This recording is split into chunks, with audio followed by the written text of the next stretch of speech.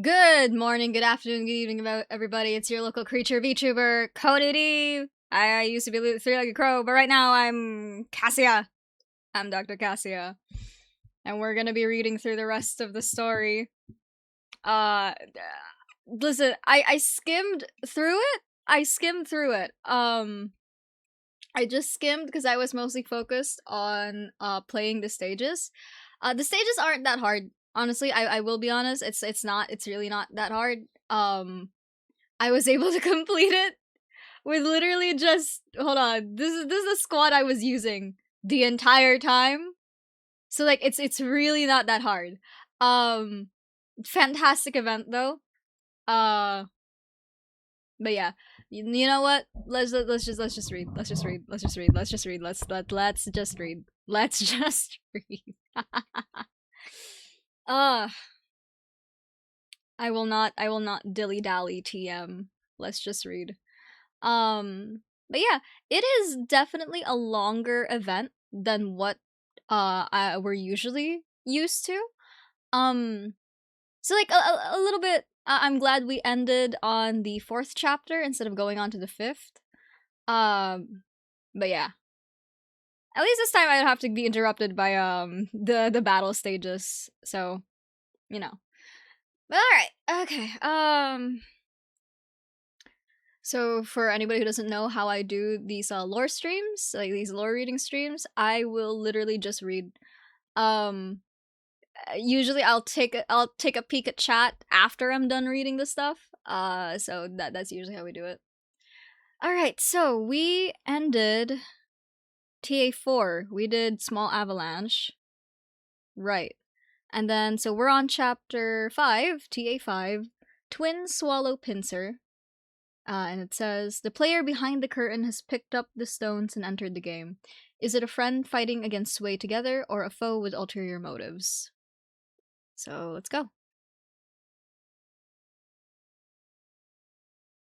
Year 962.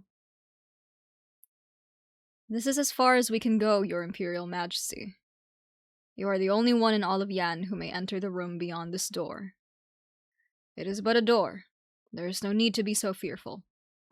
It conceals Yan's greatest secret and its greatest asset, Your Imperial Majesty. Is that so? The 17-year-old True Lung walks down the last few steps. He looks back at the 3 Grand Ministers behind him who are still bowing deeply. He frowns and pushes the door open.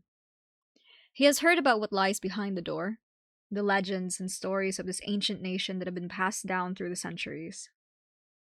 The earth's blessings have granted the stone to its people.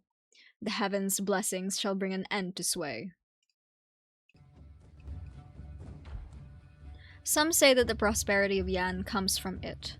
Others say that the True Lung's authorities merely borrowed from it. But no one has seen it with their own eyes in nearly a century. The ascending True Lung is filled with excitement, his fingertips trembling. Everything in the land of Yan shall obey him, for the prosperity of Yan. So will one small crystal. He pushes the door open.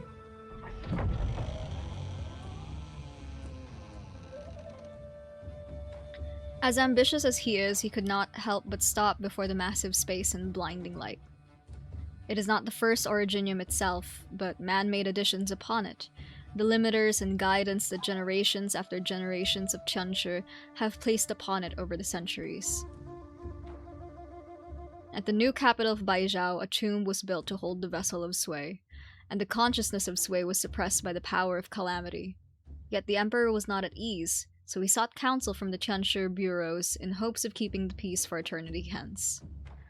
Then the emperor discovered the means to harness the power of calamity, but it would take the lives of 100 Tianshi and 10,000 soldiers to form the blade and slay the beast. Even if complete success were achieved, Baizhao would not be spared. And the emperor said, it is shameful to bring harm to the people for one's own purposes. I shall give up myself, and my descendants shall do the same, and not demand the sacrifice of the people. The True Lung passed the next year, and by it the enchantment was complete. The crown prince grieved and named it Bufun. Bufun, no rebellion. Sounds like no return, too. My ancestor sacrificed himself and made the reigning true lung the subject of future human sacrifice. Henceforth, the true lungs that came after him gave their lives to harness the power of this originium. I would not have known it was so massive if I did not see for it myself. If I did not see it for myself. Yet it's no more than a tiny crystal compared to all of Yan and Yan's future. Yan could have done much more with this object. How much energy have we spent on suppressing the sleeping beast? With such energy, how many armies could we have raised? How many machines could we have built? How could I tolerate such inaction? The true lung lingers before the facility for a while. He has gotten used to the scorching light and even starts to feel boring. A smile comes to his face as he remembers the reverence on his 3 Grand Ministers' faces. How will he deride their timidity when he leaves the room without being rude? He recalls the rule that kept the ministers out for him to face the structure alone. The rule that inextricably links it to his life. He could not help but laugh. The true lung's authority over all under heaven, tied to a tiny crystal like this?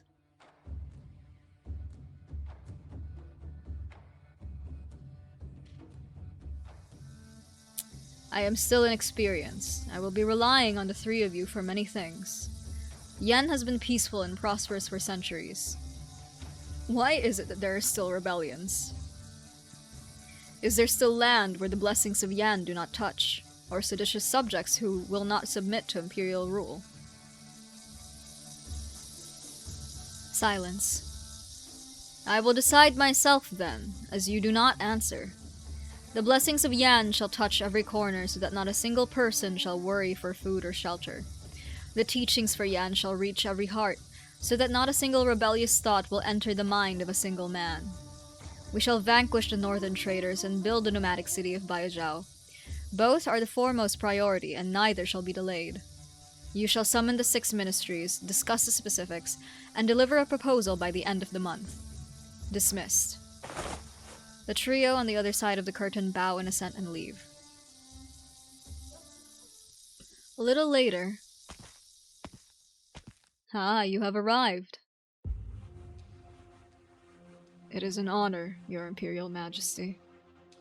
I've long heard of the 12 extraordinary talents of Yan, credited with no small number of achievements for the Empire. I've been curious for some time. I therefore perused the Sway Regulator's archives and found something rather interesting. Be it reports of triumph or suspicious activities, no name has been mentioned more often than yours. But I see your visage is not as terrifying as the rumors claim. Why has Your Imperial Majesty summoned me? They call you the most cunning strategist in all of Yen.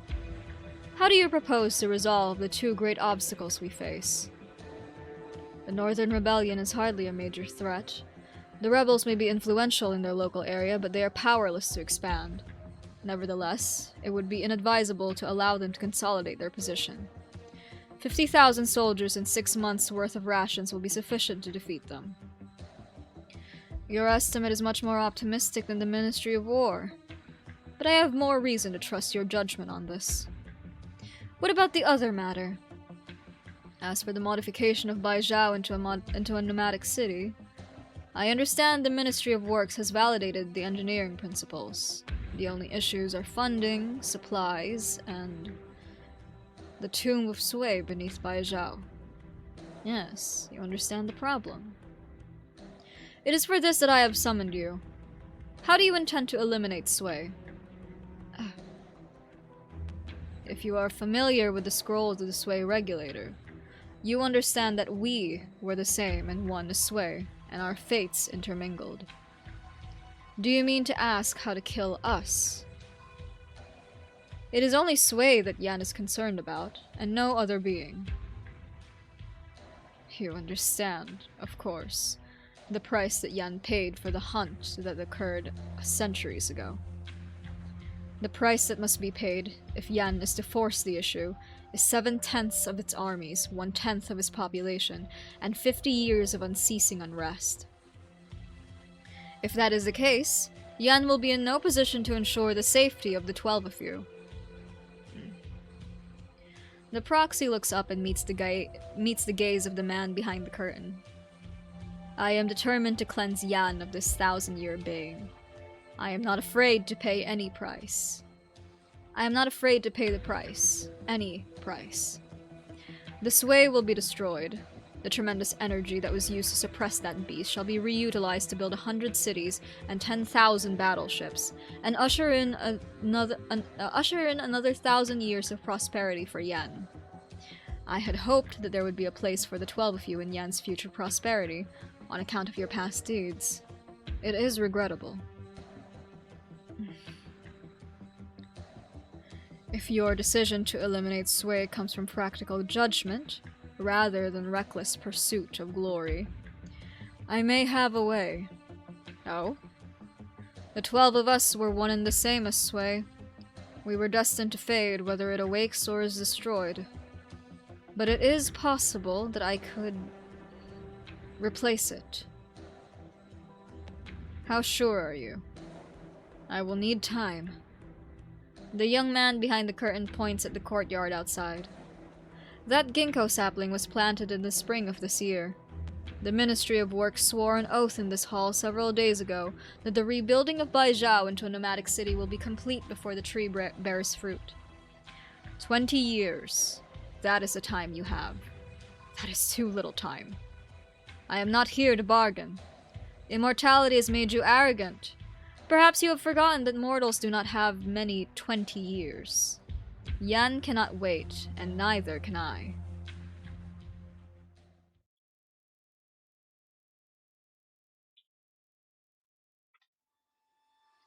You're the new candle holder. So much time has passed in the blink of an eye. Has the previous candle holder... She retired last month and asked me to tell you not to worry. I will take over your communications with the sway regulator from now on. Well, you'll have your hands full. Most candle holders have to worry about tracking down my free-roaming siblings. As for mine, they have to sit in this office all day, handling books and scrolls. They're more like secretaries than candle holders. I enjoy reading and writing. This is right up my alley. Perfect. What's your name? I'm Chun. Chun! For the ancient tree that shares your name, 8,000 years is a spring and 8,000 is a summer. Was the one who named you remarkably ambitious or remarkably cautious? Wait, you are... an elf? Yes. Judging from your appearance, you're an elf of Yan? The bestial Yan and its elves are well versed in the ways of yin-yang and the 5 elements. The element associated with spring is wood, and the character for Chun combines both wood and spring, representing vitality and longevity. I see. My mother told me about it when I was young. I didn't expect anyone else to know. Stuff like this is what history is about. It's your first day. I won't put you to too much hard work. Just familiarize yourself with the space. You can look at any books and documents in the study. The candle holder carefully scans the room. She could not conceal her eagerness as she sees scrolls and books that fill the wall shelves. Did you write all of these? No, I simply collect the materials. The historians of the Imperial Historical Cabinet are the ones who actually write the books. After all, is writing history a difficult task?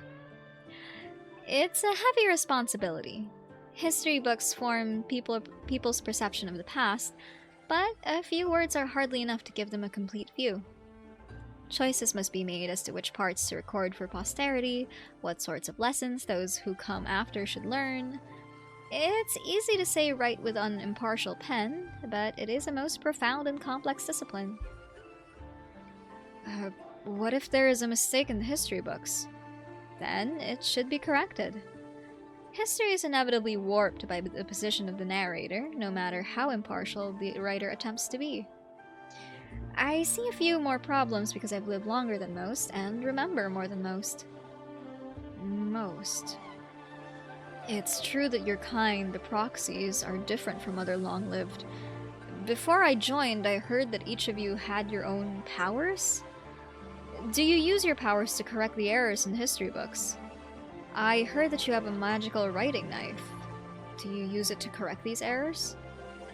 It can, but this is not how it should be used. Huh? Mistakes take root in people's hearts as they are passed down from one generation to another. The proper way to fight them is to form a new consensus through debate and clarification, not to simply erase it. Erasing a wrong word from one's own writing is not a significant issue, for it only concerns oneself. To do it to a published book would be to meddle with the memories of thousands. As for history, setting aside the question of how much I can alter, it will not be a good thing for myself or for Yan. Frankly, it's already a chore to ensure that history is not altered. I hardly have the energy to alter it myself. Seems like there's something you would like to change with the knife yourself.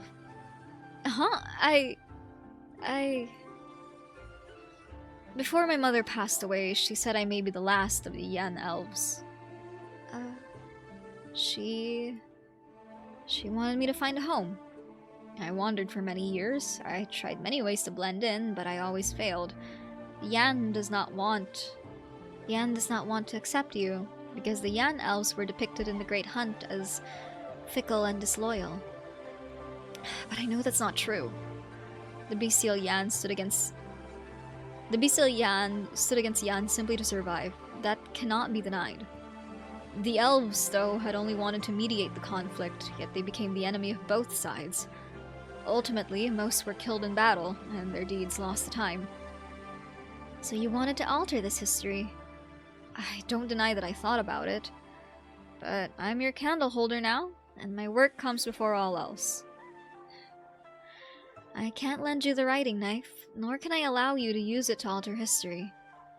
I understand. I shouldn't have... But, if we can find proof that the elves were in fact not disloyal, I will do all that I can to help you correct the erroneous records in the proper manner. Huh? Things haven't been too busy lately. We could visit the area where you used to live. What do you think? I've only just come. Besides, the things I said aren't necessarily true. I can tell that your passion for words and history is genuine. Besides, who will believe you if the historian does not? Yes. This is the key to my office. You're my candle holder now. Take good care of it.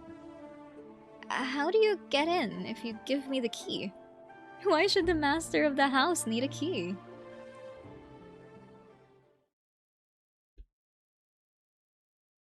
Year 965. The court building has only just been completed. Why? Don't worry, it will not be torn down. Our Tumu Tianshis will transplant the Judicial Review Office to the pneumatic plate undamaged. But wouldn't it have been so much cheaper to build it directly on the pneumatic plate?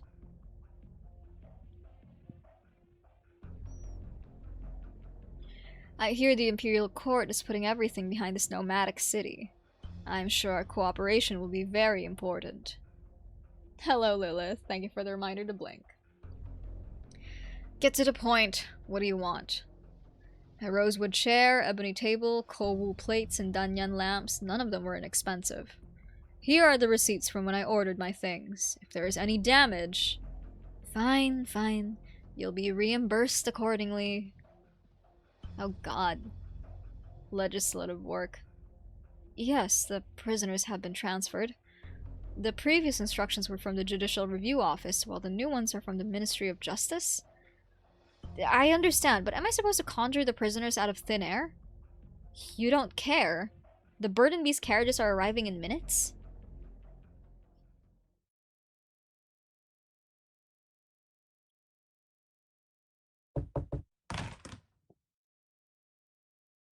Minister, please excuse the poor hospitality.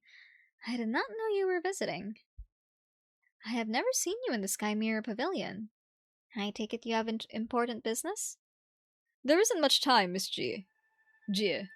I'll get straight to the point. There's an error in the year's archives that I would like to ask you to correct. A mistake in the documents I audited? Pray tell.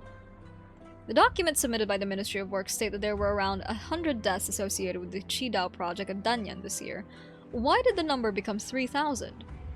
The figure of 3,000 deaths was not cited from a single document, but calculated based on documents from the Ministry of Works, the Ministry of Revenue, and the local government departments. The records are carefully sourced. I have kept a copy, should you wish to review them. While it is not my place to question the work of the Ministry of Works, I have no idea why the 3,000 deaths in Danyan's local records became just 100 when it reached Baizhou. You must submit sufficient evidence, however, should you wish to question the documents audited by the Sky Mirror Pavilion. Well, Danyan is not so well staffed as Baizhou, and there are only limited resources available for record keeping. Besides, the cold climate there causes disease and frostbite in winter. Perhaps not all of the 3,000 died in the course of constructing the Qidao. I see. You wish for me to alter the documents to make the Ministry of Works look better before the cabinet. This is not about the cabinet, this is about Yan. You know about all the projects being carried out across Yan. They push the nation's resources to the limit, but there's no doubt that these projects will benefit the nation and its people. I'm not the only one who feels that such depressing figures will weaken the people's morale. I don't deny the benefits of these measures. Precisely because of that, the 3,000 people who died to build the Qidao gave their lives for the country. It would be an insult to their memory to reduce it to 100. Unless you can prove that there has been an error, any text that I have reviewed must not be altered. Anyone else who has a complaint can bring it to me directly. The nation must be united in the monumental task of building the nomadic city. Everyone at the court is doing their best, and each faces their own challenges. Yet the writings of the Imperial Historical Cabinet in the Sky Mirror Pavilion have been most aggressive and deprecating. It is as though you wish for work on the nomadic city to stop immediately. Is it the writer who has something to hide, or the reader? How dare you! The Imperial Court has compensated the next of kin in full. Not a single coin has been withheld. I have noted this in the documents that I approved. The care that the Imperial Court has shown towards this, the care that the Imperial Court has shown towards those injured and killed, as well as their families, illustrates Yan's love towards its people. Then why do you cling to a single number like this? I understand your concern for Yan, Minister, but I worry that people will only see the glory of the accomplishments, and not the people whose sacrifices made it possible. All I can do is ensure that the history I see is recorded exactly as it is. And you think you alone can decide the history of Yan? History has never been decided by one person. It is the combined soundless voices of millions.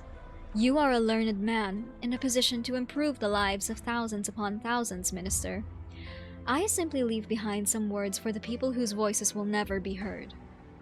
Now, ask your conscience and answer again for those people. How many died building Danyan's Qidao this year? Was it 100 or 3,000? Hello, Komodi. Welcome to the stream. Welcome, welcome. The Minister of Works just stormed off in a huff. Is it because of Danyan? Is this why you have come, sister? I can't imagine how they managed to convince you to lobby on their behalf. Am I actually dreaming, while the one in this Tomb of Sway has awakened? Are you so sarcastic to everyone these days? I came to tell you that the Sway Regulator and the Ministry of Justice have approved your request to clear the Yan Elf's name. I'm sorry. I was in a bad mood. Apologies accepted. That's the first good news I've heard in days. It will make Chen less gloomy, I hope. It's not good to be fighting with the Sway Regulator, but I doubt they would be happy to see you get too friendly with your candle holder. I understand, but she's really taken to her work, helping me compile the histories. She clearly likes it. I have a feeling she didn't become a candle holder because she wanted to, but because she was alone and didn't have a choice but to take the hand that was offered. Well, a wrong has been righted. That's always a good thing. Of course, I think part of their intention is to get you to compromise on changing the documents. I simply came to discuss matters, because this matter has gotten to the 3 Grand Ministers in the True Lung. I'm not lobbying on anybody's behalf. Just treated as the guy in the Tomb of Sway throwing a tantrum. You're the only one in the family who jokes about this. Ling has honeyed words, and you speak with heaven's authority. I'll settle for the frivolous tongue, then. It's true that the officials of the court are facing a dilemma in the matter. The figure of 3,000 will cast a shadow upon the Nomadic City project, and the implications it may have for Yan are unknown. Did you tolerate the falsification of records while you were still administering justice? Falsifying records is a crime, of course. However, if the perpetrator did not do it out of selfish interest, I will consider extenuating circumstances while determining the punishment. I'm surprised to hear that. We each have our own specializations. I don't work in history, and you don't work in law. Perhaps that is how matters of law work, but not in history. I wanted to study history and language because I wanted to learn what the human mind is truly like. The answer to my questions may lie in the intention behind the words, and the truth behind history. Not for Yan, not for the land, not even for a family. Only for my own questions. Chun! What are you doing here? I wasn't ready to tell you. Tell me what? Never mind. What's the hurry? I went to the study to get the drafts as you asked, but I discovered signs of an intrusion. The writing knife on the desk is gone.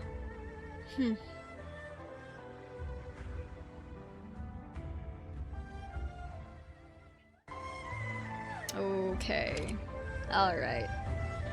Hello to everybody in chat. Oh, ad break. But hello to everybody who is not trapped in ads. Hello, hello. Welcome to the stream. Welcome, welcome.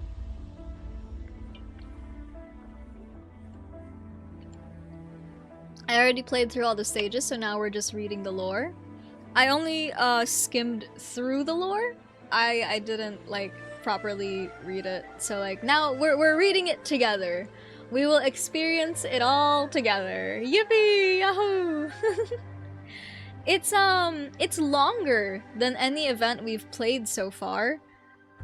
Because as you can see, it goes up to 12? Or well, it goes up to chapter 11 and then a second cutscene. But it's long. This event is long. You forgot to do dailies? It's okay. Arknights doesn't have a login streak thingamabob, so like, you're good. You don't really get penalized for doing anything.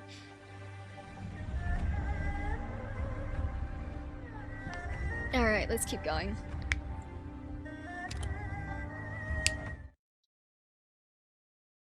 Year 965.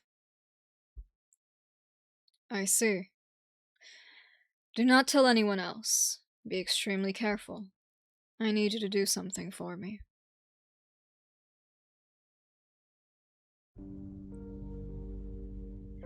The Judicial Review Office has begun to investigate everyone who was near the Sky Mirror Pavilion around the time that the writing knife was stolen.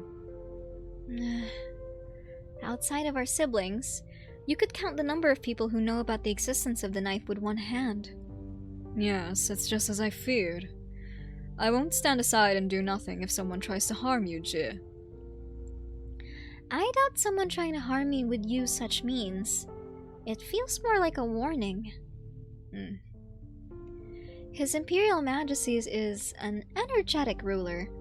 He wanted every person in the land to bow to him. He would recognize our family as not being of his kind. But I do not believe he would stoop so low as to use the knife in underhanded ways. It's not fair. If there's anyone who should be above suspicion, it should be you. You know how hard the words fair and just are to write. It's as our oldest brother says. There's little point arguing when it's 1,000 mouths against one. I doubt he would just let this slide if he was here. I wouldn't like to see him when he's angry. What is your plan? You won't tell Wang about it? It's times like these when he is most useful. Jia shakes her head. That was what I was about to ask you. Please, keep this a secret from Wang. Uh-huh. People have feared and avoided him for many years. His position has grown even more precarious under the new emperor. This is not the time to drag him into this. Besides, I fear he will do something irrational if he finds out. Alright, I listen to you. But I hope you can be honest with me, Jie. Are you absolutely sure that you and Wang are not plotting something? Come on, don't interrogate me like this, sister. I guess no one can lie to you successfully. I knew it. You understand that it's a dangerous power you wield. I know the risks, but I'm not the only one who has to shoulder them. Shuo, Wang, Ling, and you've done so much for us, the younger ones. I have to do my part. Besides, I don't want these names that I put so much thought into to fade away into history. Jin continues to frown. Jie takes her sister's hands in hers. They are rough from all the years of playing instruments, but it is a comfortable feeling. I'm here. I'm alright. Don't worry. You know, I had a dream about our future. It's a different future from the fields of white that Shu spoke of. I saw all of you truly live as yourselves. The vision was so real, it didn't seem like a dream. I even have a feeling that it's more than just a dream.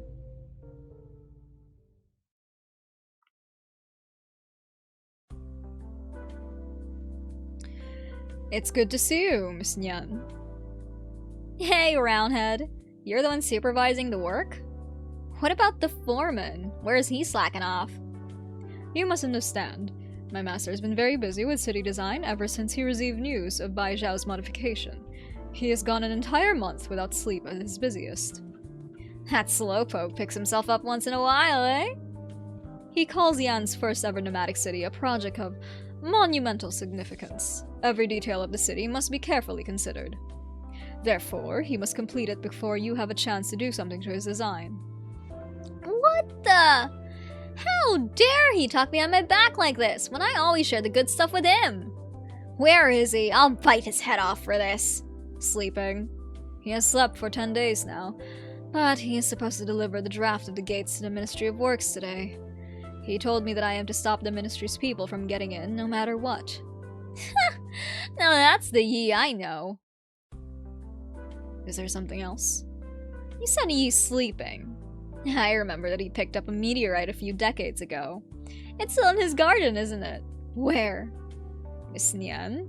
I have my master's instructions. I am not to allow anyone into the Garden of Grotesqueries, whether it is you or anyone from the Ministry of Works. Why are you so loyal to him? Say, wasn't it I who gave him the materials to build your body? You should obey my orders. Now shut up and get out of the way! Please, Miss Nian, you make my position most difficult. Mr. Liang, Miss Nian, the assistant minister requests your urgent presence at the Forbidden City. Urgent? How much?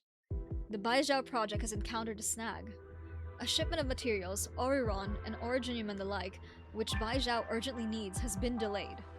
It has brought construction to a grinding halt.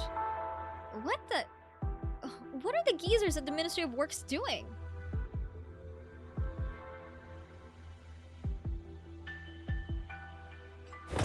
What is going on? I demand an explanation. The construction of Baizhao is the most important thing in the land. How could this be allowed to happen? The Qidao around the capital is well maintained. How could it collapse when no catastrophe has occurred? And how could there be bandits so close to the capital?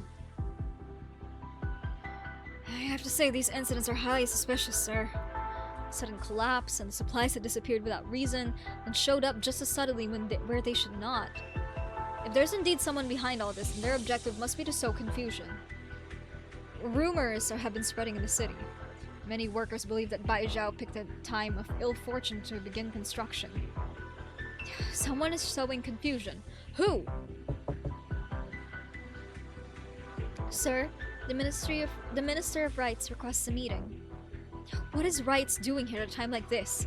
Did they come to laugh at us? Reporting, sir.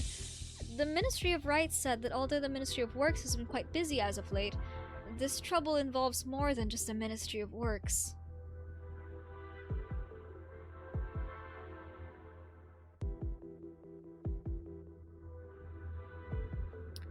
There you are, Chun. Do you know why I have summoned you?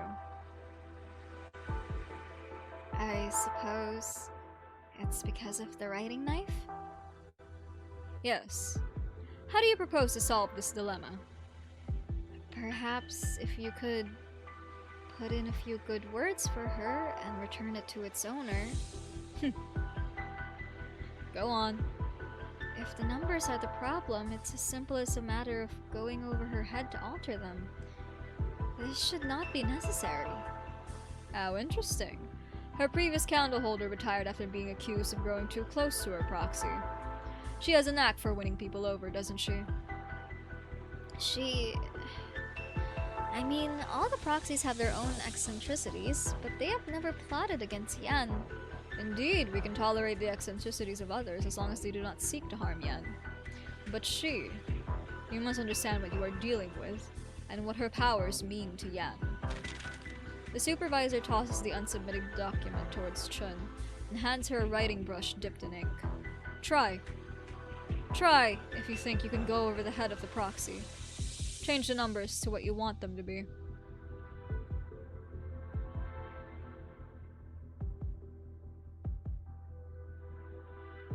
Your Imperial Majesty, the Ministries of Rights and Works have completed the investigation into the lost supplies for the YAYYY project. The investigators unanimously agree that it was most likely an intentional act, and that there was someone behind it. The supplies have arrived at YAYYY. The Ministry of Works will do its best to make up for lost progress. What are you hiding? You suspect that there is someone behind it. You must have a suspect. The nervous official dares not look straight at the figure behind the curtain. Out of the corner of the eye, he glimpses his majestic lord standing before his desk, writing something.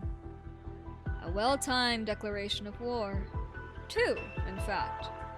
One, telling me that she's the sole mouth of Yan, while the other demonstrating that he can easily disrupt Yan's greatest project, that the continuation of the project depends on his approval. Will there come a day when they could make Yan's armies turn on themselves if they wanted? This is a most serious matter, Your Majesty. If the proxies are indeed stirring trouble, the Sway regulator should act immediately and punish them severely. There is no need to be hasty. The figure behind the curtain thinks for a moment, then puts down his writing brush. I know the craft of calligraphy must be honed over a long period, but I have not seen the efforts bear fruit. Still, I understand now why the Grand Preceptor wanted me to spend so much time on it. One must be in control of oneself. The young Trulong gazes upon the ink on the paper, but he seems dissatisfied and frowns. Jinye. Jinye Ming Yue Ren Jing Wang. The moon's wan gloom drew every eye. He picks up the writing knife and uses it to scrape away the conspicuous character of Wang. In an instant, that patch of paper is white as new again. He is clever, unlike his pedantic sister. He knew to let these supplies arrive at YAYYY eventually, make a show of good faith. He wished to protest on behalf of his sister. I'll humor his brotherly love. They can record the figures as they like. As for this writing knife, I had considered doing something with it, but never mind. Return it.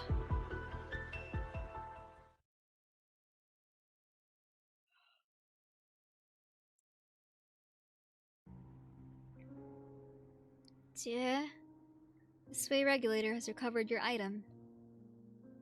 Thank you. I am so sorry, Jie. Why apologize? You found the thing that I lost.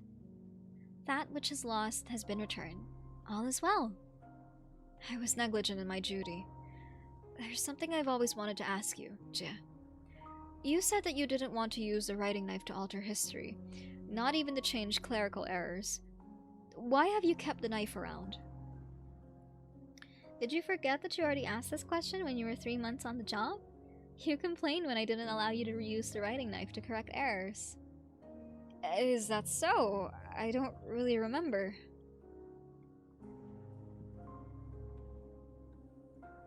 Have you forgotten about your original aspiration, now that the erroneous descriptions of Yan elves have been addressed? No, It's true that one should not pursue what lies in the past.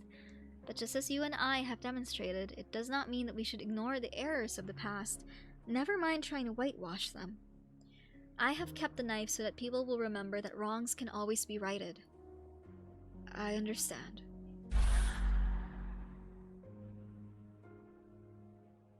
Nothing could be changed. Tearing the pages out, writing over the words, they all do nothing because the page is instantly restored to its original state. How could this be? How could this be? This is her power. She was not so difficult 100 years ago when it was proposed that she should leave the Imperial Historical Cabinet and refrain from writing the histories directly. She did not complain, and indeed transferred to the Sky Mirror Pavilion of her own accord to work on reviews. She also reduced the number of courses she taught at the Academy, mostly working in an advisory capacity similar to how Jun operates. But her photographic memory, enthusiasm for history, and her immortality were too much of a temptation to historians. It became their habit to seek the approval of the one who was never wrong, and she is happy to take on the work, reviewing documents and histories. Today, nothing that passes through her hands can be altered without her approval. As for the writing knife that occupies so much of your mind, it was once an ordinary tool when Jia first picked it up. After spending centuries by Jia's side, it became capable of altering text without having to carve out bamboo. 2 centuries later, the writing knife accidentally erased a page from the veritable records of a true Lung. Few, if any, ever perused those pages, and all who knew the subject were gone. And so, when a careless historian's hand slipped, no one could recall what the page held anymore. One reason was that no copies were made of the veritable records, but it is also true that Jia's powers are growing. If the Sway regulator, or Jia herself, chooses to erase a word, a sentence, or perhaps a memory from under heaven with it, it is well within the realm of possibility. The knife represents only a fragment of Jia's powers. How fast are her own powers growing? The deeper Yan's history grows, the harder it will be to rein her in, for she is one with history. In another century or 10, as she continues to immerse herself in history, she will become more powerful, more terrible even than the bestial Sway itself. The long-lived candle holder stands dumbfounded, hardly able to comprehend what she had just heard. If that's all, I will return to Sky Mirror Pavilion. Very well. Be careful.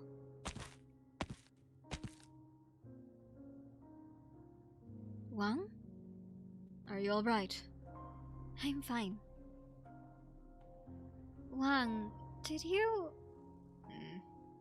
Silence. They have grown used to this tacit understanding between them in the long centuries they have spent together. Jia clearly sees the emotions in his eyes. Flames of fury, well hidden, but burning nonetheless.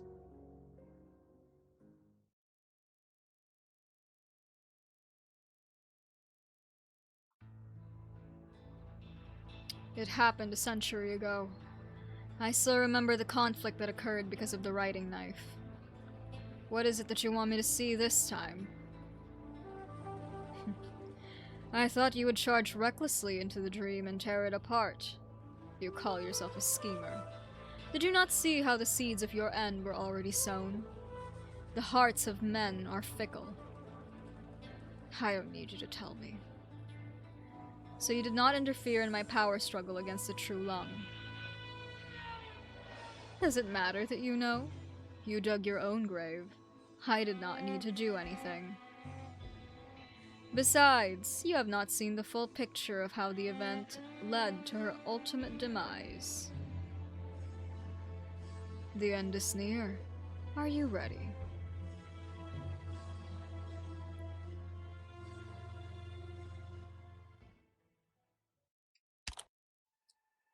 Enveloped Edge. To go up, first go down. To go left, first go right. Everyone has their own plans, and everyone is held captive within. God.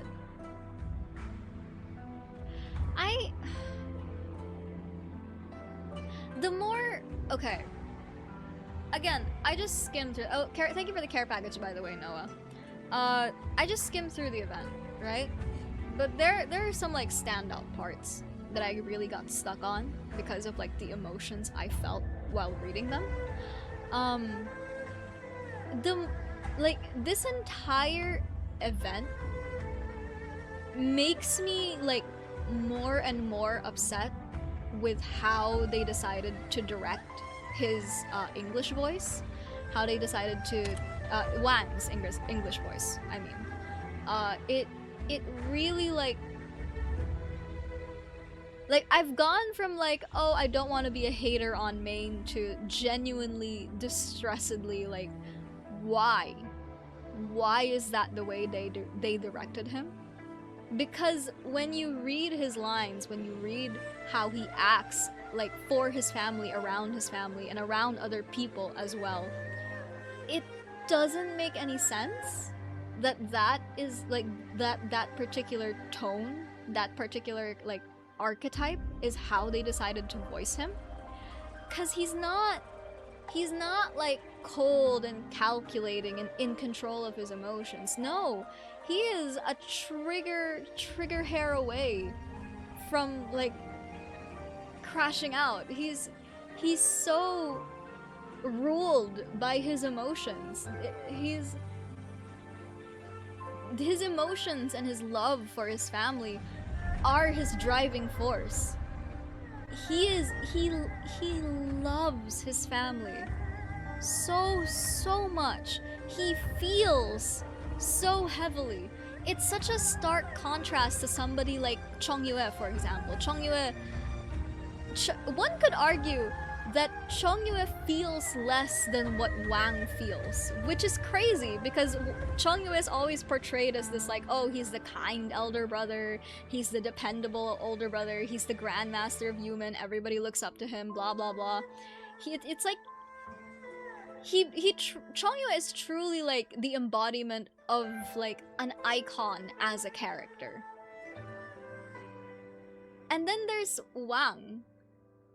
And like, he's so human. He's so hilariously human.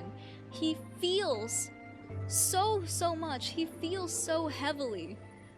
It drives him to fucking irrationality at this point. And it's just like, So I'm really sad that that's how they voiced him in English.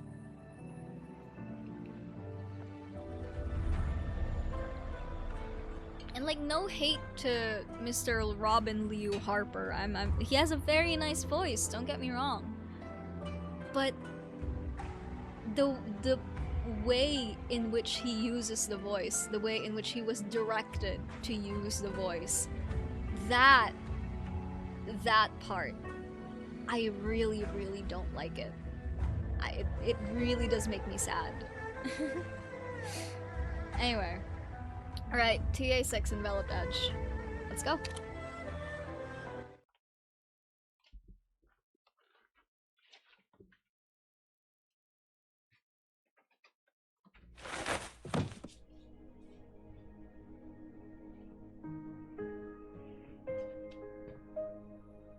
The man walks past rows of fallen bookshelves, trying to return the scattered books to where they should be. The earth's blessings have granted this stone to its people. The heaven's blessing shall bring an end to sway. But in this 1,000-year river of history, is it fate ordained by heaven and earth, or nothing more than a coincidence? Lord Zuo and Miss Chen. It was they who brought the token to the Sky Mirror Pavilion today. Was it a coincidence, or...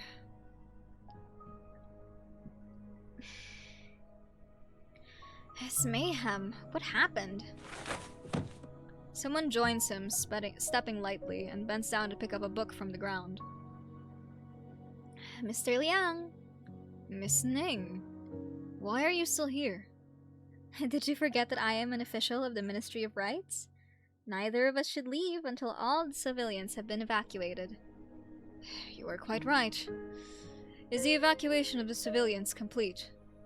Essentially, Bai Zhao will soon separate. 'Tis unsettling, is it not? Perhaps you wanted to ask how I knew you were here when you did not tell me about your demotion. It rained through the night yesterday. I only fear that you may be cold.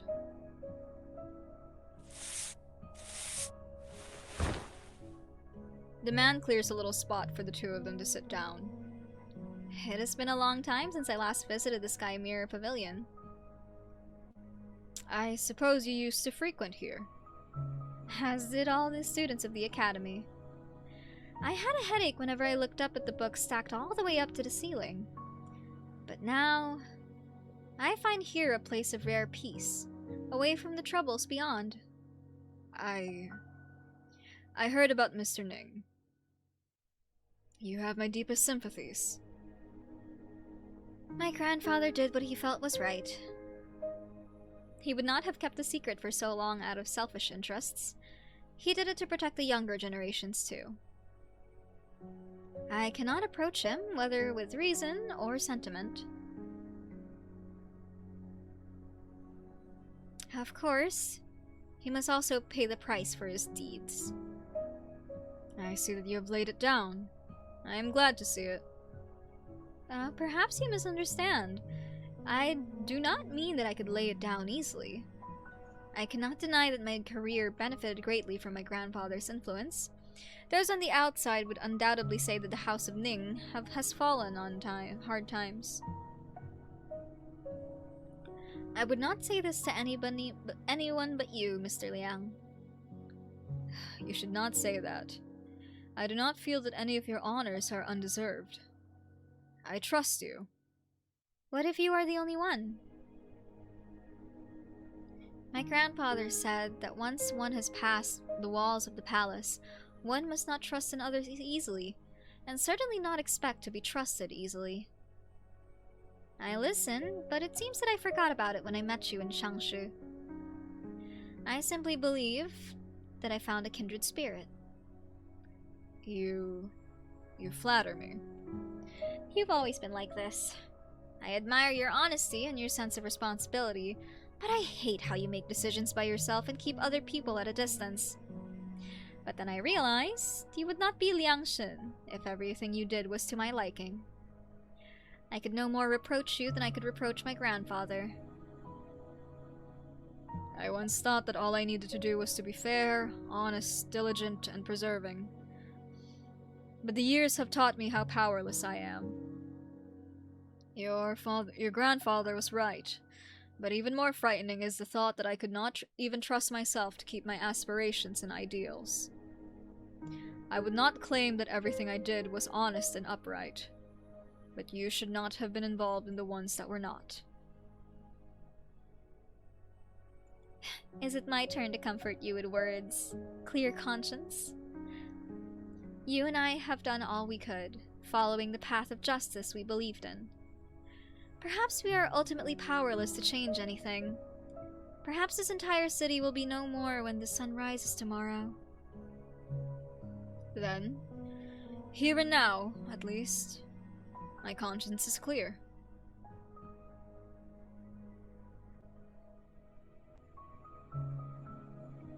The night is deep. The ancient library has kept some old rules. All is quiet except the passage of time. They hold each other's hands tightly in their own. The desolate pond lies wrinkled by the wind. Beneath the crumbling eaves, no voices remain. One can still recall those days of green sashes and red plumes in their splendor.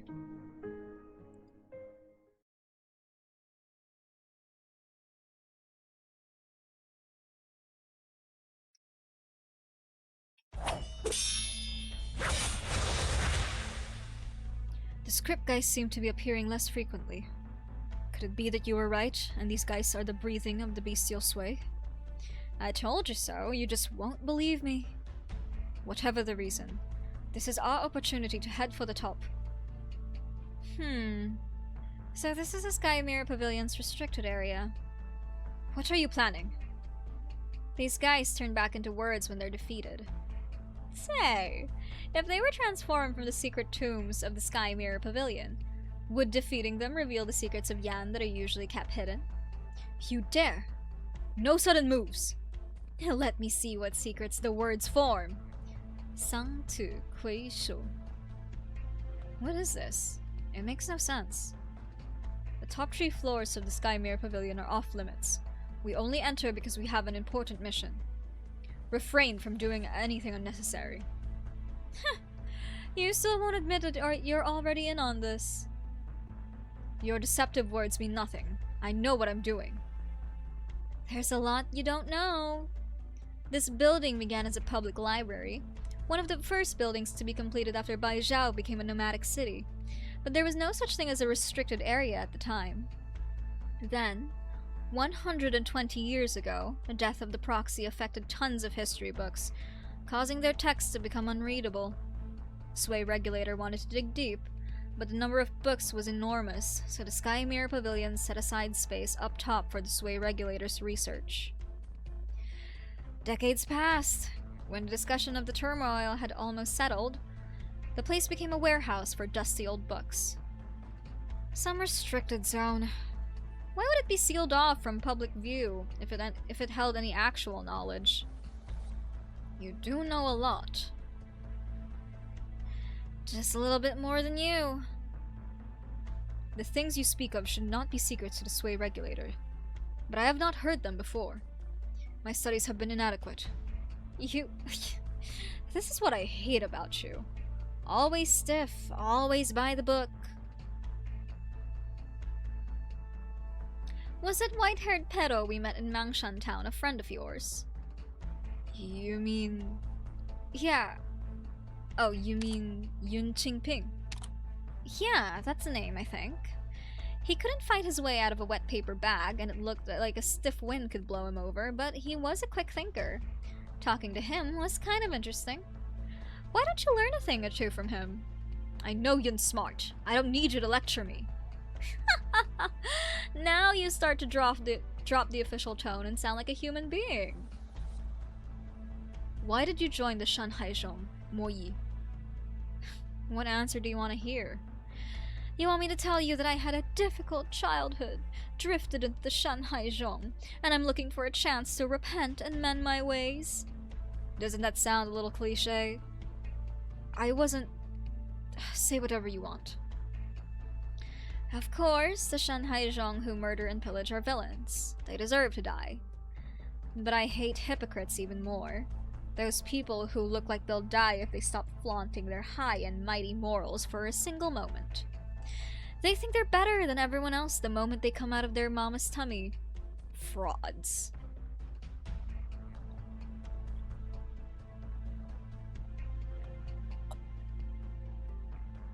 What I really want to know is, why are you so sure that this thing from the Garden of Grotesqueries will stop a war between Yan and Sway? You've been with the Sway Regulator for a while. Have you never wondered about their most closely guarded secret? Why did that proxy die?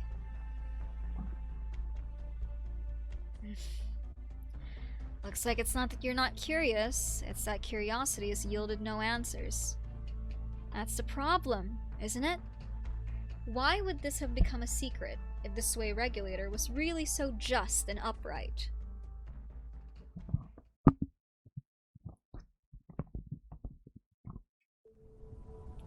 What's the matter? No, it's nothing. Did you not hear any of that? You're so weird. You've been staring into blank space for a while now. Did those guys give you a concussion? Don't suppose there's anything I can do about that. Thanks. I'm not quite... I just feel like I've been here before. You said you've dreamt about this place before. Were you dreaming just now? Perhaps.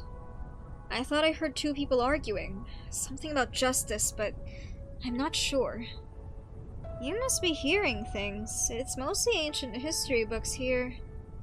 Maybe there's a clue as to what's going on here, but justice? That's one thing you won't find. They seem to be saying that justice doesn't exist, tangibly. That's true enough. Never mind that, let's get searching. Maybe you'll find your father's books here. His books? Here? Talk about forgetting one's roots. But I suppose it's not your fault. You didn't grow up in Baizhou, and these things didn't really have anything to do with you. I thought that you would be angry at me. I am angry, but I realize I shouldn't take it out on you. Never mind. Miscellaneous morsels from Baizhou Suiyang. Yes, this one dates back several generations. The people rejoiced as a new emperor took the throne. They put up white banners like clouds and held rites in remembrance of the previous emperor's virtue. But their hearts were hopeful, confident that an era of greatness was upon us, and the nation's peace secure. This is from a century ago, when the last Trulung took the throne. That's a long time ago. Does it have anything to do with what we're investigating? The last Trulung's accomplishments were innumerable. The transformation of Baizhou into a nomadic city, as well as the Sky Mirror Pavilion, were completed under his decree. Sorry. Not that either of us were around back then, although I suppose he would be your grandfather. Look at this foreword. Talk about sucking up to the powerful. The county records from around Baizhou and the demographic records of Baizhou itself all paint a picture that is far less rosy. In the end, only one person's accomplishments remain. Same old story, no matter where you are, I guess. That is kind of strange to hear from a close-blood relative of that emperor. When the city of Baizhou was completed, the emperor ordered the tomes of all the archives to be gathered in a single place. The scholars worked by candlelight, collecting fragments and tales, validating the facts and compiling them, so that their scattered records are whole again. That's strange. The Imperial Historical Cabinet's records' efforts to collect the scattered histories happened after the death of the proxy, more than a decade before Baizhou was built. But the ambiguous way that it's written... The older generations were always so stringent about scholarship. Why would they make such a mistake? Could it be that even what little they left behind was altered and rewritten? Chen Huiche is not listening to her companion's muttering. She is on guard for any unusual movement around them. She wanted to tell Chen Chaoqian to get moving, but she had a hard time saying it, seeing the sad look on Chen Chaoqian's face. I never asked you. What happened to your family? The ones who were in Baizhou? The Chens were a family of historians. They were well regarded, but not illustrious. They generally stayed out of conflict and politics, other than the occasional offense they inevitably caused in the course of their work as historians. All I remember is that my father said it was though sky had fallen when the family learned about the marriage arrangement with the princess. That cousin was the only unmarried man in the family.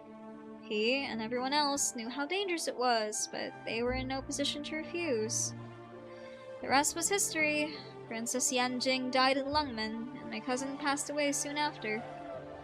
His Imperial Majesty did not punish our family, but rumors of strife took on a life of their own.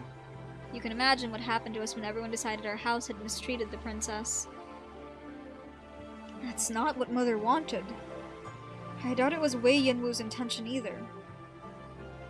I was very young then. All I saw was the elders were always sighing when they came back from the morning assembly. Many fell ill out of sheer worry. Brothers and sisters stopped communicating with one another.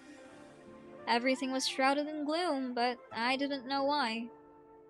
Father moved from place to place, selling off the family's belongings until we finally left Baizhou altogether. Yet he never once told me the reason. As for what happened after... You know, there was a time after becoming Magistrate of Water here in the Sky Mirror Pavilion, when I thought I couldn't let the family tradition of history die with me. I didn't complain about the job. Most of the position's responsibilities had been replaced by machines anyway. My colleagues, while not the friendliest lot, had little interest in political backstabbing. I had time on my hands, so I thought I would start with my family's history. Was it because the Magistrate of Water's rank was too low? I felt like I had stumbled into a thick fog, getting more lost with every step I took. I knew my family didn't do anything wrong, but all the records I could find denounced us for our arrogance, our abuses. I tracked down the ones who were still alive, tried to ask them what they knew. They couldn't get away fast enough when they learned I'm of the Chen family and the Chao generation.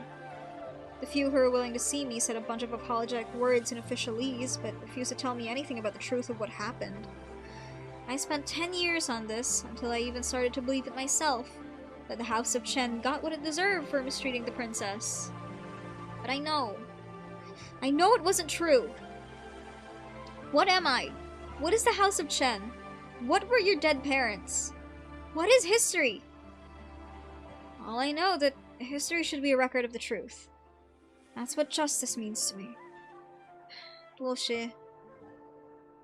As for the family history you wanted to know, to tell the truth, my parents died when I was very young. I don't remember much about them. And YAYYYY was YAYYYY. It's hard for me to explain to people who my parents were. Sometimes I pass off the image of YAYYYY as my father's just to make things simple. I don't even remember my mother smiling, and I don't remember many positive things about my father.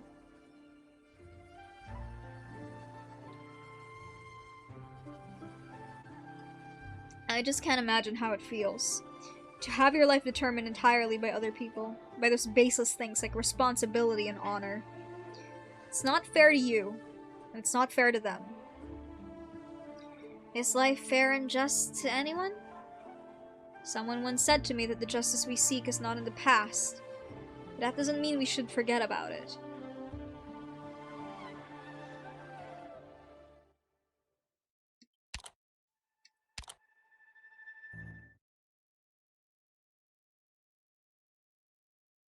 One hour before the day of the full moon, hour of Su. The aging general stands silently in the tent, like a brick on an ancient wall. Behind him is the military map that he has drawn 1,000 times in his mind. Before him is the faint silhouette of Baizhao. The rain of the Heartlands is unfamiliar to one unused... The rain of the Heartlands is unfamiliar to one used to the sounds of the frontier. The clouds hang low, suffocatingly so. The general's thoughts drift away.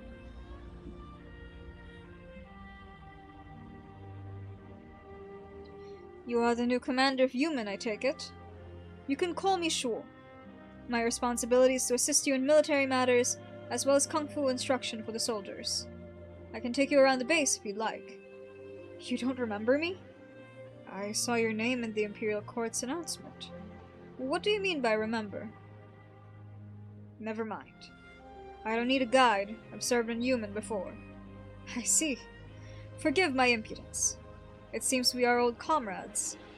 The memories tend to fade after all these years on the border. Forgive me if I've caused any offense.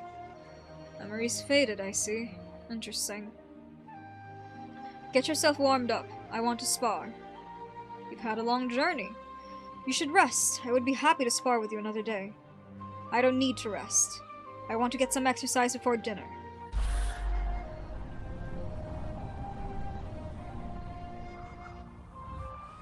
We should go no further, General. The supply lines and the troops' morale have been stretched to the limit. We cannot afford to be reckless when fighting demons. To push forward would be very risky. We're so close! It's already a remarkable victory, General. The demons of the north feed on the fear in men's hearts. This is the first time I've seen a general press on without fear, even with the entire army's fate upon your shoulders. There is nothing to fear. These things have harmed our people, ruined cities and farms. I only wish we could have wiped them out in this battle. Give me 20 years, I swear. I will see all the demons wiped out. I have no doubt you will, sir. I doubt anything under heaven could daunt you. What about you? You seem indomitable, invincible. Have you ever been afraid? Transfer? My appointment to Yumen was for 100 years. It's time to leave. And a Sway regulator didn't tell me anything about the personnel change. They are getting more and more out of line. But why are you leaving now? Trouble is stirring in the northwest. We need you more than ever. Perhaps our time together has made you forget. I've never held any official position in Human. Where are you going? Danyan? Michu? I think I will be stepping away, fully, from my responsibilities. Why? Communications from the candle holders watching the Tomb of Sway have become increasingly frequent. Its awakening approaches. It would not be appropriate for me to shoulder important responsibilities at this time. But Human is strong and well-equipped. It will perform its duty well, whether protecting Great Yan's northwestern border or any other purpose. Where are you going after you leave? The Jianghu world is big, and there are plenty of places to go. Report. Have the scouts returned? Not yet, sir. And we have received no instructions from Baizhao in the past 3 days. Sway regulators should be communicating with Human regardless of what is happening in the Tomb of Sway. Send out messengers! Sir! They're forcing their way in! What is the meaning of this? General Zhuo, it is most irregular to invade my tent like this, even for the military supervisory censor. On whose orders are you operating? The Grand Commandant has sent me to question you on the unnecessary delay. Ridiculous! Human has been on full alert since it received the order to mobilize. There has been no delay. Have you forgotten that Human received orders to arrive at Baizhao by the last day of July at the beginning of the year, but arrived 3 days late? What is this if not a delay? Human was struck by a catastrophe at the beginning of the year, and the repairs took 2 months. The Imperial Court must have known. Silence! I take responsibility for Human's delay. Did you come to strip me of command, then? You know the Grand Commandant thinks highly of you. But it seems, now, that you do not trust the Grand Commandant. Such words are inappropriate for a solemn place like this. Kindly instruct Human to travel 20 li in the direction of Tomb of Sway. Human is already as close as it is allowed to be under standby. Why should we approach any closer? The situation in the Tomb of Sway is yet unclear. Are you saying that Human should attack? Your duty is to obey. There is no need to question. What is His Imperial Majesty's will? Are you questioning your orders, General Zhuo? I cannot abide such questionable orders. If you will not accept your orders, then I must ask you to leave this tent. How dare you! Stop! My presence here represents the will of the Grand Commandant. All you need to do is obey. Even if His Imperial Majesty questions, he can find no fault in your actions. The bestial Sway is awakening. War is inevitable. Do you still intend to defy orders and paralyze Human with inaction? We are at a crisis. The lives of millions hinge on your decision, including your wife and son, who are still in the Baizhao city. How dare you? Not us. You, General. According to the estimates of the Ministry of War, Baizhao will be doomed as long as you continue to defy orders, and Human remains unmoving. There is no time. We will wait here until you have come to a decision.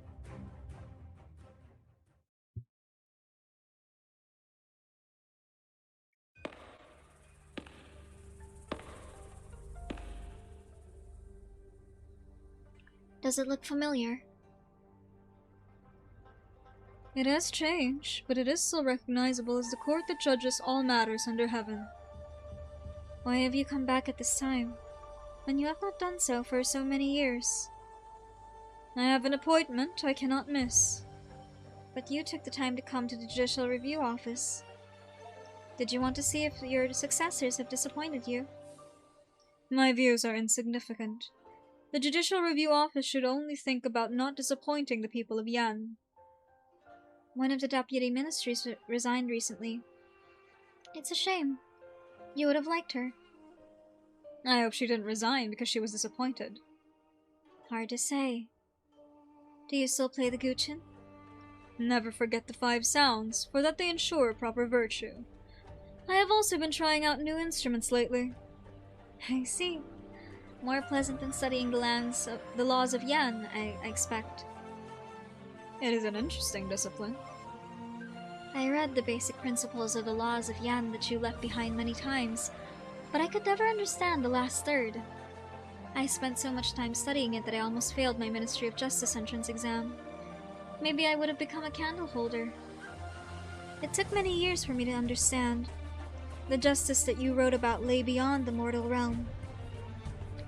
Just as one cannot draw what one has never seen, one cannot write about conscience that does not exist in their hearts. If justice is nowhere to be seen in the mortal realm, then one must consider, has someone blinded our eyes? You still bear a grudge for what happened back then. Should I not? What about the people who died in the turmoil? The innocent souls who were dragged into the game. Should they bear a grudge against him? Yes, they should. Then how do you seek a fair judgment for it? You forget. Not one law of Yan was written for the sole purpose of resolving hatred. It is someone else who should be judged. Looks like you're not worried about what will happen to your brother in the Tomb of Sway. You're more worried about the judgment he'll receive. Justice has never been concerned with life and death. He and I seek different things. You're right, but at a time like this, I can't help but feel law and regulations were written by humans, but the supreme law in your heart that transcends the strife of the mortal realm may never be found there. But just this once, if the time comes that we put the sinner on trial, I will put you in the judge's chair. You're correct. And it's been a long time since I judged anyone. I take my leave. There's no rush, is there? Join me in a cup of mortal tea before you leave. Oh? It takes mortal hands to make and serve the best mortal tea, after all.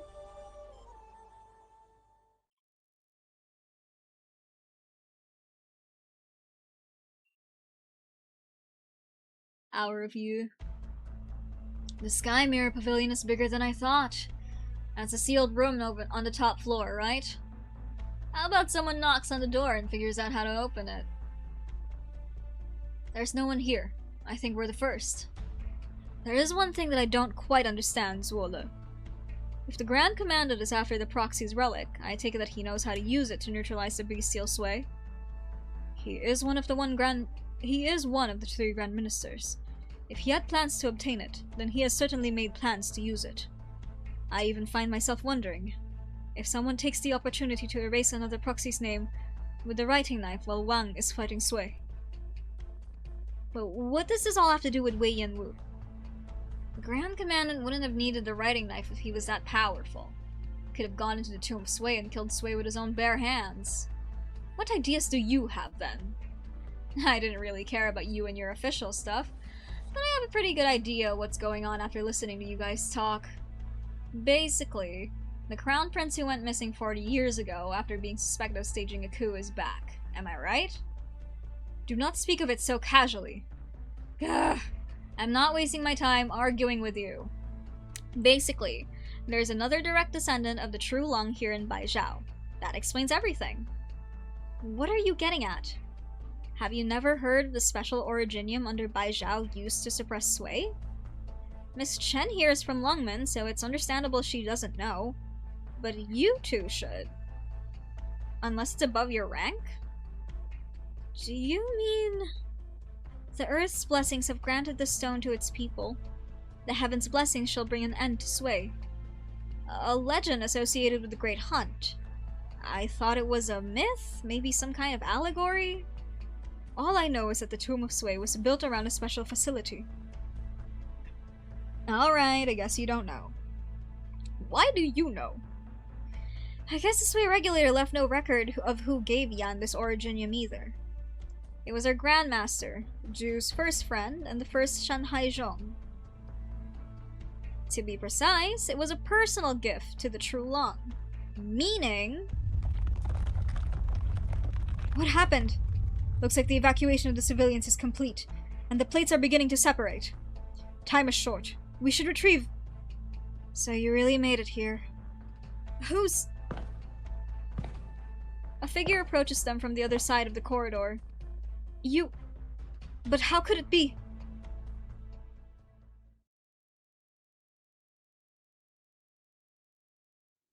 All districts have been fully evacuated, Your Imperial Majesty, and all the ministries are ready. They await your command.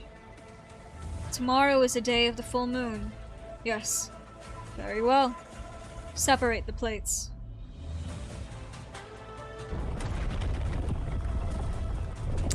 Heaven and earth rumble in the setting golden sun. The plates of Baizhao begin to separate, starting from the outer areas, casting numerous shadows in the vast wilderness.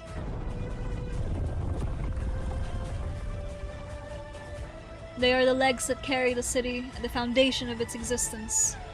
Shen Shui, Chang Jie, Yan Huo, Shan Ge, Duan Fang, Bai Gu, Zai Fu, Bing Ge.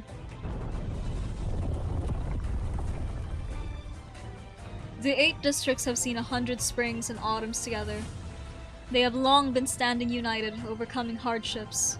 Now that they are separated, the future is uncertain.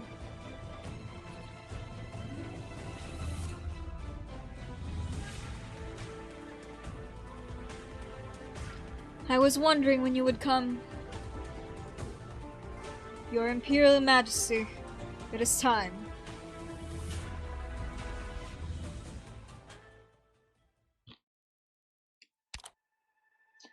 TA7 Severed Yearning. 1,000 ploys exhausted, the body a cage, parting from the stones, from the self wedged in the gaps and the one held in mind. Between every gap, a severed slice of memory.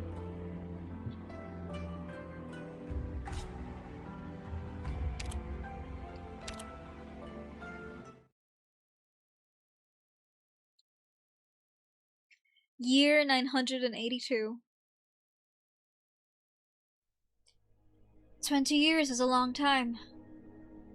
Yan has moved an entire city onto a nomadic platform. Other nomadic cities like it are popping up across the land. The Sky Mirror Pavilion has been expanded several times in order to accommodate the books collected from far and wide, transforming it beyond recognition.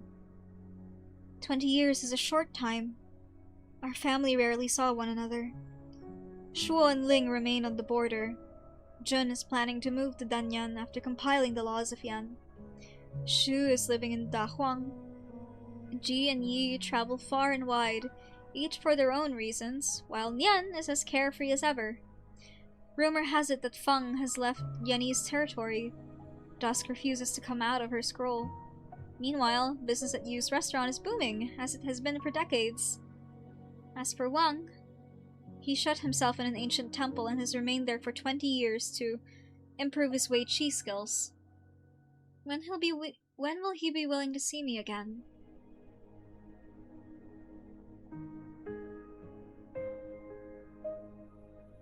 Jie? The Imperial Historical Cabinet wants an update on the review of Jiangqi's local chronicles.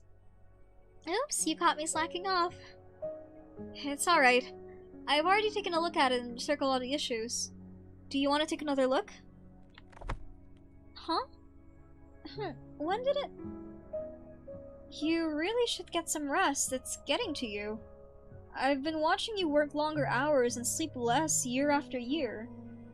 All the local annals, the construction chronicles, veritable records of the previous True Long, ancient history textbooks for the Academy. I feel overworked and all I do is organize the books for you. I've heard that the Ministry of Works' requests have been dropping, and Shu's workload at Dahuang is no longer as heavy. But the burden on your shoulders doesn't ever seem to get lighter. Jie? Huh? Sorry, I got distracted. You're right. I guess I'm tired. I should set this work aside for now. Good. How about we go out for a walk in town? No, not today. I don't think I'm in the mood. But if you see anything interesting in town, bring some back for me.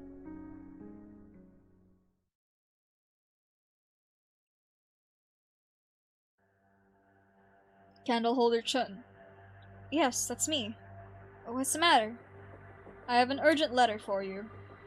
For me? From who? Someone had sent a letter to the Sway regulator. The supervisor was shocked by its contents and forwarded it to His Majesty, as well as every candleholder who deals with the proxies directly. What's in this?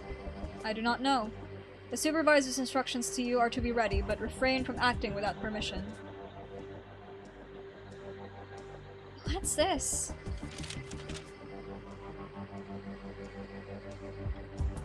Year blank birth. Year blank fought Shul, resulting in great property damage to people. Year blank framed a mandarin for a crime he did not commit in order to cover up for one of his own kind. Year blank met with other proxies in secret without the Sway regulator's knowledge. The Sway regulator suffered a fire several months later, the cause of which is unknown. Year blank claimed to kill the bestial Jew, but had in fact allowed it to leave the domain of Yan. Framing an official, meeting in secret arson, sheltering a Farenmut. This is about... Wang? Did Wang really do this? But there's no record in the Sway regulator's archives. You're still here. I have another message for you, Candleholder Chun. Eliminate the great evil before dealing with the culprit. The frightened candleholder hurries back to the Sky Mirror Pavilion and passes by some officials leaving the building.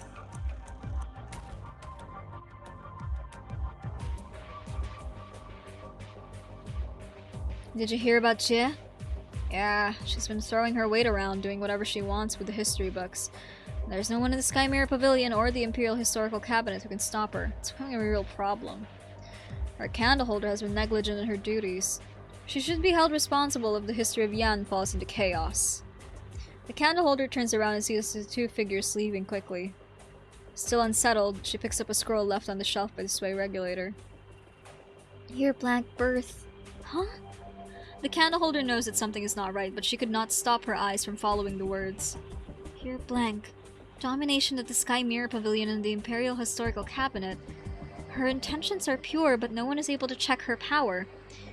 Year blank, the True Lung attempts to eliminate Sway to neutralize the Jia threat.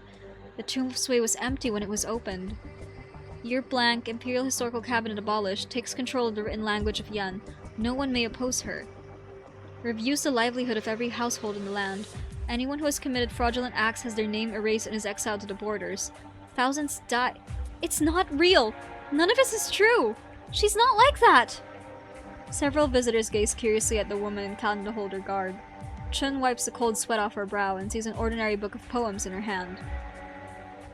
I must be possessed. Yes, that's it. She's not like that.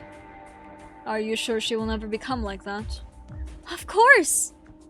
The frightened candleholder can no longer tell who is talking to her. She will change as her power continues to grow. She will become it. It? She does not want to become it. She is seeking your help. She does not want to become that. Yan is seeking your help. This ending is unacceptable to Yan. She cannot help but become more powerful, more terrible than the Sway beast itself. You must help her. Only you can help her. I can't. You'll make the choice that is best for everyone.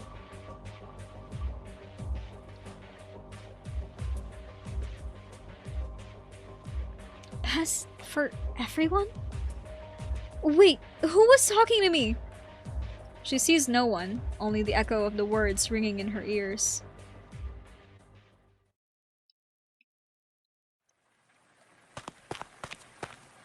Your Imperial Majesty.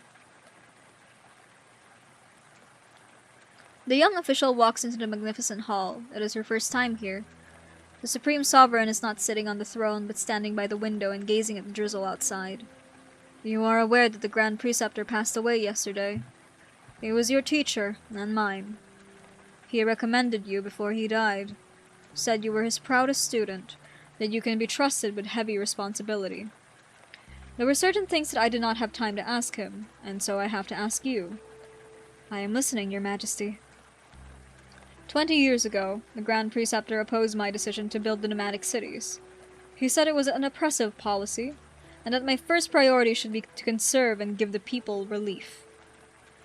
20 years have passed since. Some say that Yan's borders are secure and its coffers rich, a golden age not seen in 1,000 years. Some say that Great Yan is exhausted, and its people discontent. Do you think I was wrong? I am but one person, and it is not my place to judge your Imperial Majesty.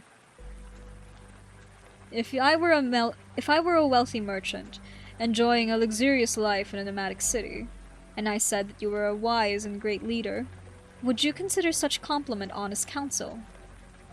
If I were a common peasant whose family died in the construction projects, and I called you a foolish tyrant with no merit whatsoever, would such criticism be fair and just? I ask your Majesty in turn. Is it the opinion of future generations that you are concerned about? Or is it something else? You have a way with words. Very well. I will not ask you to judge. Instead, give me a word of advice in your teacher's place. He once said something that has stayed with me my entire life. In worldly turmoil we tread, in our own consciousness we trust. Even an ordinary peasant has a hard time finding a fair and impartial judgment in the complex affairs of a lifetime, let alone your Majesty. There is no measure by which your deeds can be judged. In your heart, however, I am sure that your conscience holds the true measure. In our own conscience we trust. What if my conscience tells me that I have never been wrong? Then you would have not summoned me today. I would simply remind you that the people of Yan can see you, even if they do not know you. But it will take more effort, if you wish, from within the Forbidden City, to see the people clearly, and thus see the good and ill of your own actions. I will remember that. I will remember it for the 20 years to come, if I have them. The Grand Preceptor's assessment of his own student is well justified. Report to the Ministry of Rights tomorrow. Your Imperial Majesty honors me.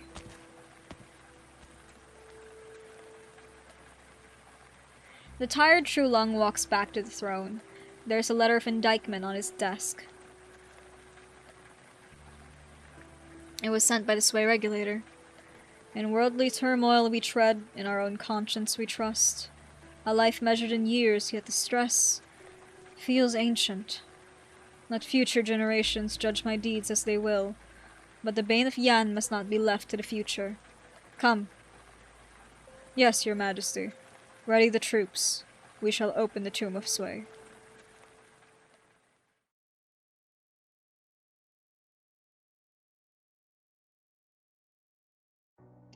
Another long, tiring day. The proxy returns to the familiar temple, and casts his gaze at the YAYYYY board in a corner as is his habit. One glance is all it takes to notice that something is not right. Someone has been here. The YAYYYY board is empty, except for a single object in the middle, though it is dark in the room and he cannot see what it is. As he approaches, he sees that placed at the center is a ripe, white ginkgo seed.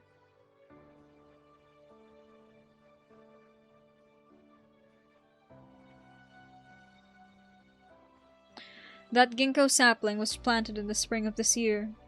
The Ministry of Works swore an oath in this hall several days ago that the rebuilding of Baizhou into Nomadic City will be complete before the tree bears fruit. 20 years, that is the time you have. Immortality has made you arrogant. Perhaps you have forgotten that mortals do not have many 20 years. Yan cannot wait, and neither can I. You need not press. I have long intended the same.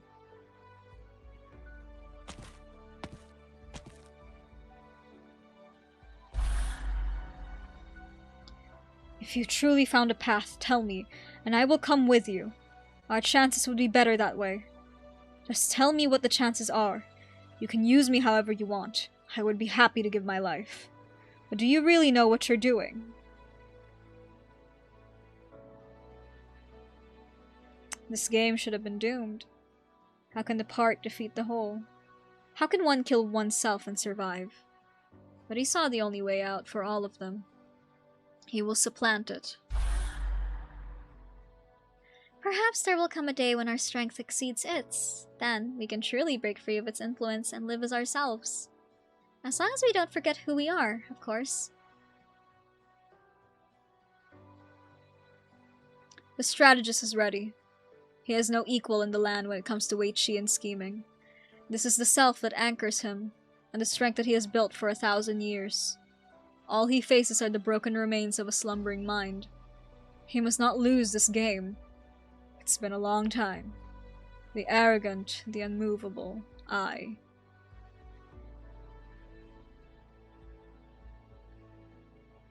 Returning to this dark tomb for the first time in 1,000 years brings back countless emotions. Anger, frustration, shame. As he steps inside, he feels himself chilled to the bone. No. No! This is impossible. How? How could you have already awakened?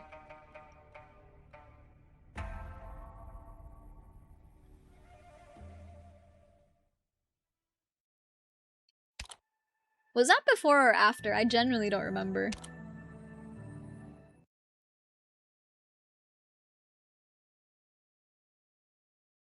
I think it's after?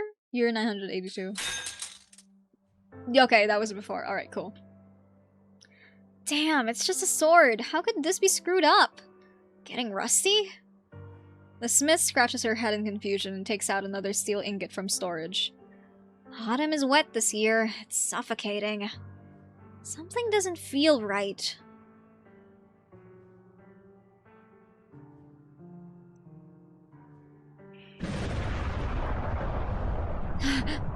Impossible. This is impossible.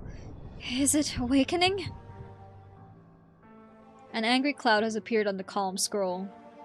A crack of thunder leaves an ink trail on the white scroll, looking decidedly out of place. Countless terrible ink spirits appear out of nowhere, scattering across the scroll, covering everything on it in black ink. I didn't paint this. Go away!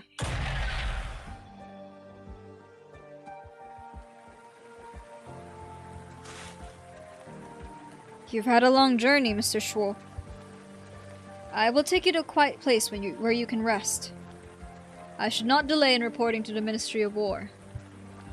There has been an incident in Baizhao. His Majesty commands that you are not to enter for the time being. Why?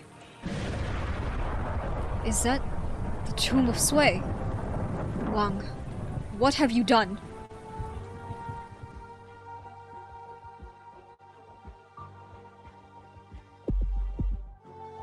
Did the heart skip a beat? Or did it beat twice in an instant? Or was it the vibration of the nomadic city from some sudden movement? Or was it... The scroll that was in the proxy's hand is now on the ground. Wang! Jie! What is it? Look at this! A letter of indictment for Wang. Who gave you this? Someone sent it to the Sui regulator. The supervisor had to report to His Majesty. There are rumors that the Imperial Guard is coming to the Sky Mirror Pavilion.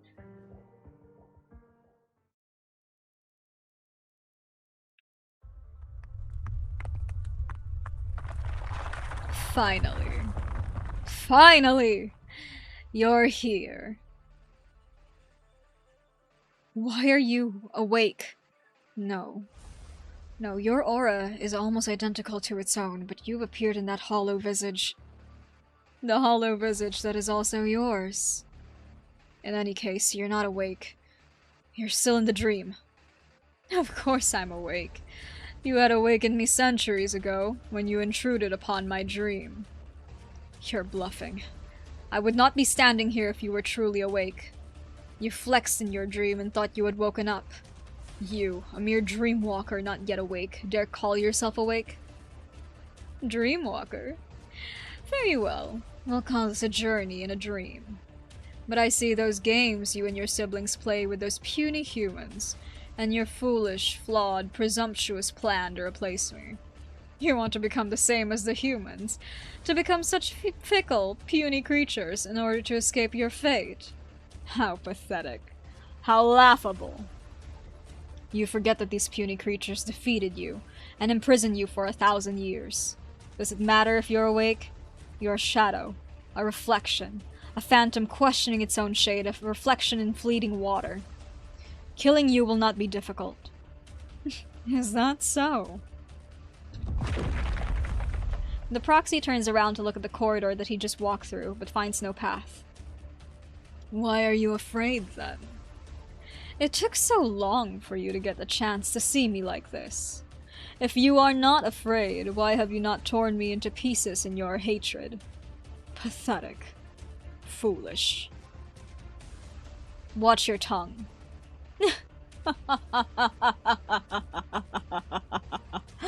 Didn't you want to fight me to the death? Then come. Do what you do best.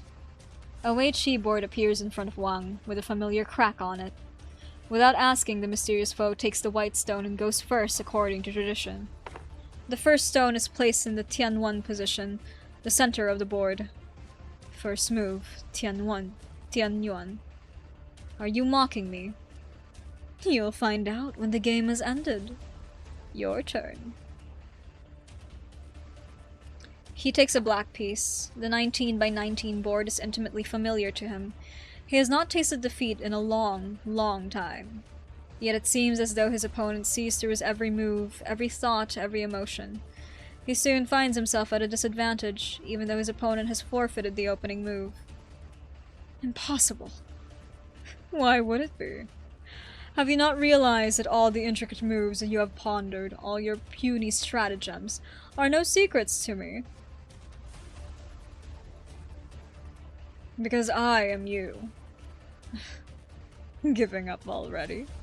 No, that won't do. You must finish the game. So be it. He clenches his teeth and picks up another stone. Every move causes a splitting headache, every move drains his spirit. The game is finally concluded after another 100 moves or so, with all endgame plays settled.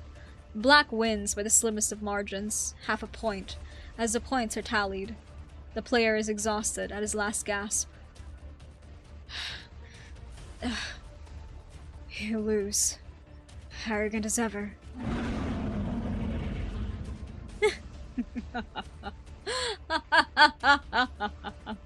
Leaving aside whether this child's play even counts, do you think this is the only game between us?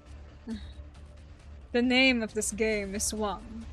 You may have won this round, but have you any idea how insignificant it is in the big picture? Step back. Go there and look back, and see if there is any meaning in these moves that took every last drop of your being. Against his will, Wang gets up and takes a few steps back. It is only a few steps, but the board that he has been seeing has shrunk to a tiny piece. No matter how you flail and struggle, it is no more than 1/12 of the game. All the twists and turns of your black pieces have not determined the outcome of a single corner. Why do you think you can make me concede? Wang forces himself to look. It is no longer a 19 by 19 board, but hundreds of lines vertical and across. The game that he had poured his heart and soul into just to win by a hair looks utterly insignificant on the vast board. Countless white pieces, as many as there are stars in the sky, lie beyond the board, which itself seems endless. There is no room to intervene in their formation, as immutable as Sway's anger and contempt which has simmered for 1,000 years. You planned this. Of course I planned this. This plan began to take form in my countless dreams ever since you glimpsed into my mind centuries ago. A white would begin to lay the pieces around you, quietly and unbeknownst to you. What you have done he made a note of. What you did not finish, he finished for you. What you did not do, he did in your image. He made you wary of the humans, and the humans wary of you, forcing you and your kind to return here, this source of your immortality for centuries. Why do you care that we live? As long as I live, you will always have a choice. The last thing that Yan wants to see. To return to my consciousness and destroy everything that was built upon the Great Hunt. As long as you live, I will never gain my true strength. Strength that will allow me to break my shackles. Our lives are too intertwined for peace to be a possibility. Yet you would seek peace with the humans. Yan would not abide me, who almost became their god. Why would they abide you when you replace me? You are not worthy to play at this board. I will take your life, then the lives of your siblings. Vanish now as your inevitable fate.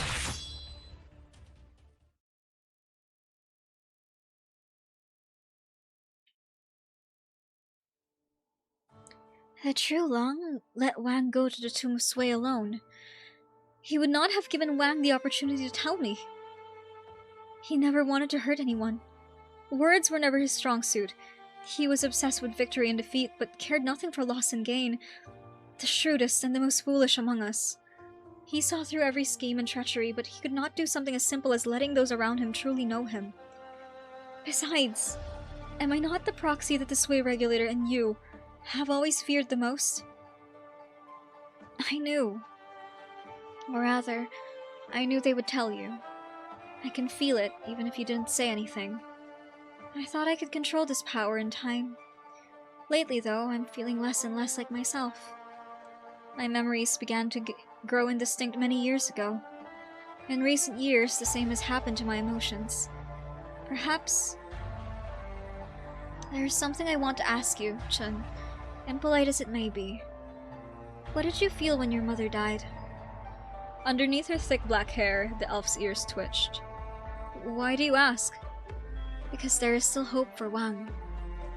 You're going to save him? As it stands, with my strength and his, I can do no more than die in his place. What is the death of a family member like me for beings like you and me? Why do you ask? Why do you have to open my wounds? Suddenly, Chun understands. Jie is asking for herself and for Wang. If losing a loved one is merely a little speck of sorrow in a long life, then she will choose death, and leave the insignificant sorrow to Wang, and become a loss that will sting a little from time to time for her siblings. If the pain of losing a loved one still threatens to tear one apart, even for those with lifespans beyond the ordinary mortal, then she will choose to bear the unbearable pain, and the burden of those left behind, seeing the task of eliminating Sway to the end. An immortal being, facing the possibility of losing family forever for the first time.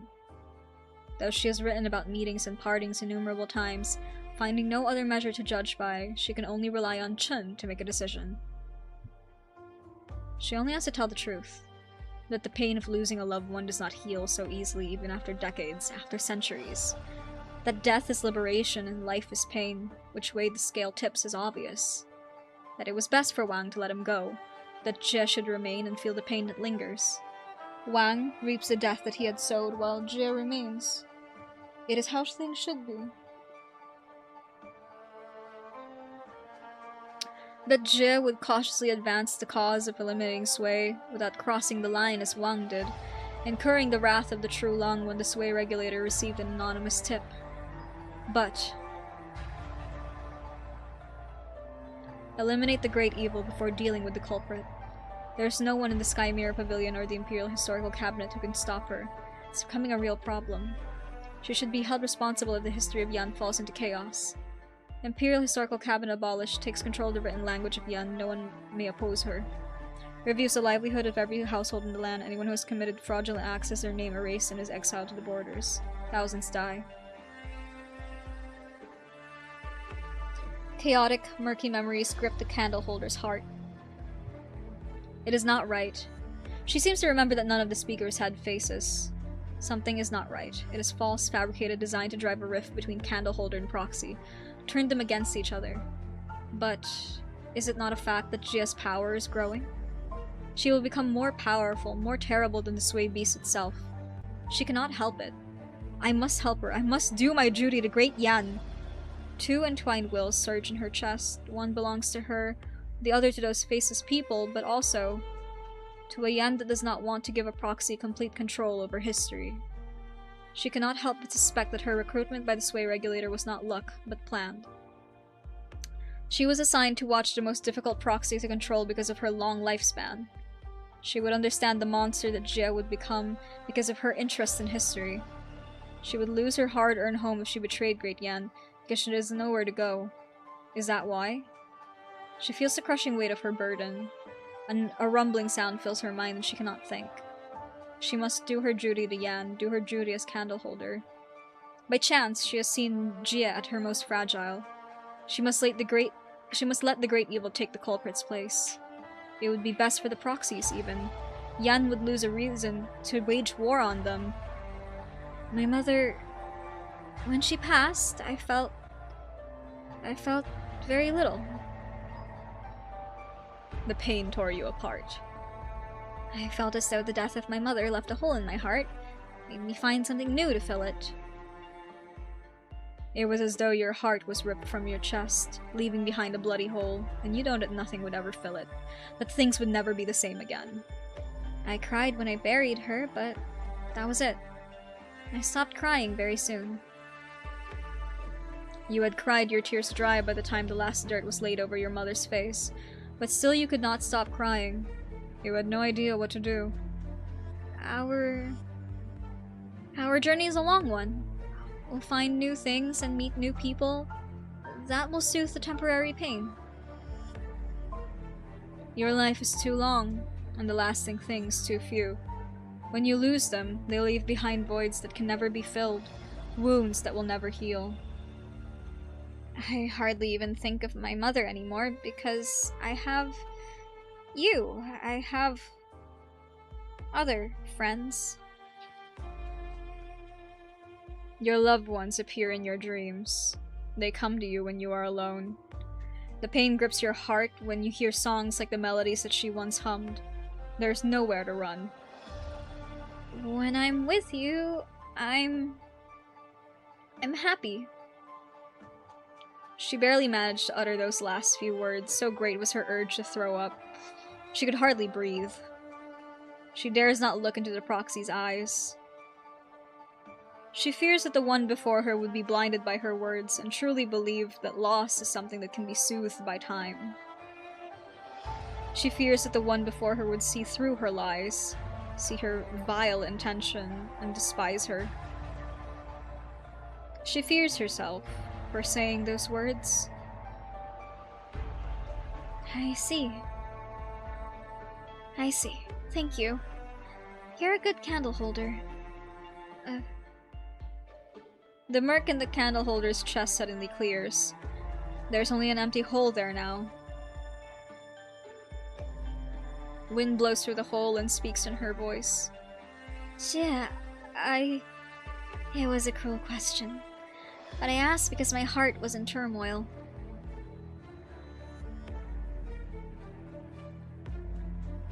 On second thought, I would likely have made the same decision, whether I asked the question or not. I regretted it as soon as I asked. You're smart.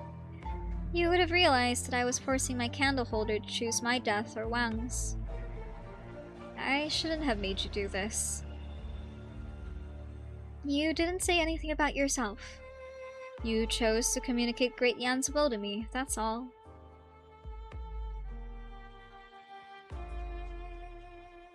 Death is an adventure that is unique for everyone.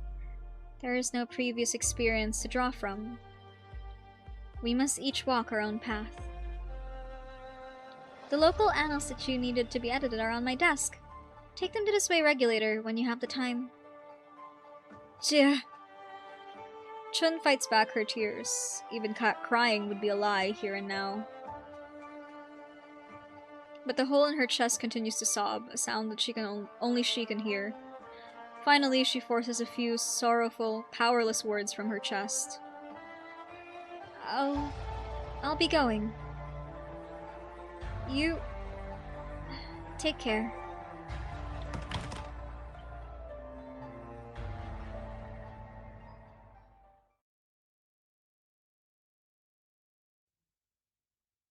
What's going on, Jia? The Imperial Guard is coming to Sky Mirror Pavilion, and I almost got shut inside my own home by my candle holder. Did something happen to Wang? You can hear it, can't you? Its heartbeat. He went into the Tomb of Sway? When? 2 hours ago. We can talk about the rule-breaking later. The court clearly wants to exclude us, and time is short. What's your plan? I'm going to help Wang. I'll go with you. No. Why? He and I will take care of this. Are you sure? I'm sure. He and I have been making plans to eliminate Sway. There is no time to explain the plan right now. Your presence will not help. It will only increase the risk. Besides, there is something I must ask you to do.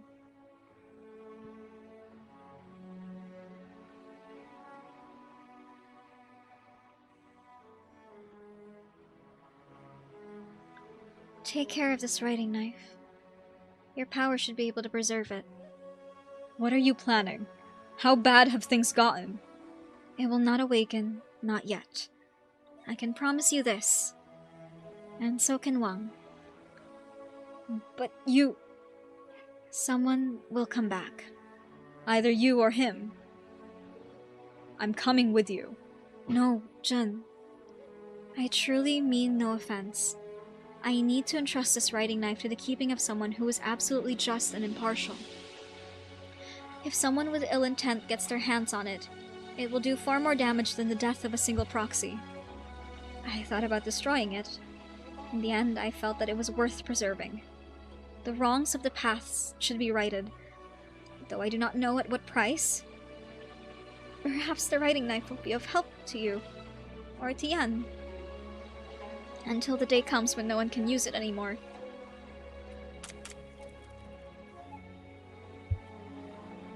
Don't be like this, Jun. Maybe I'll come back with Wang. Then we'll go together to eat at Yu's and listen to you sing. And if I never return, there's a long road ahead of you.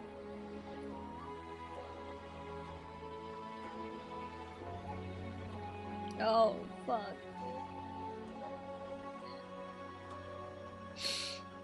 It is not so easy to not look back. She looks at the innumerable lives and deaths recorded upon the shelves, many of which she had written with her own pen. Would she become one of them? How would those who come after depict this life, one that seems too long for others to comprehend, yet far too hurried for herself? How would the other siblings react when they read those pages? No. There will be no record of her. She knows it. Of all the siblings, she is the one who has spent the most time with Wang. She has given Wang ideas for his plans, helped him calculate the conditions and timing for Sway's elimination. She can guess what is happening in the Tomb of Sway. The clear and distinct heartbeat has already told the full story. There is no other way. She must use her powers to erase the name. She has spent much more time in the mortal realm than ordinary people. Everyone dies. It is precisely the cycle of life and death that made possible the innumerable ways of life that had fascinated her, as well as her siblings. But if death is such an unremarkable thing, like a wisp of smoke in the wind, what is living, truly? Light from the setting sun pours into the room, upon the countless history tomes, as though relentlessly pouring through faces of the past. Every word in these scrolls was written with tears of blood, but the only thing written on the last page is the word regret. The sun's rays by the window, how warm. But she does not walk towards the sunlight. She leaves the room, into the darkness of the tomb.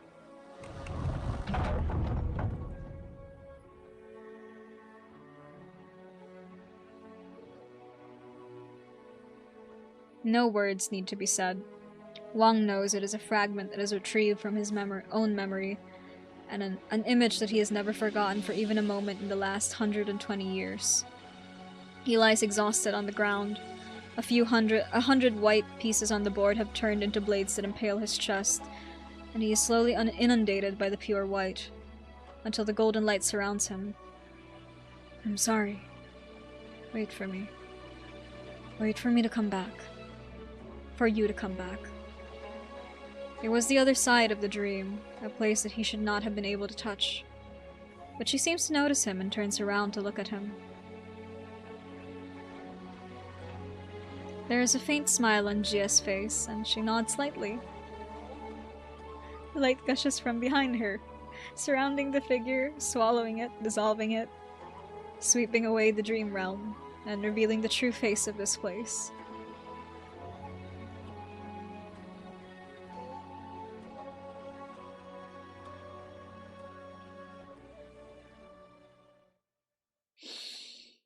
Ah, okay.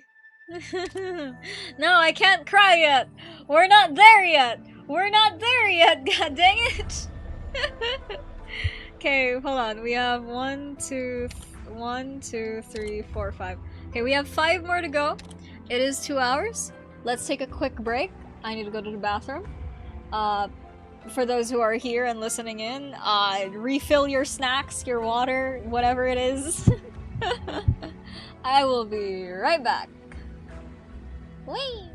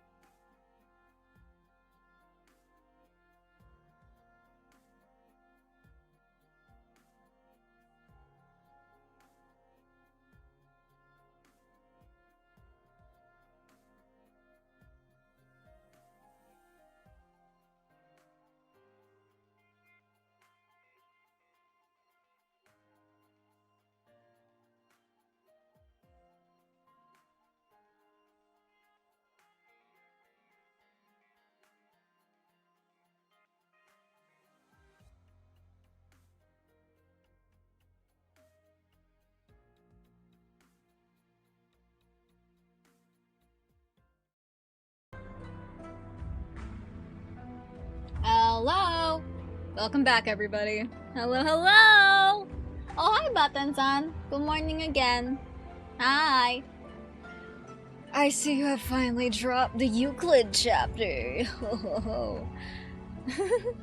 Because the schedule is ruined, I guess we're gonna do the react like this Friday, my time instead. So that's gonna be what, like 3 chapters? Lord have mercy. You also crashed out? Why did you crash out? Oh, is it the post you made on Twitter? Yeah, I saw. I saw in the server at least. Yeah, damn, okay. Good for you, Button. Good for you. I'm glad you had a chance to crash out. That's only 1%? That's a good amount.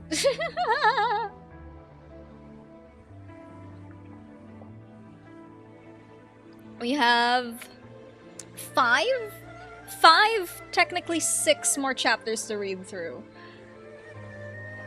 Let me go, I'm not stopping you. I am the wrong person to stop you for crash outs, Button. You go, do it. I am the wrong person to stop you. But yeah, we have 1, 2, 3, 4, then 5, and then Wang's operator record. We will be reading through that because the operator record is connected to how Wang ends up in Rhodes Island, so we're gonna follow up on that.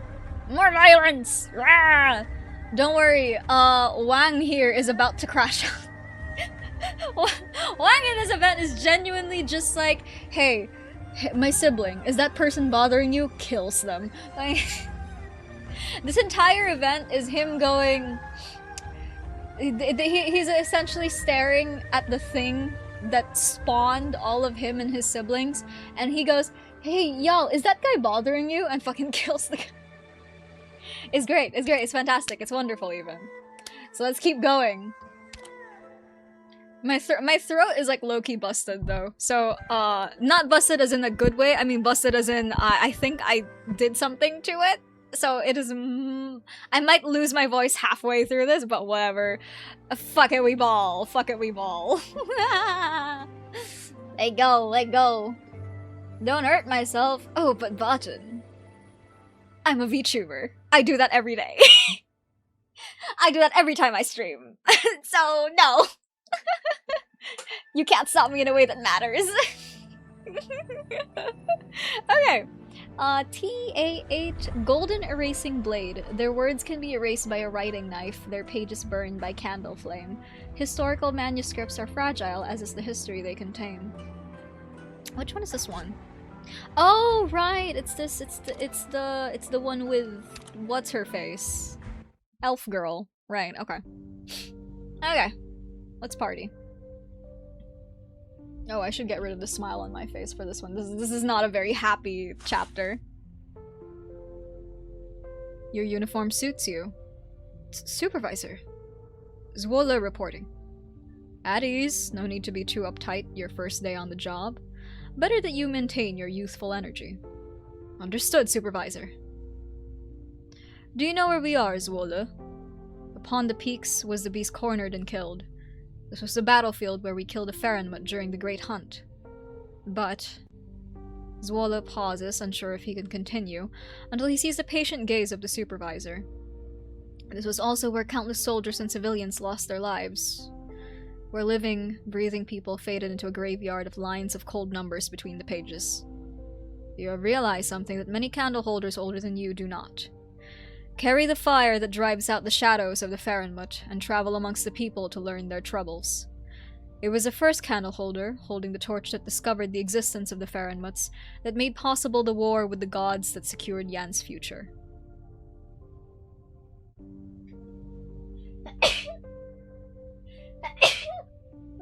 Excuse me, Sawi.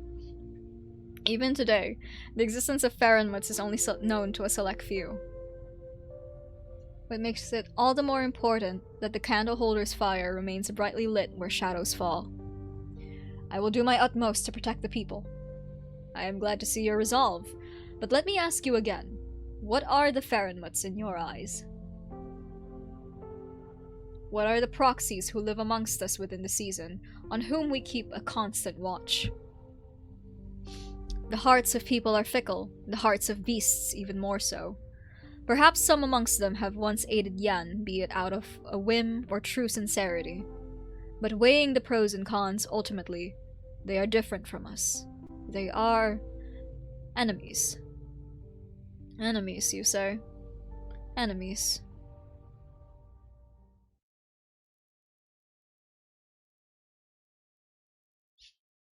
One hour before the day of the full moon, hour of you. Supervisor, what are you doing here? That question should be mine to ask. Where have you taken the totem from the Garden of Grotesqueries after the placation was completed? Something was not right at the Sway Regulator, and Scriptgeist were running amok in the Sky Mirror Pavilion. I wanted to wait for the situation to settle down before seeking your counsel. Then you can give it to me here. I have heard that it was not the usual Jade Rule that was retrieved from the Garden of Grotesqueries this year. I will bring it back to the Sway Regulator for further investigation. Acting on a subconscious instinct, Zuola finds himself taking a step back from his familiar superior. My. I did not think there would come a day when Candleholder Zuo defied his orders. Cut the crap! You're Chun, head of the Sway Regulator. A Shanghai Zhong member in the Sky Mirror Pavilion. A highly ranked one, too, judging from your attire. Under normal circumstances, the patrol battalion would have faced severe penalties. And this is Lady Chen, your Zuola's boss? Though I am unworthy of this position, it is my duty. What are you doing here? Waiting for us to walk into a trap? Unfortunately, it is not you that I am waiting for. Hand over the tokens, Zuola, and you may leave with your friends. We can discuss your association with undesirable elements later. I thought you would tell him to take me in on the spot to make up for his transgressions. We are in the courts of Yan, not some bandit camp. Fine enough for you to say. Who was it who encouraged Jia to enter the Tomb of Sway, so that the more dangerous proxy for Yan would die in Wang's place, catapulting her own career in the process? Yan would be ashamed to have a descendant like you. YAYYYY, the supervisor is not like that. Really? Then why did she become the supervisor so soon after Jia's death? Only a thief sees thieves everywhere. Keep your mouth shut, for you are not worthy to speak her name. The Imperial Court of Yan does not pause or waver for any person or thing. All that it does is measured against the interests of Great Yan. The interests of Great Yan? It seems Lady Chen has something to say. Very well. I will give you 3 minutes, in consideration of the risks that Zuola ran to retrieve this object from the Garden of Grotesqueries. There is someone I am waiting for anyway. Ask your questions, then leave the token and leave this place. Waiting for someone? Yes, waiting for someone. Is it the proxy who holds the key? Why do you say that? Geists run rampant through Baizhao, but Zuola is the only one who is trying to tackle the script geist at the source, and on no orders at that. The LGD was never so negligent, even when Wei Yanwu's oversight was at its laxest. The first thing you asked about when you saw Zuola was not the script geist, but the token from the Garden of Grotesqueries. You seem to care nothing for your responsibilities. The Sway Regulator is not the police. Who in Baizhao is more qualified than the Sway Regulator to deal with the script geists? Your goals are aligned with the Grand Commandant's. You want the writing knife. And if YAYYYY is telling the truth, no one in Baizhao is closer to the writing knife than Jun. You do the LGD proud, Superintendent. Why are you assisting the Grand Commandant's plot? What do you plan to do with Wei Yanwu? Or have you already joined forces with him? Plot? You may be an excellent officer of the law, Lady Chen, but it is not your place to intervene in matters of national interest. I've been to places and seen things. There's no need for grandiose words. If your plot is indeed in the interest of the nation, you should feel no shame in saying it out loud. Only those involved in political squabbles would keep bringing up national interest when questioned, beating around the bush and deflecting the question. You should be careful with your words, Lady Chen. The matters of state are complex and interconnected, and it is not unusual for officials to have differing views. Your words insult all who serve the state. For 1,000 years, the Sway Regulator has had one mission and one alone: to do what is best for Yan in matters pertaining to Fahrenmutz. Nothing else matters to us. Even if the Grand Commandant's actions are indeed drastic, extraordinary times call for extraordinary measures. The use of the writing knife does not constitute treason. Then what is he planning? At this point, I doubt this damned old elf is gonna talk, so I'll do the talking for her. Just as I suspected, the Grand Commandant wants to rewrite history with the writing knife and completely eliminate the bestial Sway. The price is a true Lung's life. But why? What does the True Lung's life have anything to do with destroying a Fahrenmut? We were just talking about it before we were interrupted. 1,000 years ago, the Grand Master discovered a piece of originium that he presented to the True Lung as a weapon that can end the Great Hunt. Realizing its importance, the True Lung had his Fangshi perform a ritual that linked it to the True Lung's bloodline.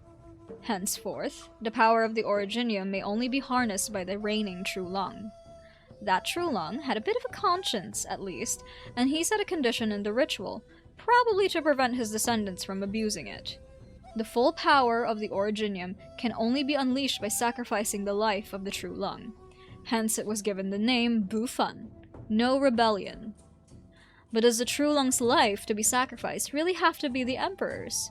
Why did the Grand Commandant go to such painstaking lengths to obtain this writing knife, if his goal was merely a coup? You mean, the Grand Commandant wants to use the writing knife to change the record of who the current True Lung is? The Grand Preceptor incited the Prince to regicide. What is the truth of what happened that night? Who sent the Yulin Guard away? Who actually entered the Emperor's chambers? These things are not specified in the records. Therefore, the records of what happened that night can still be rewritten using the writing knife. If the history books in Bufan recognize Lord Wei as the reigning True Lung, then the life of the True Lung obviously refers to Lord Wei's life. I had thought that you were young, and that though you have made strayed from the righteous path, you should be given the chance to right your wrongs. Regrettably, it seems I cannot allow you to live. Not putting on a show of honesty and uprightness anymore, are we? Supervisor! Hand over the tokens, Wola. Whatever happens after that is none of your concern. If what Mo Yi says is true, then I voice my dissent to your methods, Supervisor. I cannot comply. I don't want to damage the Sky Mirror Pavilion. Don't make me do this. You're talking to the wrong person. I have the token. Chen's vision is obstructed by several maple leaves. The lamplight sways slightly. Chen steps back and prepares to engage, only for Mo Yi to step forward and block Chen's attack. So the supervisor of the Sway Regulator is not above sneak attacks. Like a thief. One can be subtle and reserved with words, but action must be decisive and without hesitation. It is as true in Weiqi as it is with all things in life. Supervisor. I have read about the writing knife in the past. In Jia's hands, it can indeed alter history and greatly influence events. But we are not proxies. Our tampered historical records will never endure for long. An instant is all that it takes to activate Bufan. Besides... After this, there will no longer be a disgraced, deposed Crown Prince in Yan. Only a pure True Lung whose legitimacy is beyond question. Is that right? That is not the Sway Regulator's concern. Since her death, Great Yan's history is already in tatters. One more change will hardly make a difference. How can you be so sure we cannot record history truthfully? Chen Chao Qin, Magistrate of Water for the Sky Mirror Pavilion. I wanted to ask you as well, Supervisor. For many years you assisted Jia in compiling history in her office. Why is it now that you have turned to tampering with history? The records of Yan are classified into 4 parts: classics, history, philosophy, and literature. The divisions of history and philosophy may seem distinct, but even the masterwork of the one venerated as the saint of history was merely the personal treatise within philosophy. What the frick? What was that? Divisions of history and philosophy may seem distinct, but even the masterwork of the one venerated as a saint of history was merely the personal treatise within philosophy.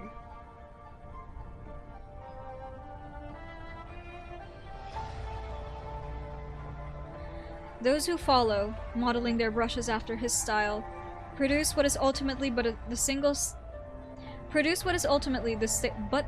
of a single house, and the House of Yan.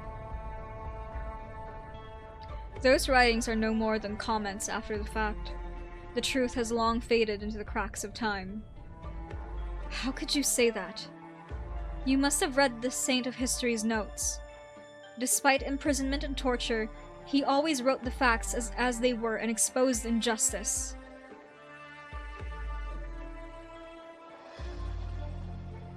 You must have read the history tomes of the Sky Mirror Pavilion, written by thousands of sages who poured their hearts and souls into them, striving to set this record straight, to weigh every word in judgment of right and wrong.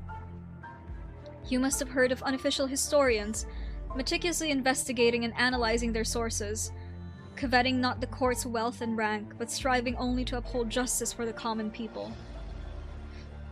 I saw, with my own eyes, the elders of my family dying on white fields of snow because they wanted to write down the truth. Nay, because they were honest themselves. These people, who wrote history with their own flesh and blood, who willingly became the flame to illuminate the truth for even a moment. Who are they to you, Supervisor? They are the writers. True and false, right and wrong. These things always depend on the stance of the writer, rather than on what is actually right. You ought to know, even with the revisions of countless esteemed scholars, the histories we read are still rife with embellishment, omissions, and lies.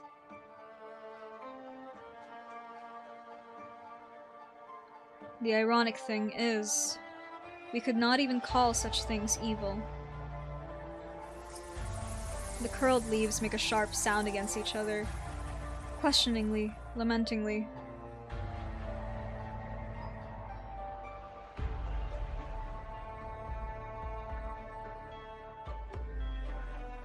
Stand back, Chen Chao-Chen. You are neither candleholder, nor Shanhai Zhong, nor the niece of a deposed crown prince. This is not your fight.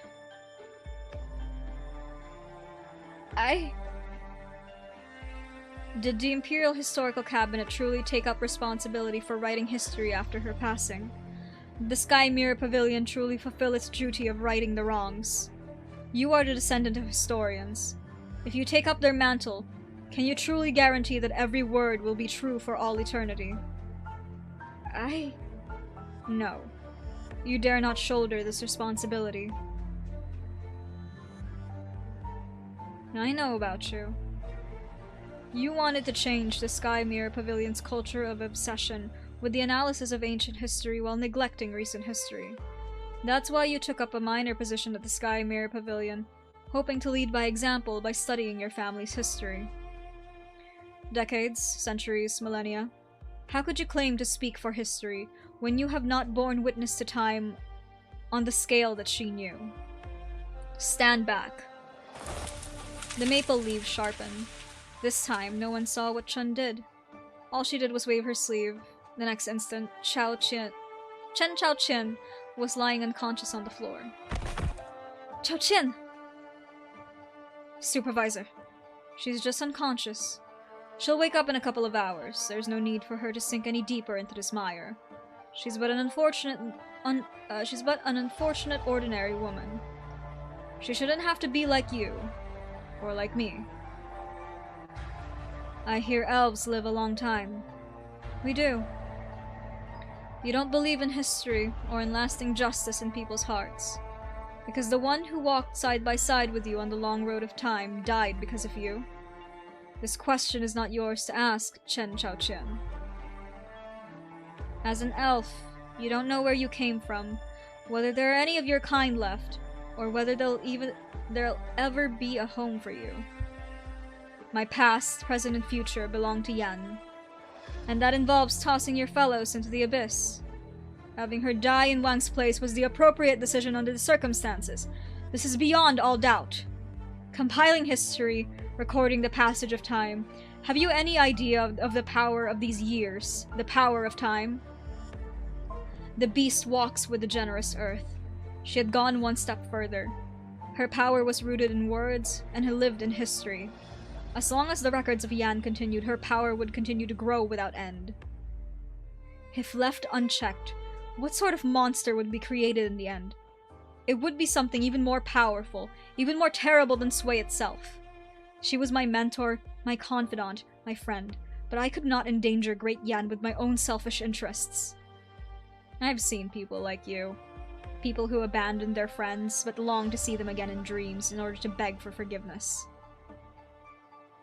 Head of the Sui regulator, what would you do if there was a way to see her again? I warn you, do not play games with the lives of millions for the fantasies of a madman. Wang did not go to the tomb of Sui for the sole purpose of eliminating Sui. The object that he had you retrieved from the Garden of Grotesquerie surely has something to do with his deranged plans to bring the dead back to life. I'm surprised. I thought you got along well with her when you were her candle holder.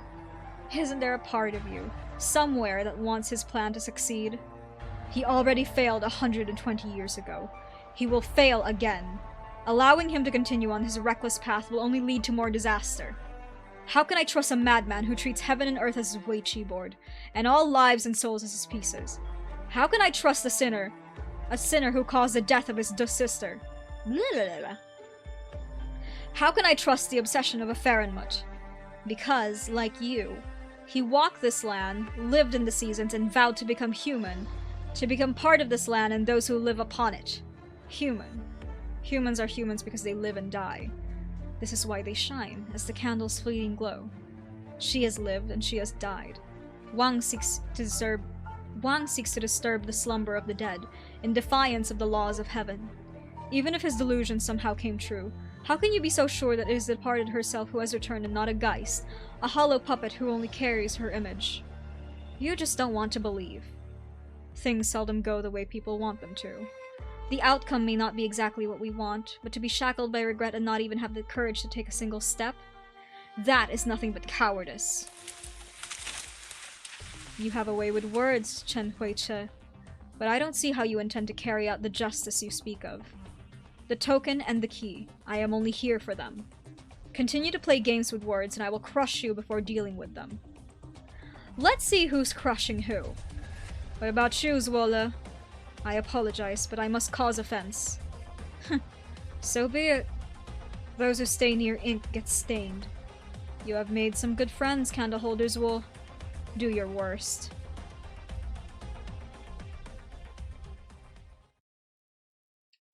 Then TA8 after.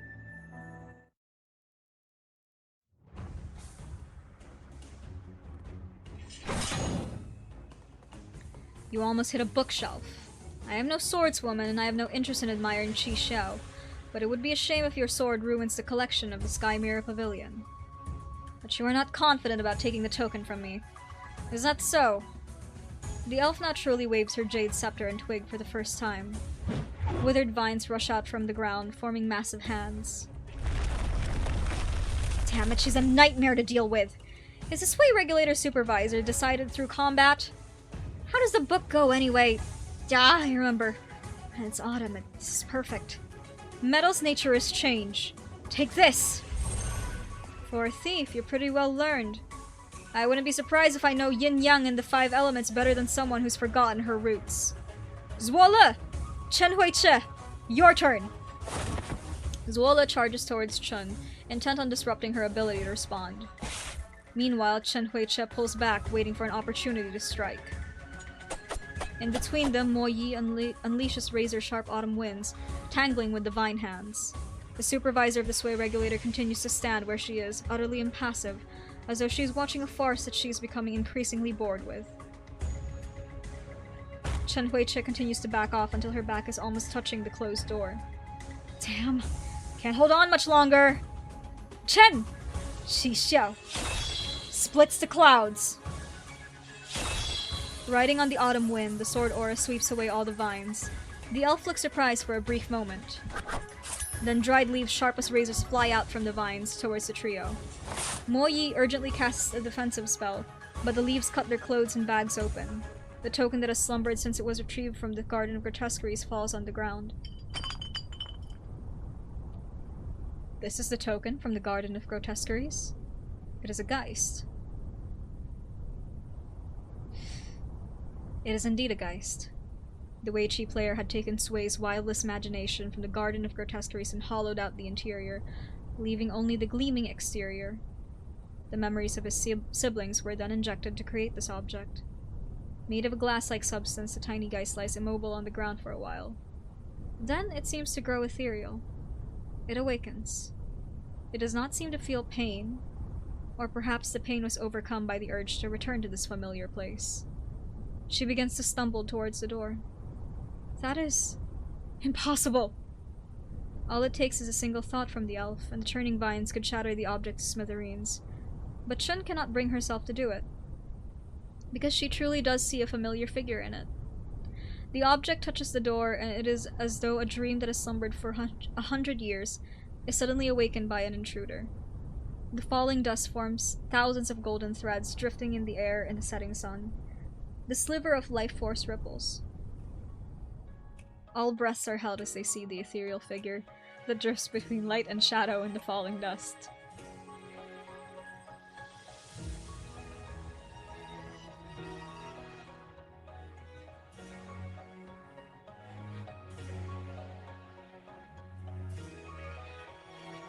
It is blurry, indistinct, the only clear feature its grey robe, like paper that has grown yellow from the passage of time, but still smelling faintly of old books and dried ink.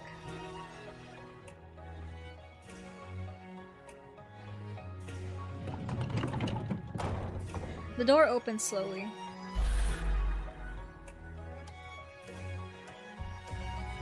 How do you get in if you give me the key? Why should the master of the house need a key? The shadow bends slightly as though trying to pick up the cracked scroll on the desk. Or perhaps it is walking towards the window to open the sash closed for so long, to see if the osmanthus that was young back then has bloomed this year. But her movement ultimately freezes between the done and the undone, a faint wisp of melancholy suspended in the sunset. Put the scroll on the shelf by the wall. Leave the document on the desk, it's not yet finished. A painting from dusk! I should find a good place to hang it. Why do I have to do these chores for you? Oh, but Nyan said her candle holder even helps her put together mahjong games. Desk, chair, and scrolls. Every object in the room breathes with the shadow. They are her old friends, and she is the reason they never left. A gust of wind blows through the room. The Geist falls asleep and the shadow dissipates like a drop of ink that falls into water, leaving behind only that which is real, the shadows of dust. And the sun shining into an empty room. It's her. No, she was a little taller, her hair a little blacker. She was thin, but not like that. She cannot, would not accept, yet there is a single question that she could never answer. Who else could it be?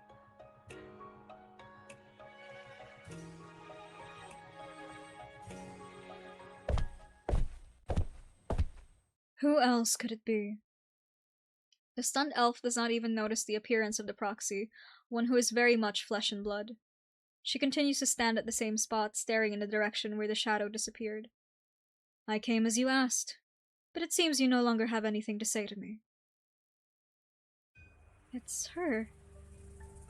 It's really her. I never thought. I didn't think there was any trace of her existence left. There is no doubt about it. It's a sliver of her life force, which those young people retrieved from the Sway's remnant consciousness. As for traces of her existence, they are in the books of the Sky Mirror Pavilion, in countless scholars across the land of Yan. Now, do you still believe that everything we siblings have done since Jia's death? Now, do you still believe that everything we siblings have done since Jia's disappearance is futile, Candleholder Chun? If you can still find the trace of her somewhere, tell her. The long-lived candle holder chokes on her own words. She gazes wordlessly at the study, the interior of which has not changed for a century.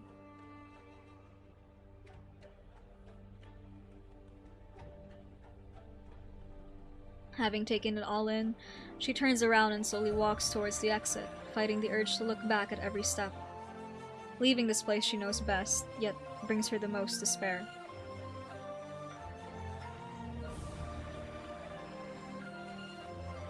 I did not know that Wang's obsession was this paranoid, yet so deep. I saw you at the city gates, and we meet again.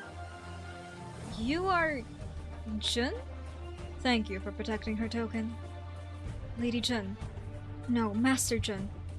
I heard you were a close friend of the Grandmaster's, and I have long heard your name spoken of with reverence. It is an honor to meet you. Don't try to curry favor with me.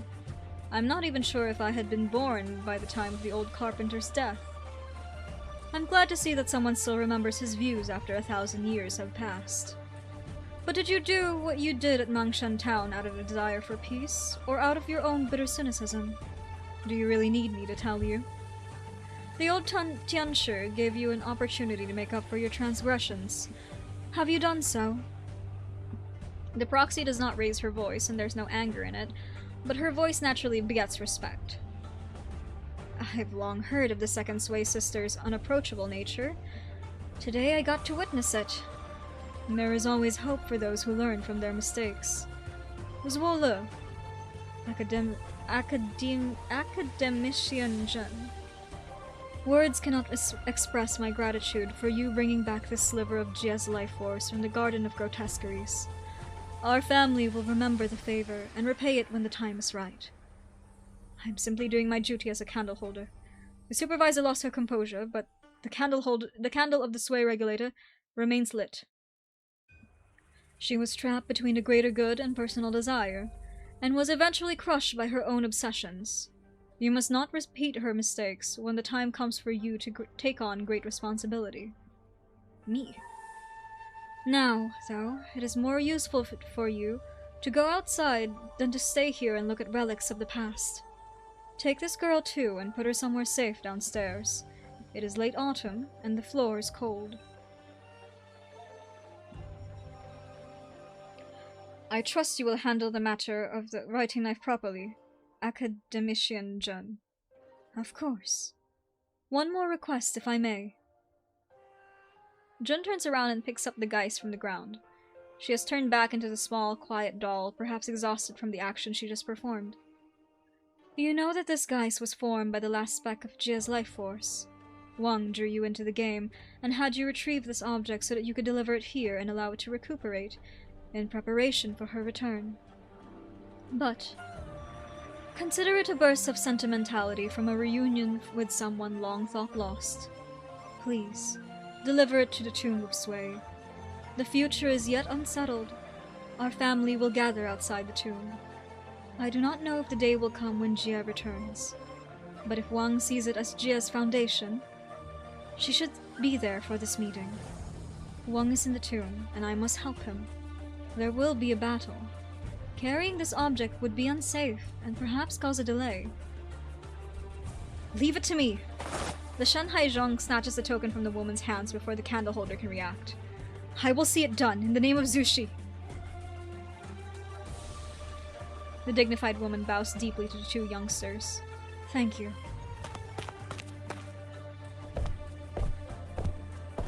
Lady Jun, you blocked the attack against me at the gate, and protected Jia's legacy. Has chivalry become a habit of yours? I do what I do for the sake of justice. What is justice? Justice is making sure that YAYYYY does not die an unjust death, and giving the old case a proper trial.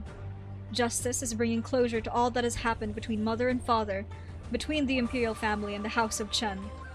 Justice is making sure that the proxy who did so much for Great Yan did not die in vain, and giving Great Yan a chance at peace. What about justice for you as an infected? I have seen so much suffering in my journeys. This land has been too kind to me. I wield my justice for the sake of others. Very well. I can't help you with the justice you seek. But perhaps her relic can. Do you mean the writing knife? Take it. The justice you seek is closely linked to the incident 40 years ago. You are the only one to whom I can entrust this knife, who can right the wrongs for your family, for your country. There should be closure to the matters of the Chen family, Lord Wei's decision, and 1,000 years of records for the land on which she once lived and breathed. These were the hopes that she placed upon the writing knife. The history of Great Yan should be written by the Yanese people. Come with me.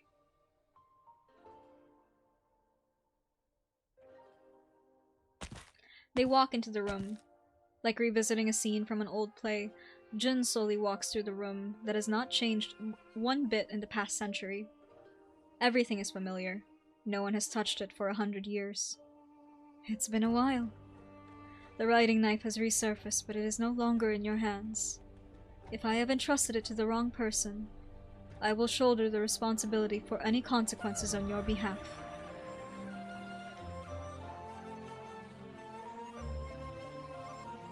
Chen's palm closes around the knife.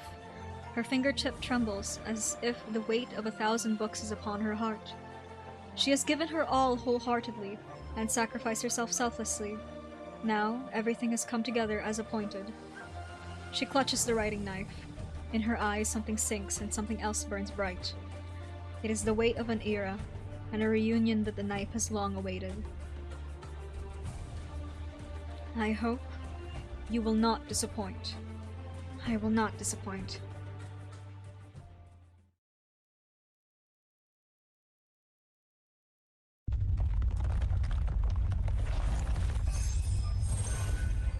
What's going on? These guys just appeared out of nowhere. The annals of Mangshan Town record that similar scenes of rampaging geists were spotted during the turmoil caused by Sui 120 years ago. Is the bestial Sui awakening? What a headache. Guess it's happened after all. Number 2, you fool. Why are you dilly-dallying? How many times do I have to bail you out? Lin Qingyan. What are your instructions? This is where the geists are most rampant. They must not be allowed to enter Baizhao. You and I will guard this pass. Do not let a single geist through. Yes, master. I can't hear you, girl. Look lively. Treat this as your entrance exam.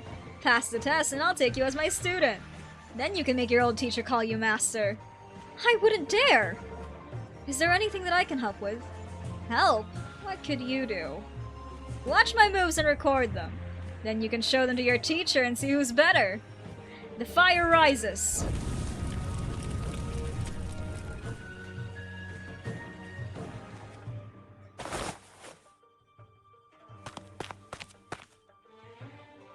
Wait.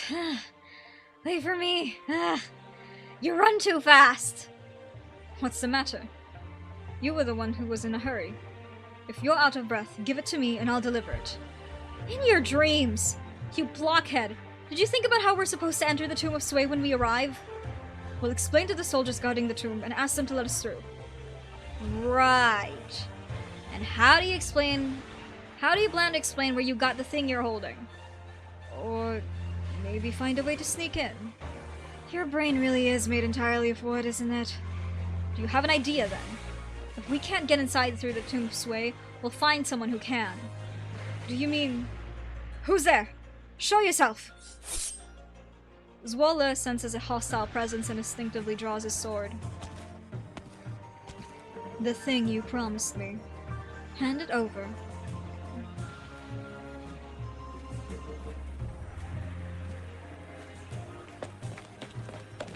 The Forbidden City is just ahead. It should be heavily guarded if the Grand Commandant really intends to sacrifice YAYYYY's life. There are guards stationed at all the important intersections in the city. It should not be hard to detect unusual movements by a large force. Wait, is that... Chen stops in her tracks.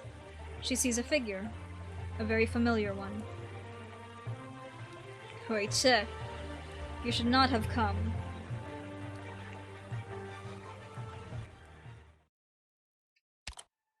Thank you for the care package. Oh, welcome home, Noah. Stretch, posture check, height, weight. You.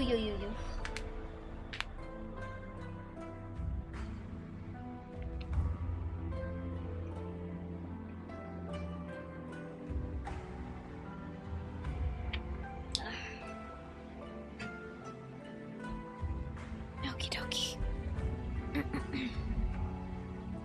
Let's see here. Which one is this one? Ah, right. This one. Okay. Right. TA9, Defiant Spirit. No looking back, no regrets with every move.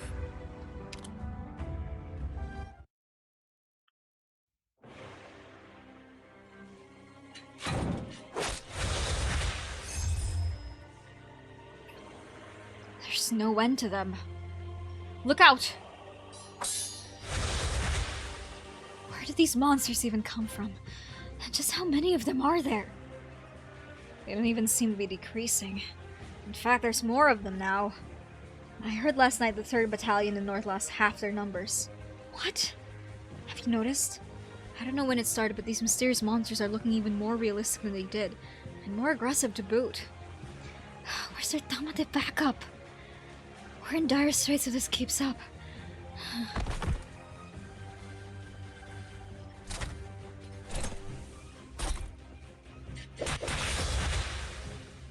Stand up. We must uphold our duty to guard the land. Imperial Guards! All units form a line and prepare to meet the enemy. There is no retreat until we annihilate all evil inside the city.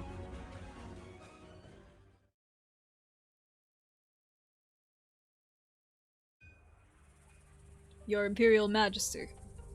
The Grand Commandant's sickness seems to be gone. This gladdens me. What is it that has you looking for me at this hour? Has your Imperial Majesty forgotten? Just the other day you commanded me to be here for the morning court. I fear you must have slept a delirium. Court is long over. You are late. No, not yet. The day of the full moon is tomorrow. This old servant shall accompany your Majesty and await your order. I find myself uncertain why the Grand Commandant wants this done in haste. I know not what your Majesty awaits, and also what your Majesty has planned for the day. That is none of your business. Your Majesty's silence only keeps the servant guessing.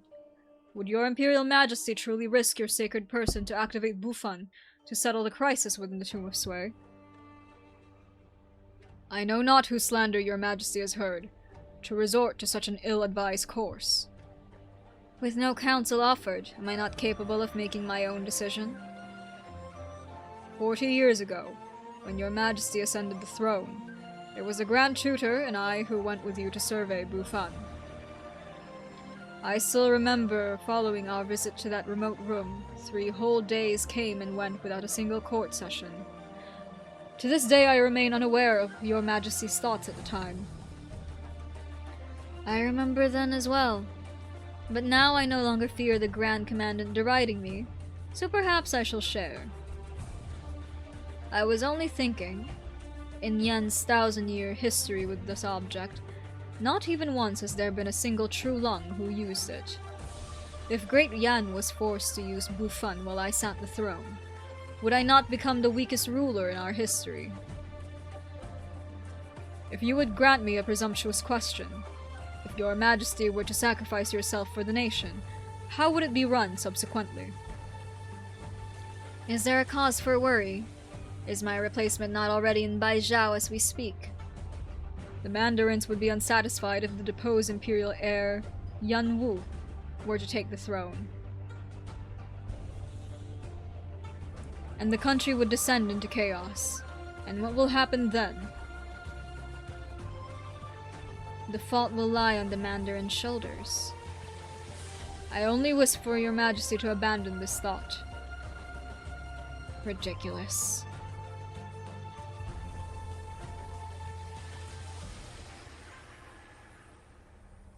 You know well I am no match for the late Emperor whom you so admired.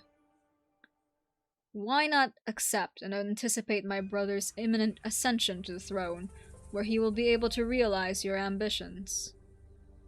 Why trouble yourself to persuade me? Your Majesty! The old man suddenly tenses up, his trembling voice nearly hoarse.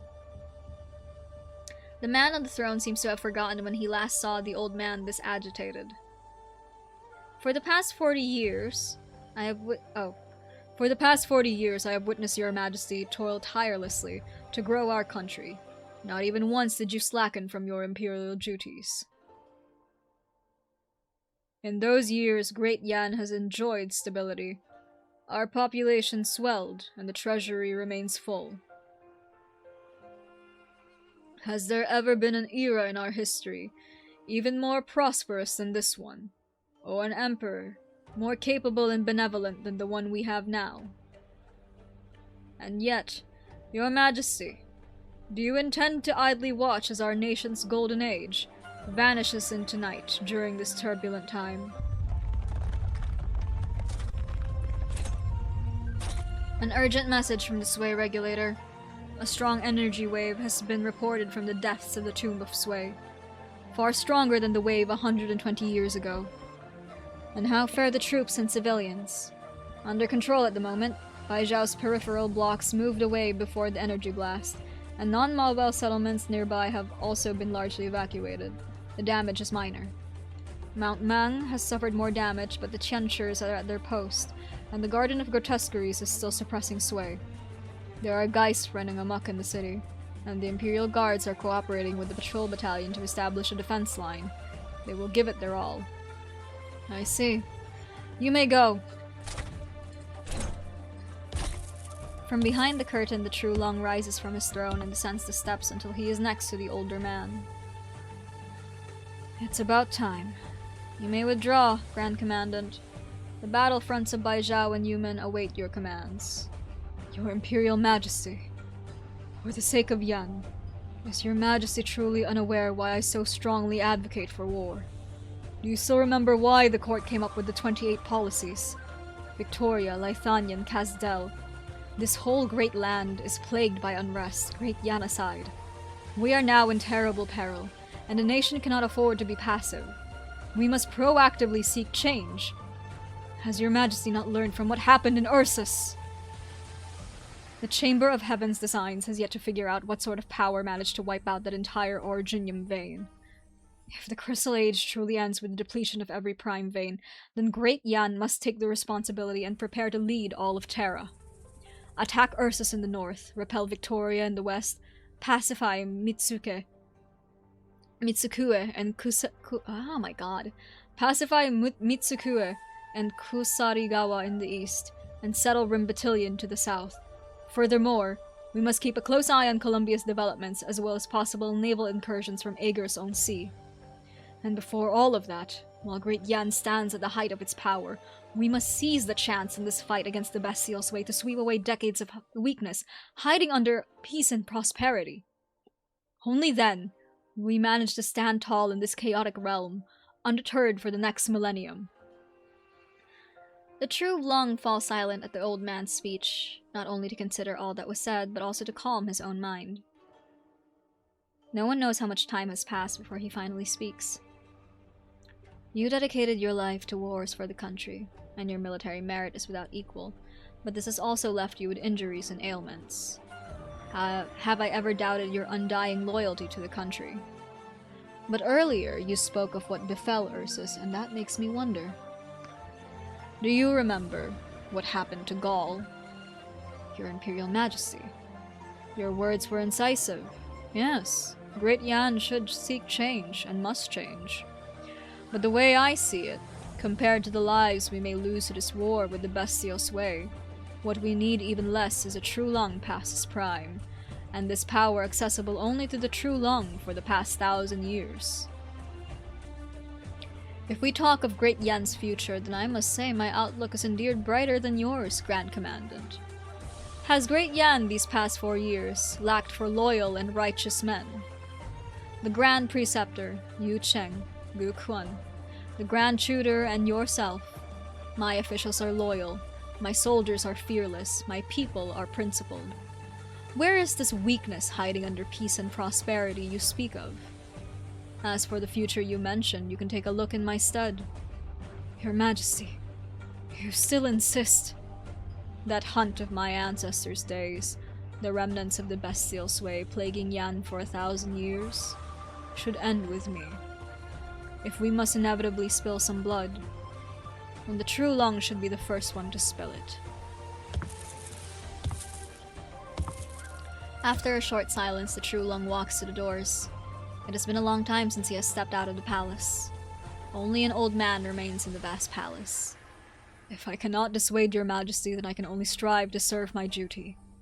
Send word to Yuman. It's time to make a move. After the brief order, he disconnects the terminal and slowly walks forward.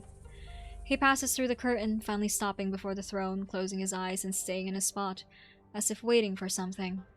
Until a cough he can no longer suppress bursts from his throat. The cough is so violent he bends over and has to grab onto the throne for support.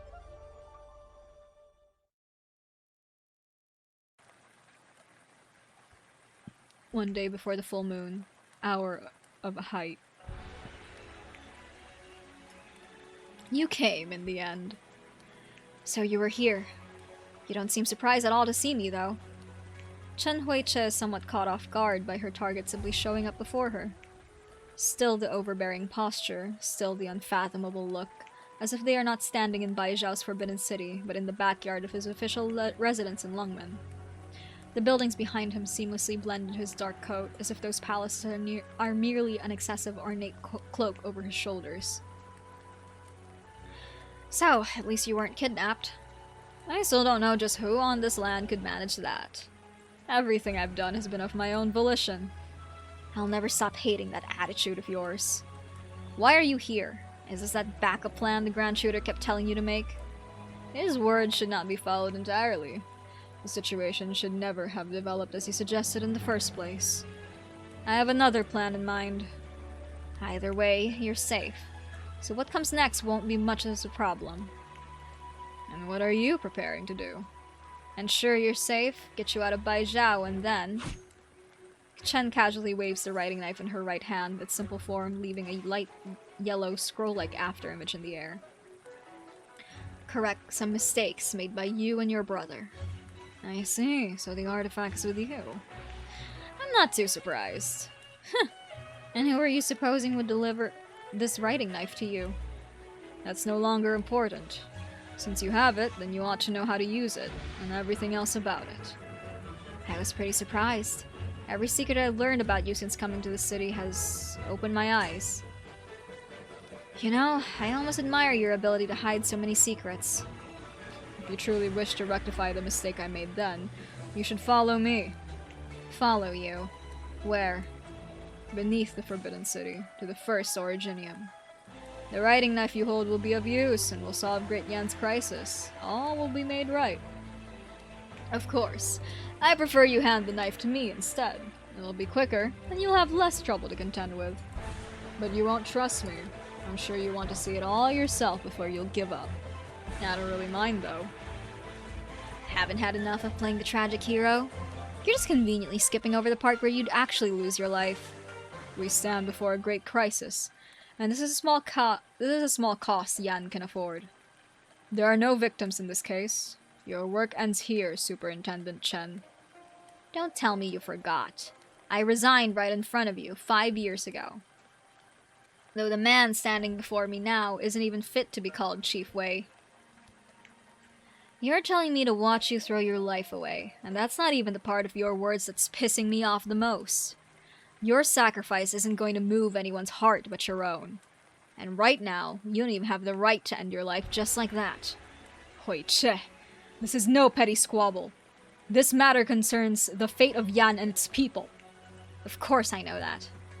But get over your own ego. The country's fate doesn't fall on your shoulders alone. There are definitely other things that you should be doing besides glorifying your own suicide. Very well. You don't have to come with me. Give me the writing knife and go back to Lungmen. It's too bad I got 2 blades here, but I can't lend you either of them. We don't have any more time to lose, and you still want it your way, Superintendent Chen. I'm not the one insisting on having it my way. Must you force my hand? Fine, show me. Let me see how much your swordplay has grown in the last 5 years. That's more like it. Chen Huiche grips the hilt of her sword. Since she first took up the Qi Shao, she knew this moment would one day come. She unsheathes her blade, pointing it at the Baizhao autumn breeze blowing between her and Wei Yanwu. A sword ere shadows trace. Cast off is cast.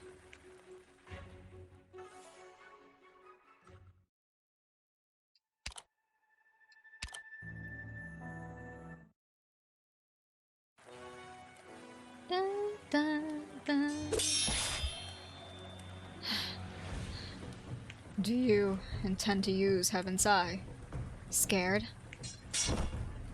Skillful, but not yet the peak of perfection. The Grandmaster once said of your swordplay, your skill has improved much in 5 years, and you've surpassed my expectations in comprehending Qi Shao's techniques. But you are still one step away from Heaven's Eye. The eye of heaven sees all and nothing. Only when the clouds are parted is heaven's wrathful eye revealed. Let your heart guide the sword, never looking back. Turn around, and the sword loses its sharpness, harming the user. I was only reminding you of its form, but I see you remembered it all. But you should be well aware a fog remains in your heart, so the technique is beyond your ability. Drop your sword. I especially don't want to go that far with you. Will you use it, though, if I don't give you the writing knife? Just like you did 35 years ago. Don't force my hand, YAYYYY. When you walked out of the Forbidden City 40 years ago, when you decided whether Tal and her father would live or die, did you do it with the technique's ideals, never looking back? YAYYYY! If that's what Qi Xiao's final technique demands, then I shall never be able to unleash it. Trial, justice, good and evil, right and wrong, they aren't weights you can easily tell which is better when placed on two sides of a scale. Don't judge a life until its end was never a positive term to use. The same goes for people, and even more so. They shouldn't be used and unceremoniously abandoned. Workers in the Victorian siege, warriors of the Ursus tundra, and even the casino bosses in Dos Oles. All of them understand that. So you are right. I won't use Heaven's Eye. I can't learn it. It's not my blade work. What are you getting at? More than keeping a resolute will to abandon everything, I'd rather pick the path of knowing what I find impossible. YAYYYY, you still don't understand. You're right, I don't. I don't actually understand what happened that night, whether your father actually died by Qi Xiao or something more sinister. I don't understand what you were thinking. I do know Edouard and Tal both bore the curse of their bloodline, while I could only watch from the sidelines. I don't understand why Mother resented you, Father, or even me on her deathbed. I'm only clear on one thing, and Tal knows it too. Apologies from the dead are meaningless. If there are people you want to apologize to, then tell them you're sorry while you're still alive. Otherwise, you're just a coward consumed by guilt to the brim, putting on a heartless and stoic act for a ridiculous facade. I won't let you keep making the same mistakes. There is no real merit in winning a verbal fight. If you truly have a strike that surpasses Heaven's Eye, you shall indeed become a legendary Yinni swordswoman. Show me. Prove with my blood that you are right. I'll show you. Chen silently switches Qi Xiao to her left hand and wields the writing knife with her right. I'll prove that if the dilemma itself is fundamentally wrong, you'll never get the right answer, no matter which side you take. I'll prove that before we reach an inevitable dead end, we can take a step back and consider other options. A choice that requires no sacrifice or abandonment, but allows all things to thrive. You plan to use Qi Xiao's swordplay with the writing knife. You said the techniques of Qi Xiao were all about one state of mind, so it doesn't really matter which sword you use, right? Uncle, I still remember your last words to me when I left Lungmen. Wei Yanwu's fingers stretch and bend before finally settling into a sharp form. A gale swirls around him, blowing at his simple robes. YAYYYY, I'll respect your determination.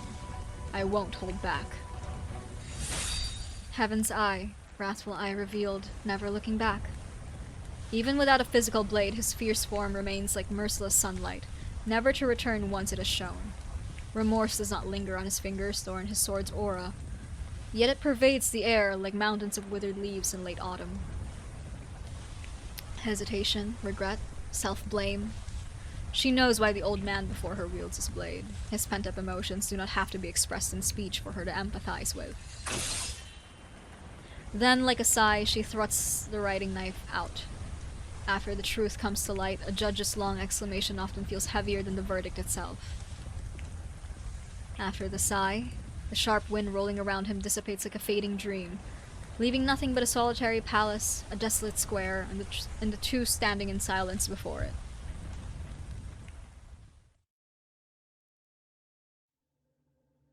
So this is the swordplay you meant. After I came to Baizhao, I heard some stories about my mother. When you left the city, she followed you to Lungmen. I never understood, but now, what other reason was there? She wanted to convince her brothers, her own two siblings, to make up. And now I think she was probably even more naive than I am. You met someone from the House of Chen. I owe your parents and them an apology. There are some things that should be resolved with blood, but this family matter that has entangled your entire life and my decades don't have to be one of them. You felt regret in the end. You dared only hold the form of Heaven's Eye, but not its spirit. You know what comes after remorse. The Heaven's Eye you wielded decades ago was before regret reached your heart. You saw all and nothing, never looking back. And when you finally felt it, it gnawed at your heart nonstop. Wen. Of course, you're right. But this way you stake everything on a war that cannot be controlled. Now countless Uni soldiers and civilians have their lives on the line, not just you and I. Those with power and privilege love hiding their selfishness with big numbers and scary consequences. But obviously, there are plenty of other choices besides your death. There are many who stand with us, proxies who have joined forces with Yan, your own brother, and even, if there's really no other choice to take up the responsibility, there's me. Let's finish the conversation from earlier. The path before you is long and hard, but I know you will master it. I thought for a long time about what you meant by that will. When I found the answer, I was loath to believe the conclusion it led to. But now, seeing you in such a pathetic state, I can only believe it. From that moment on, when you place your unfulfilled hopes on my shoulders, you were already old. You're old. You can't even harden your heart into stone as you did in your prime. You want to make amends, pay your debts, so you choose to die. Death won't let you make up for all you've done. Death won't preserve your last shred of dignity. Death will only leave a final knot in your relationship that can never be untangled. So don't do it. Don't do what Tal did. Is she? If you want to ask me, is she doing well, then I'll tell you. No. Not at all. But you should rejoice in the fact that I'm willing to even talk about her with anybody. With you.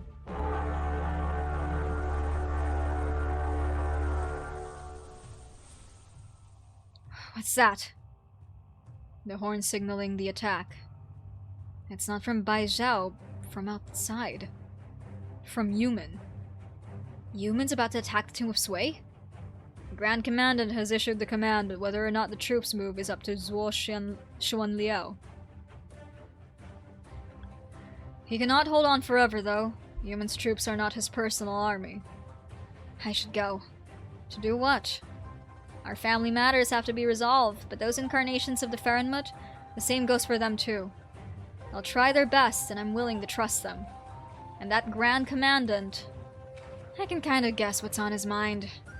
He's not selfish, but he thinks his judgments are logical and realistic. Disasters caused by people like him are usually the worst ones. Be it for Lungmen, or what's left of the House of Chen. I should try and win whatever pieces are possible for Yen. I know you will. Right. Before I go, and if you want, help me think up a name for the move I pulled off. A name like Heaven's Eye. A name like Heaven's Eye that would get the young me all excited. Heaven's Plaint. Heaven's Plaint. Doesn't that sound a little old-timey? Surely you don't have to remind me of my age every 5 minutes. Even so, there are some things that I must do myself. Such as? This time, I will do something that won't leave me with regrets.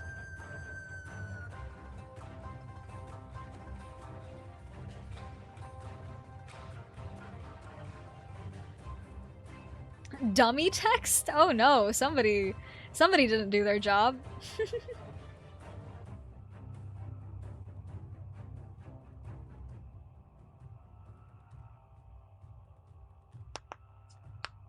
The mastermind who turned human upside down, and an actual Fahrenheit.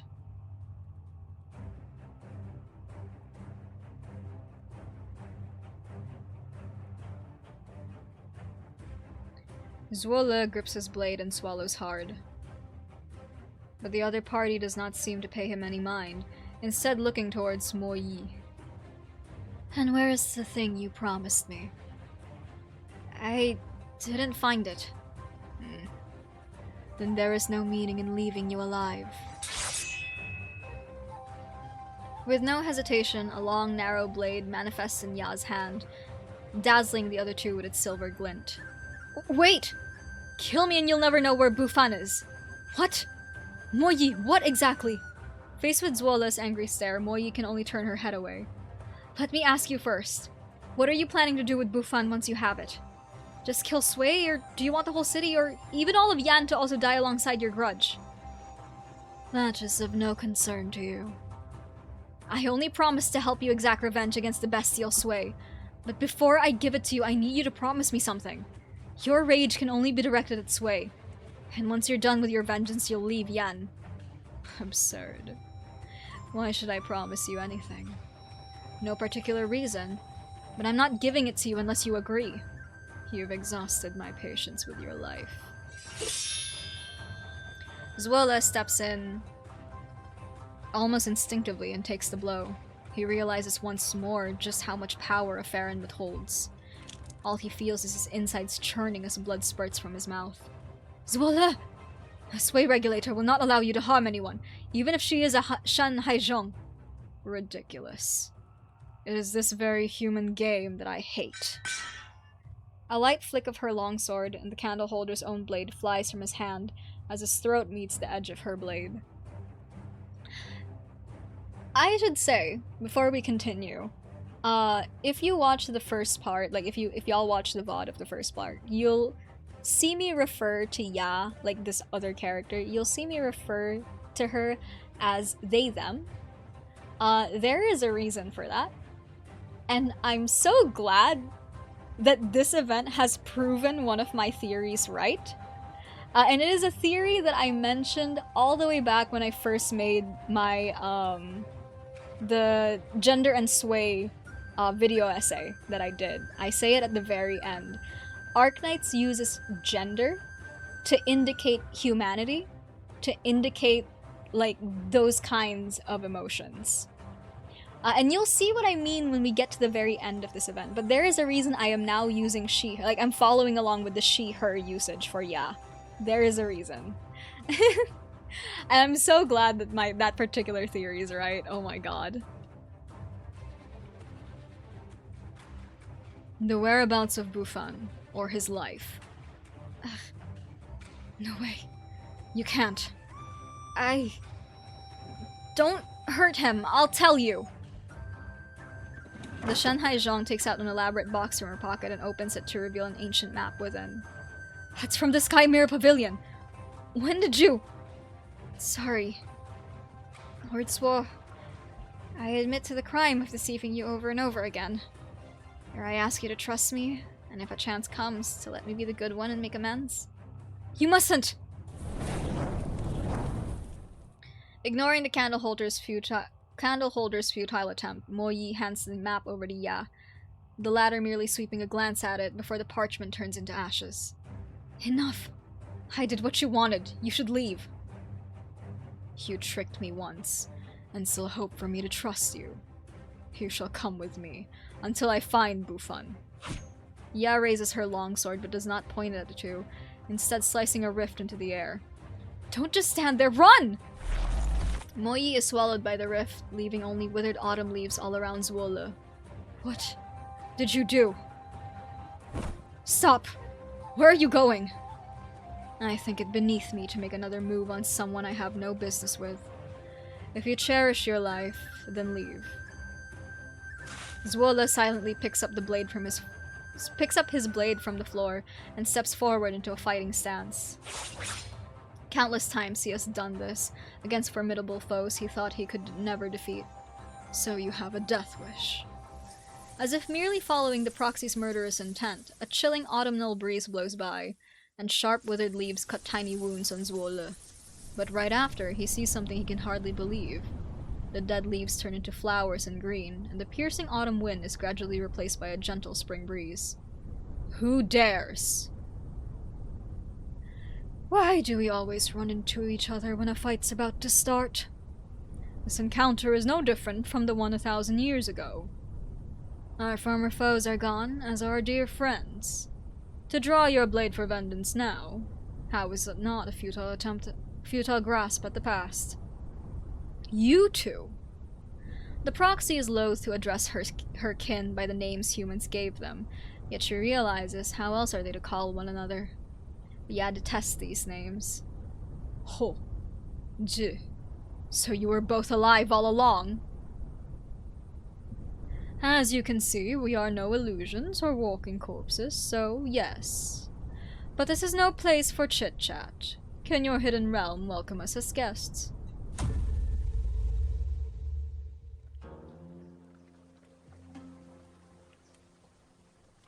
I thought it and I were the last of our kind on this land. How have you survived these last 1,000 years? And why have you come here today? You want to stop me as well? We don't intend to make things difficult for you, but you are aware just how much trouble you've added to our plates with your awakening and returning to Yan. Since that day, I've been followed by hundreds of eyes, even when I'm just casually angling for some silverfin on the Dusk River. Staring at your decrepit shell. Those ants sure are experts at wasting time. Ruined mounts and streams, bodies weak and sick. That's all we are now, and you're no exception. Weak and sick. Yet enough strength to leave another wound on it that it will never heal. Is that the only thing you've gained from your long journey? After this millennium-long journey, all that remains in your head is wanting to settle the score between you two? Seriously, your smarts are not up to par. Anger, humiliation, discontent, confusion. You came back on account of these, and you used them as excuses to level your blade against your own kind. Humanity gave a name to this obsession born of anger. They call it vengeance. You proudly claim to be a Farinmuch and look upon human emotions with contempt. Yet you've changed. When did you become so obsessed with the boards and games humans play? And when did you primordial beings pick up the rhetoric used by those crass pests? Fooling humans, hunting our own kind. When have we ever suffered such humiliation? When have we suffered such a betrayal? Vengeance? Boards? Games? This is a war between it and me that is yet to end. Land shorn of life, mountains split asunder, rivers choked with crimson. The war at the dawn of time is not worth my remembrance. Eons before you granted these insects your cunning, they had long embarked on the wrong path. Now look at you, taking on a form similar to theirs. Comical, ugly, broken, unbearable. You make me laugh. And you, Ho, the ancient bestial Ho, the nature of antiquity, you who once floated between heaven and earth, have too learned how to live like an ant. One can live as they wish in this realm. Rafting, swimming, fowl watching, fin catching. You're not me, so how would you understand the joy I derive from this land? You find joy in dragging your tail through the mud. Seasons change, life and death come and go. Joy is but a speck and sorrow the same. To me, these joys and sorrows are but floating weeds on the Dusk River. Where the wind blows, I go. If one day a fin beast devours me whole, I shall drift freely for 10,000 miles with the current. If a foul beast snatches me, I shall be lifted up high into the highest heavens. Will you raise your weapon against the wind, a fin, a foul beast? To be used or cast aside is of the times, to act or to hide is of my own will. That is what Ju and I have come here to tell you. Continue your reckless act, and you shall only meet your end. A Farenwood's end, with your shell no more, as only ash and dust. Simply put, we pity you, our kin. Pity? For your kin? The two of you only leave me with shame. Kin, you say? The two of you, as primordial manifestations of nature and rules, are groveling at my feet to surrender the ages. Puny, weak, filthy, low, what grants you two rotting corpses the right to call yourselves my kin? I'll lose my body, and end as only ash and dust. The destruction in your eyes is to me simply a return. A return to the sleepless chaos, the indistinguishable dawn. So what if I am reduced to nothing? So what if I am consigned to eternal nothingness? This realm is but a coffin with no borders in sight. 1,000 years I have waited, and the only thing missing is a dark red pattern, soaked, painted, lined, and carved. A breathtaking pattern made from its flesh and cries. You take this realm as a coffin. Is it not a waste? Is it then not a waste, preserving this vast realm when only death awaits you? I dwell within a leaf, but see an entire realm within. All things arise from the mind, and it should stay free and unfettered. Is it this realm that confines you? The land trembles from its master's rage.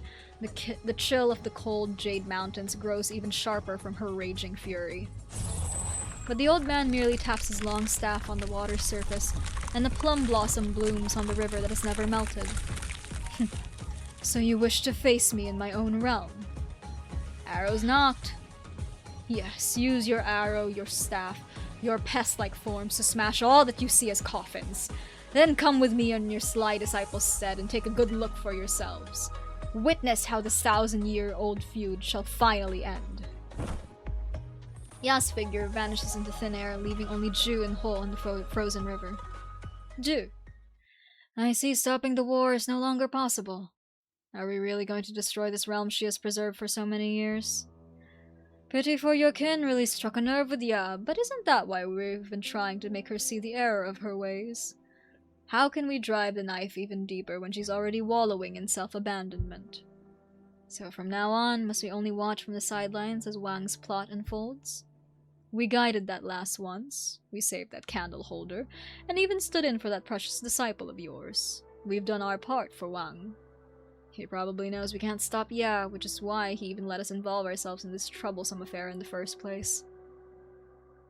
He really is like it, only he has a bit more... What's done is done.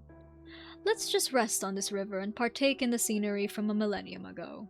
Time's running out for it as well.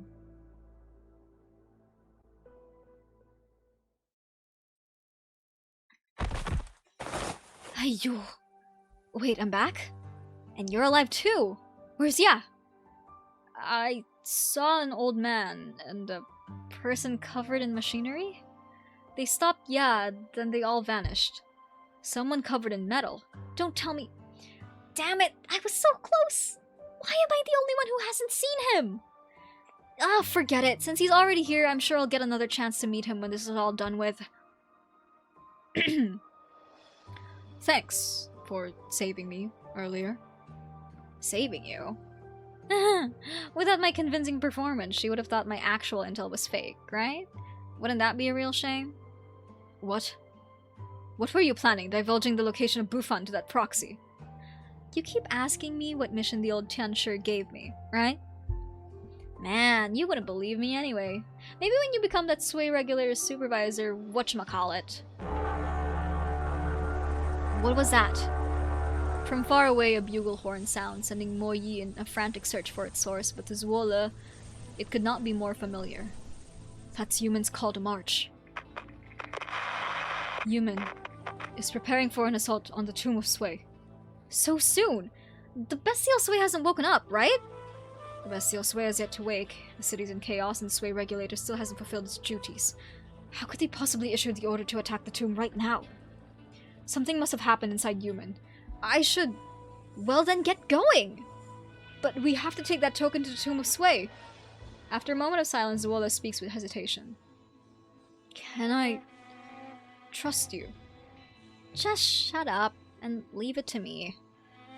Since you saved my life earlier. Stay safe.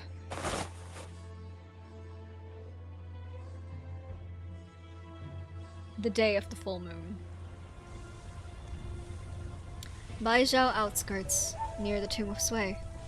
An old man stands alone amidst dry grass and withered poplars, silently staring at where the barrens end, in the direction of Baizhao's urban core.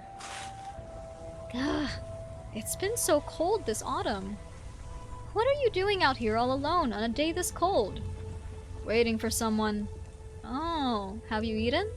Here, I have a bag of buns with me. Fill your belly a little. We can eat once everyone's here. If we're gonna wait for more, then I better prepare a proper meal. Buns won't do. Do you think they'll come back? What do you think? Of course I think they will. I know we rarely come together. We always argue when we do meet. We don't share the same hobbies and have conflicting personalities. But it's times like this that I believe our hearts are all as one. So, even if everyone comes back, can we even... I'll wait with you then.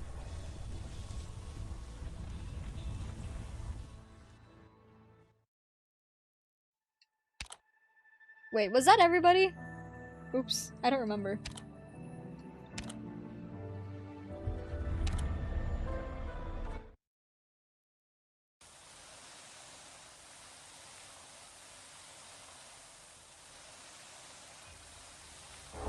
Oh, okay. Alright. Hold on. Yeah, that was the last of TA9. Alright, TA10. Capping the sway. The rain fell upon the battlefield for 3 days, heaven's plaint as the board at last grows clear.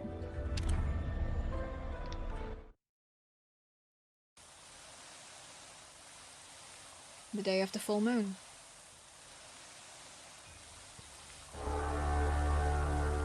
The sand blots out the sun.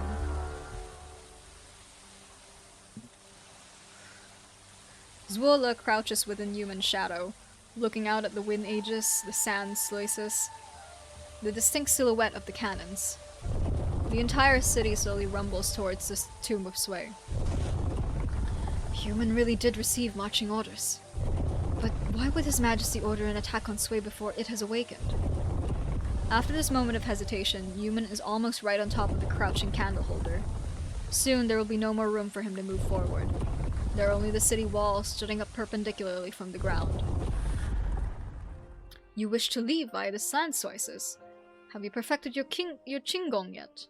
Not to mention, once you head out... Never mind. You will see for yourself. Do not think that your fall will excuse you from punishment. It would be one thing if you caused this trouble on your own, but you dragged Qingping into it. General, it was just because Zuola... Do not make excuses for him. He should have thought of how to come back up before he jumped down. All that bravery, but all he knows is how to fight, and how to make others nearly die of worry.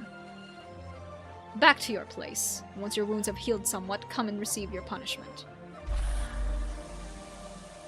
The city walls are only 10-some meters away from Zuola, and so he takes a great leap forward. The Qinggong others praise him so much for is now the only thing he can rely on. Through the sand sluices have not started up, the wind aegis has been fully erected. Its smooth walls nearly impossible to find purchase on. A single slip would mean a horrible death. Halfway up, and there are still battlements he can use to support himself. But to go further would be a strapping thousands of caddies to himself. Faster. As he passes through the yellow sand, the young man sees the figures of soldiers manning the walls. Many of them seem to have already forgotten just how long they have stood atop these ramparts. However, with the sudden blast of a horn, they have now been tasked with spending the rest of their lives on this new hunt. Faster! The higher he climbs, the clearer his thinking becomes, the steadier his steps. Even so, the final stretch of the walls is no stroll down a garden path.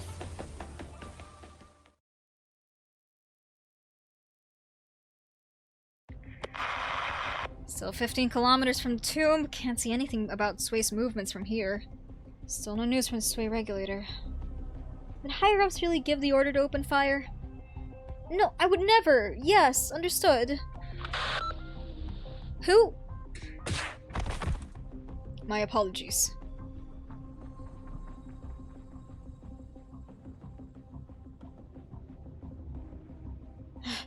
Don't move. Help! There's a spy!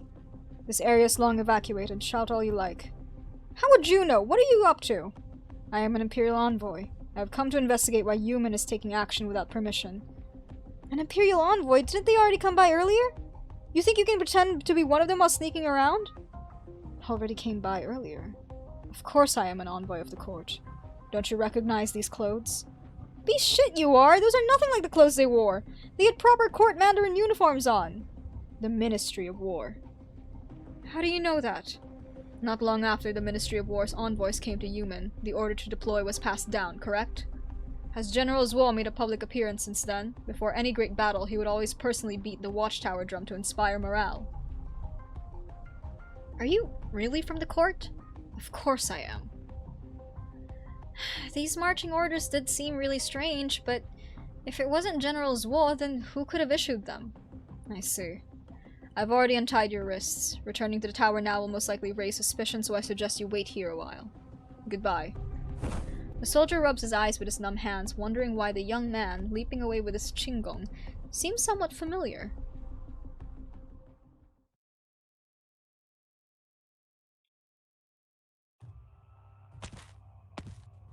Father. Zwo, how did you get into the city? I climbed up through the slant sources. No, that's not important right now. I am just glad that you are safe. Where are the men from the Ministry of War, Father? Why are you trying to find them? The orders to march upon the Tomb of Sway and fire at it. If they were not your orders, then they must be theirs, correct? Otherwise, why would you be here alone, like you are under house arrest? Silence! Do not presume to comment on military affairs. Father, the Grand Commandant is doing all this because he has decided to overstep His Majesty. He is vainly trying to fire on the tomb to start a war. The Grand Commandant has formed a cabal, and will sit and watch as Baizhao is overrun by script guys in collusion with the supervisor of the Sway regulator. Not only that, but he tried to seize the proxy's artifact within the Sky Mirror Pavilion, and also force Chief Executive Wei of Lungmen to attack Sway using some secret technique. None of these plans worked, which is why he commanded YAYYYY to fire upon the tomb. His Majesty never gave such an order. The ones given to YAYYYY to move and fire are false. Do not be deceived, Father. He did all these things to wage war upon Sway. Surely you believe me, Father. Yes. How could I not? But know this, the tomb lies in front of YAYYYY and Baizhao behind it. No matter what orders are given, the city must not fall into disarray. Those above want to advance, those below want to observe. When these two forces clash, they will cause panic in the city. If Sway were truly to awaken, the soldiers of YAYYYY will be decimated.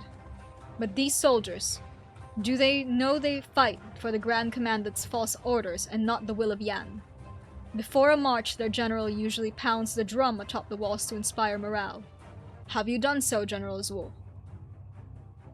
Without this encouragement from their commander, the men's spirits have not been lifted.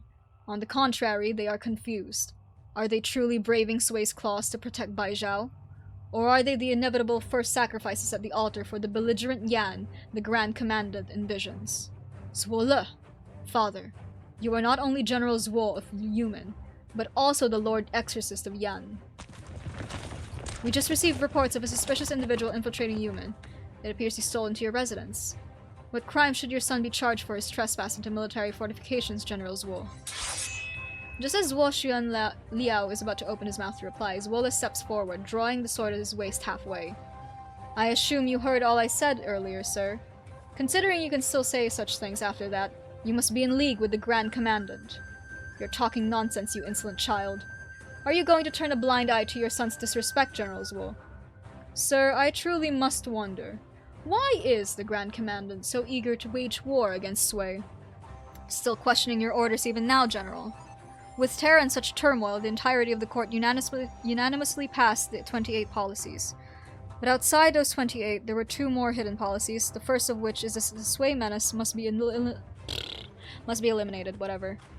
If we do not eliminate it now, surely you do not mean to wait until our enemies from abroad are at the gates. I shall tell you the truth, General. It is not only the Grand Commandant who supports this policy. More than half the court mandarins do as well. And what does the Grand Tutor say? What does His Majesty say? It is not your place to ask. It is also a question I have been meaning to ask, sir. Besides the Grand Commandant and the Ministry of War, the mandarins of the 6 ministries and His Majesty, do they know all the facts? Have they agreed to all this? These are not matters you should concern yourself with, Zuo Xianlao. You are merely a general, so they do not know. Soldiers must heed orders, and human cannot be allowed to fall into chaos. Thus I am willing to be patient, and watch as you replace me before battle is met. But if what comes next is an age of strife? Would your actions not be drawing Yan into panic, creating new conflict within? I may be a military man, but I am also the Lord Exorcist of Yan. Forgive me, but I cannot receive such arbitrary orders. You've put your own head on the chopping block. Guards, arrest this man. It seems you really are all preparing to revolt. Who goes there? I am Tai-he, Monitor Censor of the Department of Discipline and Supervision. I happen to be here for rest and recuperation, and I must say, I did not expect to find the Ministry of War acting without authorization, causing unrest within human. You need not mind me, I will not interfere in your affairs. But so long as I leave this room alive, do not believe the events that have taken place today can be treated like they never happened. The Ministry of War's envoy and his men freeze in place. Enough. Here and now I am still the warden of human. If the Grand Commandant wishes to court-martial me after the matter, then whether I am to be sacked or exiled or otherwise, I will submit. But as for now, out of my way. I must see my men. Zuo fully draws his sword, shielding his father as the two of them walk out of the room.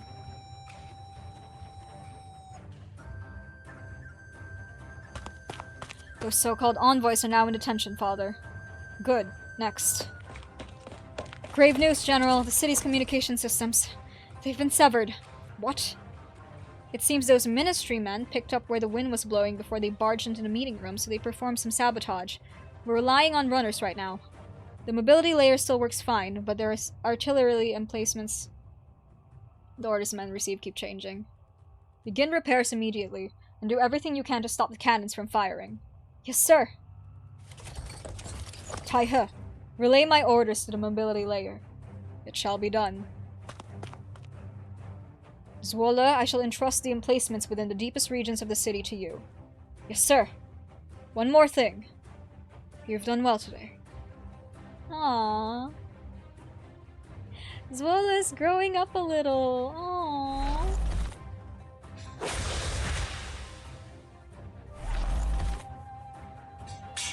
Damn these monsters! There's no end to them! We can't hold out much longer.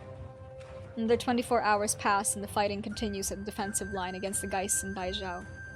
The strange Geists are like an endless tide, wave after wave crashing against their defenses. Though they may be cut down, they always reappear stronger than before. There is no doubt. The force the defenders face now are the god hunters of days long past. Keep your chins up! The battle is not yet over. This is no time to admit defeat. The sword in her hand is bent, her armor slowly but steadily getting covered in a mass of scars. His Majesty decrees, all soldiers, whether patrol battalion, Yulin Guard, or otherwise, are to gradually withdraw from Baizhou's core plate, join with the troops stationed outside the city, and pull back defenses to a 10-kilometer perimeter around Baizhou. Pull back our defenses? That's ridiculous! The Forbidden City is right behind us! Don't tell me His Majesty is prepared to abandon even the core plate. I double-checked, those really are His Majesty's orders. Your Majesty, where are you right now?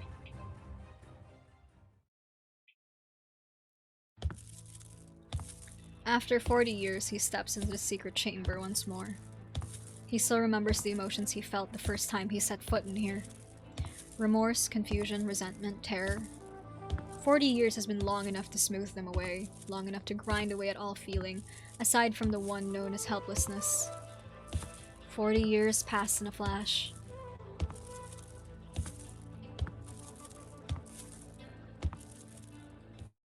If you are still unwilling to bow your head to Yan, then I alone shall bear your 1,000 years of rage. The sin of disloyalty I shall also stamp out alone. This millennium of grudges and grievances shall end here. From now on, Yan will begin a new chapter in its history. Why wait for heaven to bless the nation? There is only the triumph of man over nature.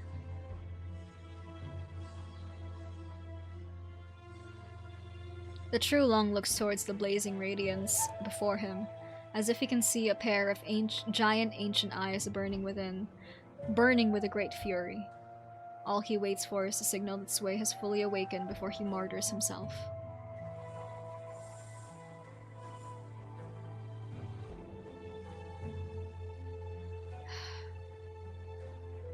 The heart-pounding golden light has nearly faded away. All that remains is an afterglow that falls into Wang's palm. Within that very instant, a flood of jumbled, shattered memories flows past his eyes. With all his might, he reaches in to grab a hold of a fragment, a splinter, anything with a trace of her. For 120 years, she has never appeared in his dreams. Finally he grasps onto something that survived. A record of a game. Not some legendary game handed down the ages, but rather a casual game between brother and sister as they chatted. He flips the record over, wanting to see what was written in that message she left behind that is missing from his memory. He finally reads it. You are a pessimistic one, brother. Always thinking that the heart of humanity is unknowable, an unending flow of evil. Only through careful calculation, reasoning can it be understood. I beg to differ. I believe humanity to be fundamentally good, evil deeds merely a covering of the heart. Thus, I believe there is no need to attempt to decipher it. Simply read the history books and learn the ways of the world, and you shall understand through analogy. You knew I was lazing about, brother, which is why you came to give me a board written atop your board. Even before you placed your first stone with that blatant scowl on your face, I knew you had come to poke fun at me. Both interpretation and analogy are fine. These split paths shall meet again, at a summary of the human heart. Of our family, only you and I walk this self-defeating road, always wanting to know the hearts of men. Perhaps, when we both obtain the same answer. The letter stops here. The YAYYYY player stares at the exquisite handwriting for a long, long time, seemingly forgetting the life and death struggle he is currently locked in. Split paths shall meet again. Split paths. She is long gone. But to meet again, the game nears its end.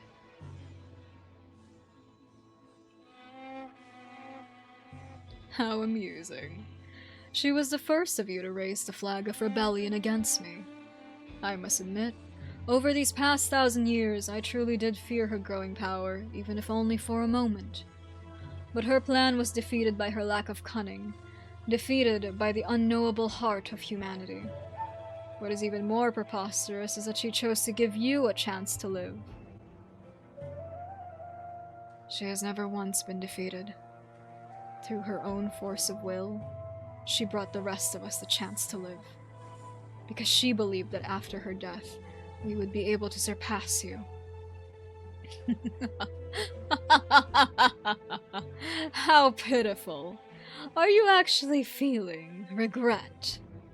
You came to do battle with me, so determined to die, but you could not even triumph over your own weakness. Do you care for her? Yes, I care for her. I once thought I did not. I thought the outcome of our battles should be the only thing I cared for. Until I learned something later on. The hearts of men, you, a wild beast, will never understand.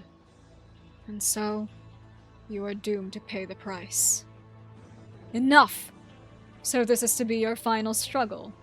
This is the result of all your careful planning and preparation for 100 years, this amusement that you now present to me. Things will not end any different from last time. The only difference is that now you are even weaker than before. Or do you mean to say that with her choice, killing me will be akin to killing her, which is why you have not the will to make even a single move? Pitiful, pathetic, laughable. But no matter. None of it matters. We can wait here. There is time to wait. Let us see which of your so-called siblings shall come charging in to die in your stead this time. The haggard Weiqi player slowly rises from in front of the board, only a few black stones left within his bowl. His movements are slow and stiff, so stiff as to seem like he had been sat there, withering away for the last 120 years. As you lay there, half asleep, half awake, you turn the void within your body into a puppet, causing all sorts of trouble these past few centuries. You decided that puppet should walk in the dark while we walked in the light. And so at first, he tottered as he learned to walk, then he secluded himself to gather his strength, and finally he ran amok. But you forgot. When all is said and done, there is only one of him. If I had stormed in alone to that game 120 years ago, having forgotten how wide the board is and how suffused it was with your might, then this time, it is his turn to have too much to do. You must cover all of Yen, and even lands beyond, dealing with black stone after black stone. This time, will you still be able to see through my stratagem? You tore yourself into 181 pieces, nearly driving yourself to madness, and you believed this would be enough to fool me? What of it? What of it? A gravely wounded Farenmut, forced to sleep and recuperate, having to play a game with humanity, while its thoughts are trapped in unending nightmare. Such depletion will cut away at the root of your life.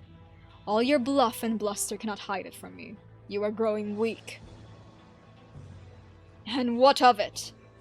All you have done is walk the same road the first, to leave me walked. Doing all you can to delay my awakening. But do you truly believe you are awake? By killing me in every memory, every fantasy, will you be able to throw off the shackles of dream? How could the clash between he and it be limited to these confrontations? Countless possibilities, countless imaginings, countless conclusions.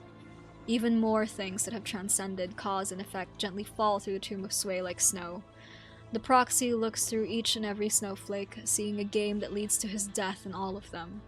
Enough.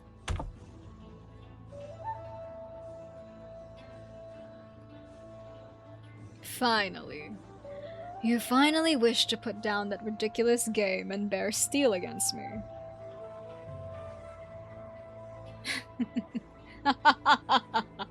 Yes! Good! This shall be my last bit of sport before I wake.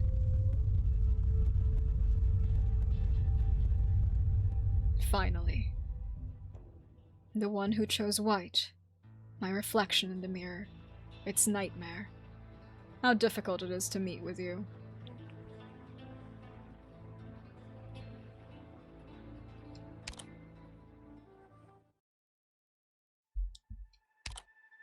That was... like, yeah, that's that. You play the boss battle, then you go after.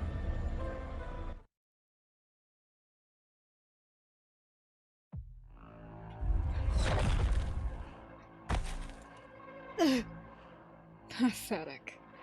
Just as I expected. The exact same ending once again. You are not bad entertainment by my standards. But let us end it here. I must also thank you for this grand gift you have given me. With your strength, I shall be able to fully awaken and devour the power of you 12 whole. The strength you have gathered over the past 1,000 years shall be my nutrients, and I shall become strong. Far, far stronger than I was 1,000 years ago. I shall become a true god. I shall rule over this land, and lead all of those weak insects in breaking through the curtain, separating us from the stars, stepping over the ultimate darkness. With your combined strength, I shall see and obtain that future. And you, as a part of me, may use my eyes to see it. Foolish dreamer. Why resist? You will be like that consciousness you call a younger sister, returning to where you should be, returning to the primal chaos you came from. The dream you 12 have been stubbornly chasing after shall be realized within that chaos. No need for hellish preparations, no need for wasteful schemes, no need for fragile freedom. You will be me, You will be us. A great illogical terror intrudes upon the proxy's mind. His heartbeat quickens as cold sweat drips down his brow. His body dearly wishes to leap away, but he cannot even swivel his eyeballs. A blessing. Split consciousnesses returning to the whole would be the cruelest of blessings. Abandon your desire for hardship. Abandon your worthless obsessions. Abandon those duties you bear. Abandon those clumsy emotions you learned from wretched humanity. Abandon that which consumes you. Embrace that which nourishes you. Suffering must be eliminated. You shall become a keepsake within my great consciousness.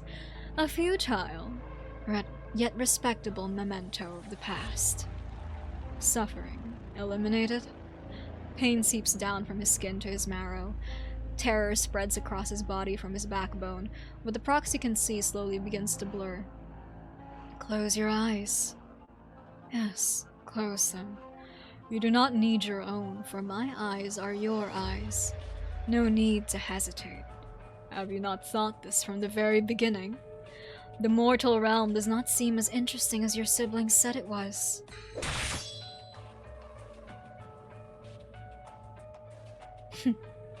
Why is this rebellious heart of yours so hard to tame? No matter.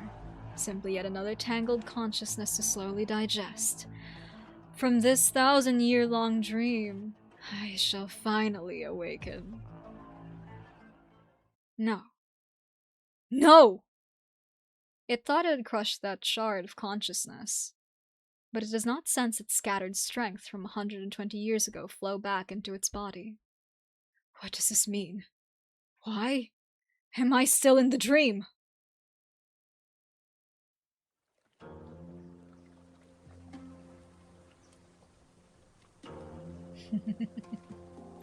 The poet lifts the wine cup in her hand, but not to offer it to the heavens, but rather to pour it upon the ground. The wine falls, splashing across the yellow soil, becoming a drifting cloud of dust. Near a winter and the summer since we parted in Changshu. Ever since, I had no time to dream of you, for in the lands of man are many things worth dreaming of more. As for you, using dream, using imagination, using things yet to pass to prevail. Verily, you and he are evenly matched, on par with one another. But I seem to see, amidst your bout, many of my tales emplaced. Who could see a gulper of cups become now a sorrowful drunk? The poems of others are fine, but at such a juncture their style shall not do. I shall help you change a line. How about, after rain's end, petals fall beyond count. In wine's embrace, thy freedom is found. What say you, sister dearest? The words of others are fine indeed, and its flow is pleasing, but when you are the one chanting it, it flows far too free, as if you are uninvolved. You, me, Jie, Dusk, consensus has always been out of our reach. Then why not have it be your turn to sing a song, for the me that we share? How about it? No. Still unwilling to break your vow? Jia still has not returned. However, I shall play for you. The bloody battlefield is flooded by a peaceful stream. The ripples upon the water quiver, becoming a pair of giant eyes. Even from within the water, those eyes stare at everything around it. Fierce, pain, near crazed eyes. Yet even so, the musician lightly plucks her strings. Ah, this tune! It seems that, rather than being unfond of wine, dear Jin, you are simply... In the middle of the river, the poet toasts alongside the tune, her cheeks flushed red. She does not chant to match the tune, but with a bright, clear voice. Yet even so, it is in perfect harmony with the tranquil music. The stars in the sky spin along to the poet and the musician, blending together in a pool of sweet water. From that water appear wines, some bitter, some fragrant. Even those great eyes begin to show signs of intoxication. I invite you to share one last cup of wine. At some point, the tones that started off high and steep gradually deepened, going from near inaudible to an inescapable bass, lingering within the water. As for the simple sounds of the instrument, no longer are they quiet and mellow. It is as if only 1/10 of the strings were silk, the rest 3 parts longing, 3 parts grief, and 3 parts determination. But in contrast, the poet's recitation grows lighter, higher, as if a whisper, as if a consolation, as if a torrent of rain. Flicking it away will only serve to wet your clothes. One low, one high, one disciplined, one unrestrained. The woman's voice merges with the voice of the instrument, weaving a dream fit to entomb Befahrenmut. I invite you to share one last cup of wine. For beyond the western pass there are no more of mine.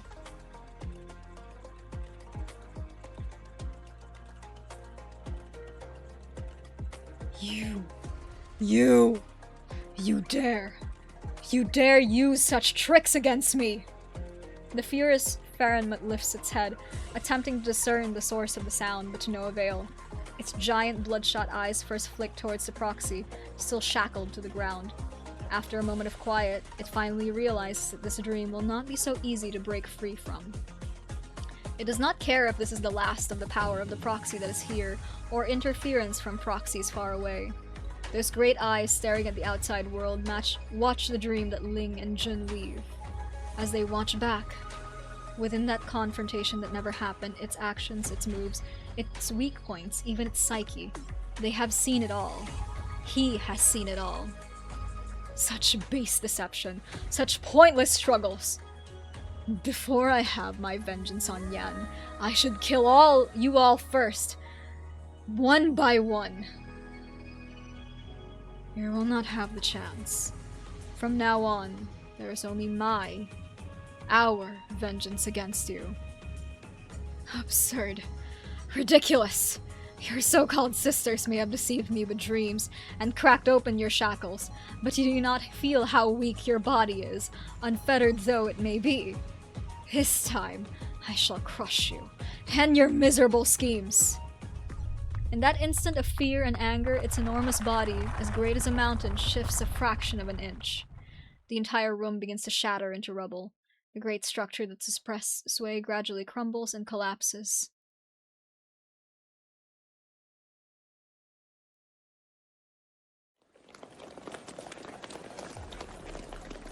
Save me! Save me! They're back! Those monsters from 100 years ago are back! Don't panic, don't panic! Form an orderly line and walk cautiously. Why aren't you listening to me? Oh, what to do, what to do? Mr. Pooh! Why are there still so many townsfolk who have not evacuated yet? There are still many Geists here. Stay your hand, Tianshi. They are not Geists born from the turmoil in the tomb, but rather the original townsfolk. They are the students of the school. They are my students, yes. I cannot bear to see them lose their lives this year. So I beg you to lend me your aid. The old Tianshi is still guiding the mountain pass. I'm afraid I cannot protect them all on my own. I shall do my best to hold back the rebellious Geists. Yun Qingping, help Mr. Pooh in guiding everyone away. Surely you don't mean to do it alone, Deputy Minister Lin. Oh, frick. It's long past the garden's closing hours. Why are there still so many tourists here? Mr. Yi? You still remember me? And here I was, worried you would forget me, what with you running circles about my garden. No need for further chatter. You are all lovers of things, which makes us kindred spirits. You two help this elderly gentleman see everyone out. I can deal with things here myself. I know you proxies have extraordinary abilities, Mr. Yi, but these are extraordinary times. I ask that you take care. No need to worry. If I cannot subdue even these apparitions, then I'm not fit to be the master of the Garden of Grotesqueries. If I may, by the way, a request for my humble, record-keeping friend. Though you have come from afar, I regret to say I have no time to be a proper host. If you ever have some spare time in the future, I ask that you come again. But if fate is against us, and you are the last visitors to my garden, I would like you to preserve its sights with your brush and ink. I shall do my utmost. Please, stay safe, sir. Smiles and nods.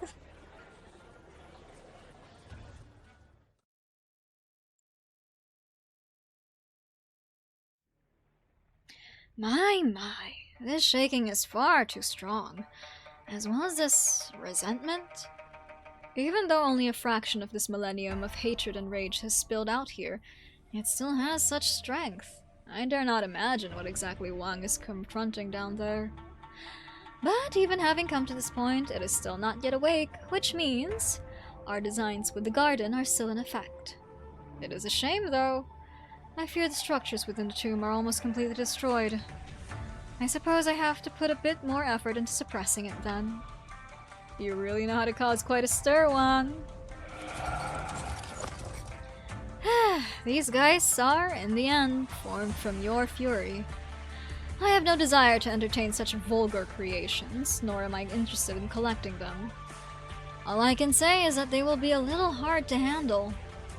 The proxy looks up towards the once peaceful town at the foot of the mountain, now devastated and in ruins. Even a layabout has times when he is angered. I cannot forgive such destruction. Now, how much of this account shall be considered yours, Wang? I shall make it whole for him. Reluctantly, I might add. Gee. Wang chased me away, so with nowhere else to go, I came to help you. Seriously? It does not really matter. I suppose I shall owe you a great deal if you were to help me with this big mess today. Since when have you been concerned about what you owe me? Why, I would never! It is simply because you are so magnanimous, our third eldest brother, that you find it embarrassing to settle accounts with your younger siblings. Shall I help you suppress Sui, or help you look after Mangshan Town? First, we deal with the Geists and protect the town. We will still have time to suppress it. There are two of us after all. With enough speed, neither issue needs to wait. Rather greedy of you, no? Hardly the first time you have seen my greed. True, if I had not dropped by today, all those exotic plants, fine woods, and strange stones you had so painstakingly gathered would be ruined, which would be quite the pity.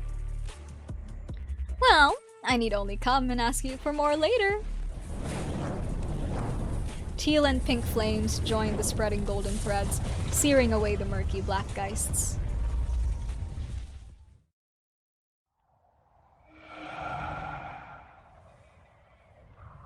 What a pain! We just got here and all these things popped up out of nowhere. There's no end to them either. They just keep coming like miswa that's been soaking for too long.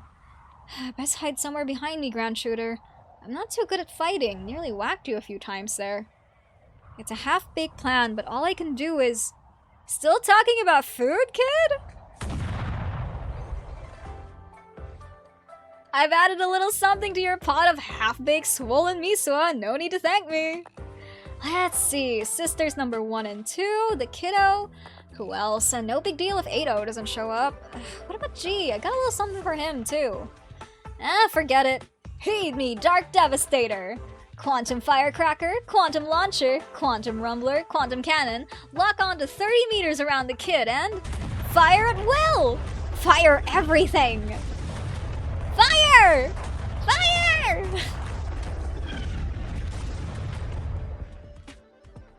Shut up already! What the hell even is this stupid Dark Devastator thing? Shu and I only agreed to help you because you promised you wouldn't make these weird things again. Made it pretty much the same way as the 12 pagodas and 5 cities. This is war after all, and all's fair in it. That way Chi Failure loves saying shit like that. Who exactly are you declaring war on by aiming that stuff at me? Get her under control, Shu! This really isn't what you promised earlier. Once this is all over, don't forget to make an apology.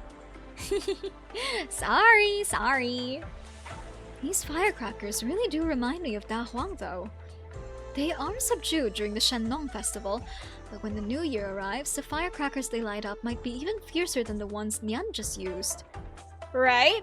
A family reunion should be more lively! If you had fired that barrage earlier, it would have fallen at Yu's feet. Take a break and let Dusk play with it. She's been waiting for a while now. Me? I don't want to touch that thing! So should I continue? Give it to me! If I let you keep firing that stuff, you're going to burst everyone's eardrums.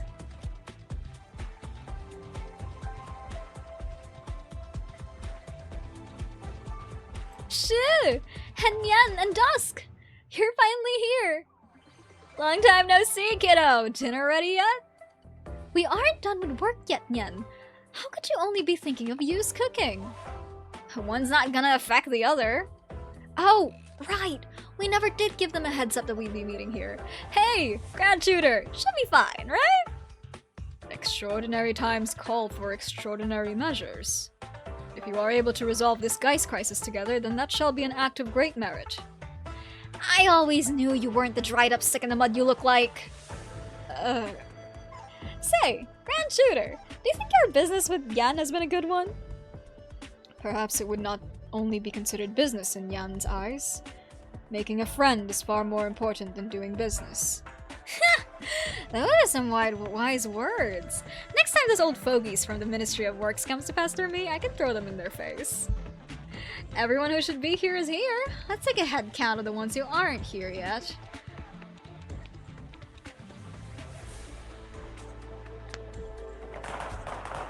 Whoa! Is this Yan's New Year celebration? This is just like how Master described.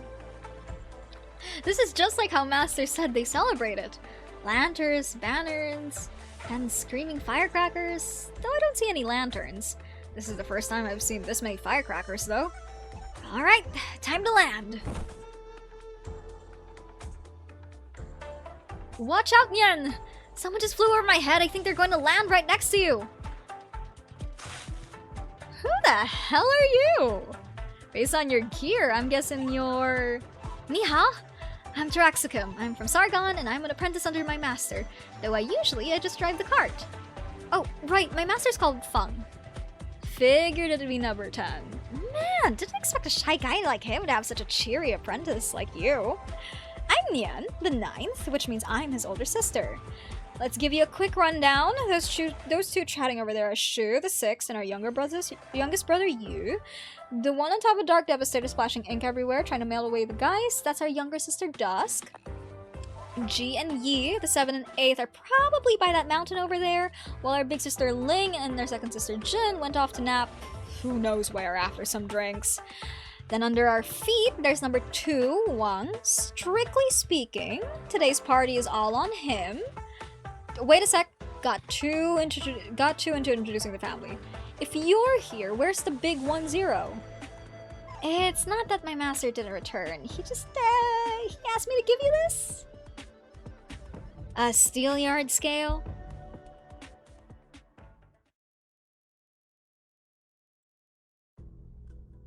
Target Farronwood about to arrive at critical position. It's still moving forward. No time to wait for reinforcements from other cities. We attack the moment it takes its next step. We beat them once 1,000 years ago, so no excuses. The ancient titan lurches forward, powered by the confusion and anger of arousing from age-old slumber. It suddenly notices by its hind claw a minuscule, near imperceptible existence. Don't go any further. Turn back. I know. The YAYYYY player summoned you. I don't want to speak ill of my elder brother. He might not have been thinking of exploiting you for no reason, or throwing your lives away. You're heavily wounded. I may have ways to heal you. If you insist on continuing forward, I also have ways to make you feel pain 100-fold, 1,000-fold. Though I would really rather not. Turn back. I can heal your wounds and help you find a new home. Just don't cause any more death and destruction.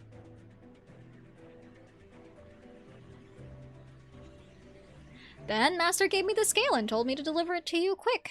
He hasn't gone anywhere. He's still where he was earlier. Looking this way. Got it. He's still too scared to come. Scared this meeting would be the last. But he still wants to help us out a bit, and that YAYYYY failure. So, in the end, he decided to be real awkward and send you over while he waits on some mountaintop somewhere. Man, our family can be such a pain in the ass. the other hand, I didn't think dried up old Tenor would learn some proper bedside manner. Did he pick up that silver tongue in your part of Sargon? Not really. Damn shame then!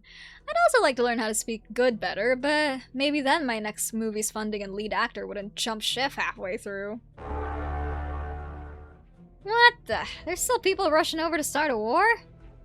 Everyone turns their heads towards the nearby city, a city that is slowly but inexorably heading towards their gathering.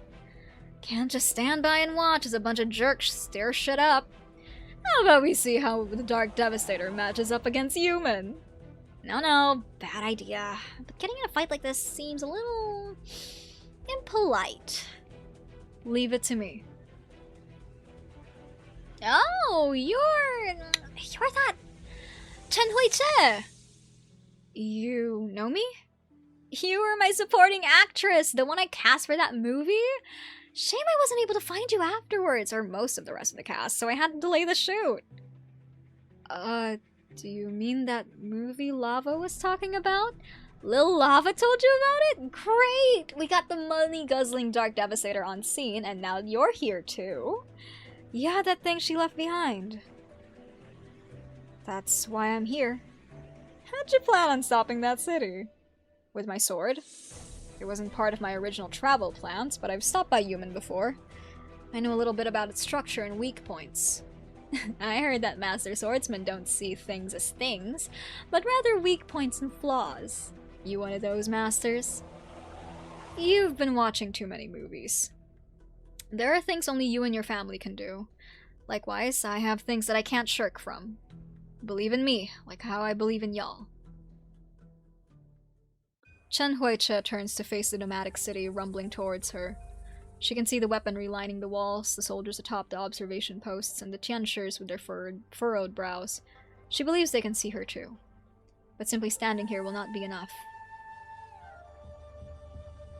She takes a small step back. She looks at the entirety of the city's structure, its threads, the wind aegis, the sand slices, the watchtowers, the gates.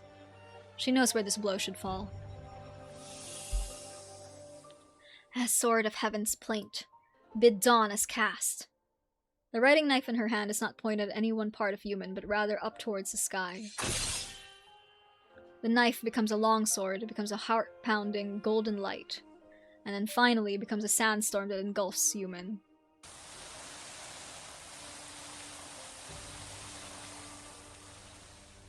Sand!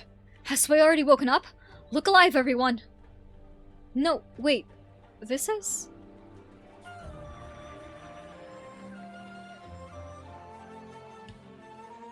The storm that swallowed up heaven and earth is not made of coarse sand, but rather gentle, golden snowflakes. They fall onto the soldiers' bodies, their hands, their faces. The snowflakes melt, and out of nowhere, they hear the beating of a drum. Those memories, near buried away by the sand, suddenly become crystal clear. They remember catastrophe and those who stood within it. A poet who drank wine and spouted poetry in its face, or maybe someone who made a lonely exit once everything was done.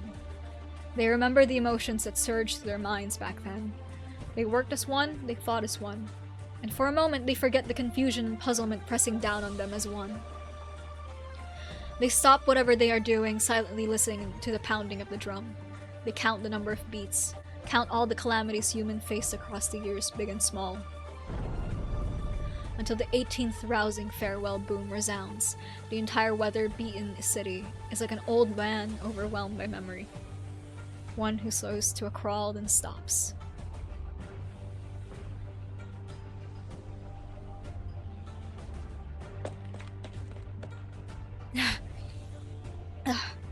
At this rate, I won't make it in time to the last few emplacements.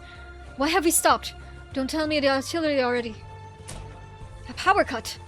The spent candle holder realizes he has stumbled upon a stroke of luck.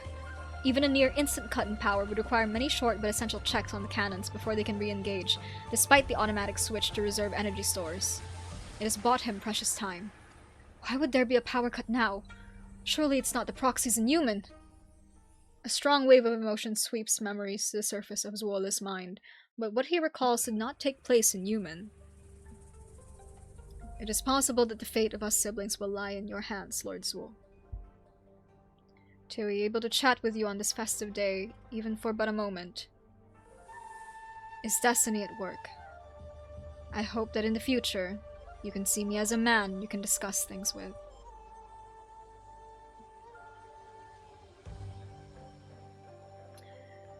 The doubt and suspicion he felt at the time have now become some sort of illogical, post-realization incisiveness, though he knows there are still many things he is confused about.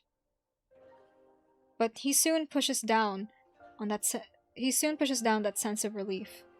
That sense that makes him relax, even feel exhausted. It is not only about the fate of your family. There's also my family, Yumin, Baizhao, all of Yan. Why am I thinking about this now, of all times? This fateful decision is not over yet. He forcibly tamps down the wellspring of emotion flooding his heart. His hates to lose attitude pushes him onward, hastily winding his way to the last few emplacements.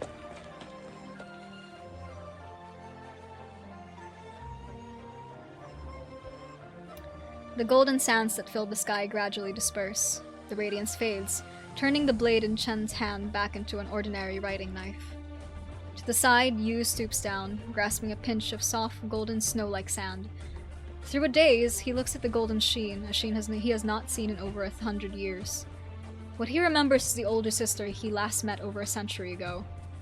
But as for what Chen sees, she sees a parting far away in the frigid, distant north. The snowflakes melt away. Those newly bright memories slowly fade again, returning to their worn and shabby states. All that remains is a sigh on the lips. I pressed the wrong button, sorry. It's after, okay. Finally, here. This is a Tomb of Sway. Despite having some knowledge of it for a while now, actually seeing such an enormous structure in person leaves her shocked.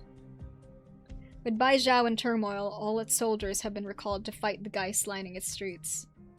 Across from the door is an abyss that none dare to look at. I was pretty eager to accept this mission, but how do I actually get in? Ya accounted for my speed and intercepted me. I didn't familiarize myself with that map very well, so she probably beat me here. So now what? Do I just knock on the door? Allow me. You are Shuo. Long has it been since I was called by that name. Do we happen to be old acquaintances, madam? I happen to be a friend of one of your students.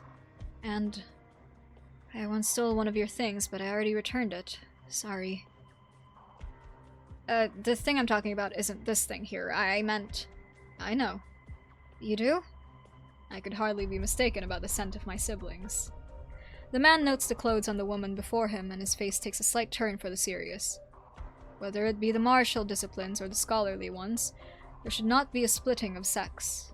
But if you wish to eliminate the prejudice in the hearts of others, then you yourself must have a tolerant heart. My thanks for your wisdom. The young lady carefully and deferentially hands over Jia's token. Duoshi, madam.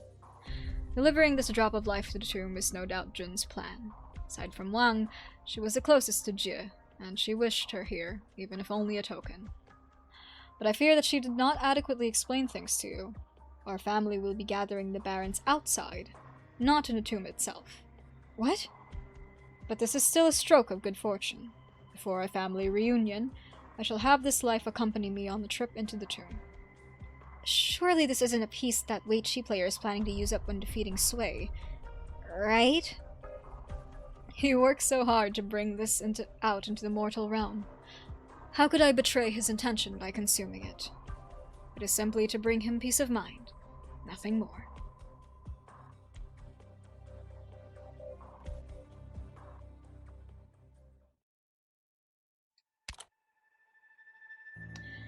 Eternal cycle.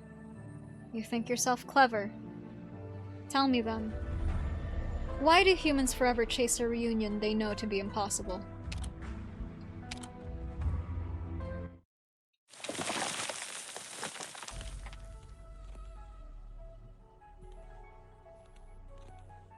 Traitors. You 12, each and every one of you plan to betray me, yes? Indeed, none of us will submit to becoming a part of you. We have lived as ourselves. This is why we are different from you. Lived as humans.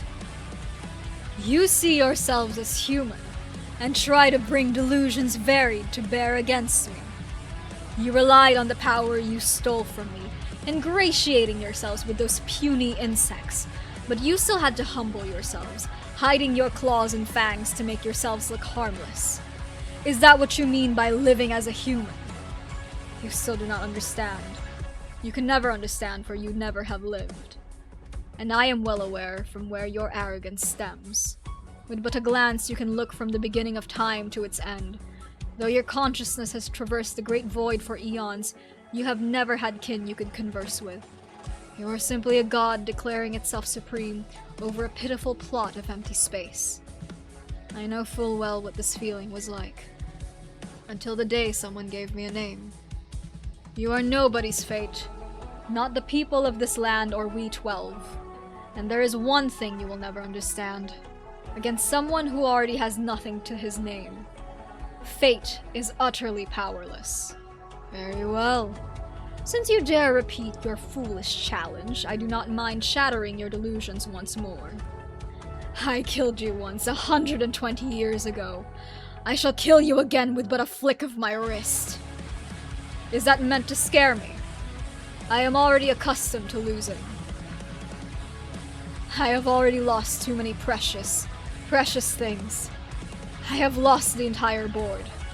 My dignity, my honor, my trust, my freedom, myself, my family. Did you really think someone with nothing more to lose would be afraid? But you? Are you not afraid you will suffer another ignominious defeat, like 1,000 years ago? Is this fear not what makes you hesitate to step forward? A jest! At this hour! You desire in vain to replace me, to steal away my body. Why would I allow you to do as you please? I need only stir this body awake first. The Farenmut extends its talons as great as mountains. Countless Farenmuts in countless tombs extend their countless talons as great as mountains, and point them towards the same proxy. It does not matter if this is a dream. So long as that loathsome face is wiped away in all of them, there will be nothing left to stop its awakening.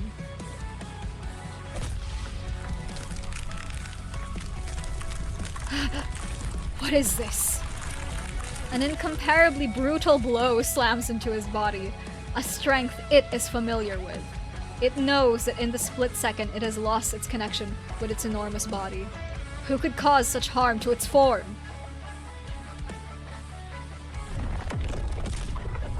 The space shakes, then warps and tears, as if 1,000 years' worth of martial prowess has been channeled into a single strike, ripping apart the edges of the dream. Why are you always so meddlesome? I knew you would say that. I also promised that, were things to arrive at this stage, I will be with you. Besides, I also wanted to bring her to meet you, to let you know that all your years of planning were not for naught. Through the boundary between dream and reality, Wang sees the token Chongyue clutches to his bosom. And then their eyes meet. You should leave. Live. Live and come back to us. I will not make you any promises. The distance between them stretches with speed. Even though he is a Grand Master of Kung Fu, 1,000 years old, a human body is still only a human body. The force piercing the veil between truth and fiction quickly dissipates, but the voice of that brother Wang is so fed up with, it still reaches his ears. Then I will look for you. I always will. Suit yourself. What did he do? But it does not matter. It does not matter. No matter what he did, it was only for an instant. An instant! No longer shall he disturb us, nor will any of your ludicrous, insignificant siblings. This is my dream, with only you and I. I thought I would have to bring all my strength to bear to defeat you, but it seems you are still weak, still liable to collapse at the slightest of breezes. You only have a single stone left. I will barely have to lift my finger to crush you, to annihilate you. And those poems, those laws, those martial arts, such irksome pests. I need only to use the strength I saved for you to isolate you from those meddlesome insects. You are unfit to die by my claws. You are only fit to be cut down by your reflection's blade. Now die! Is that so?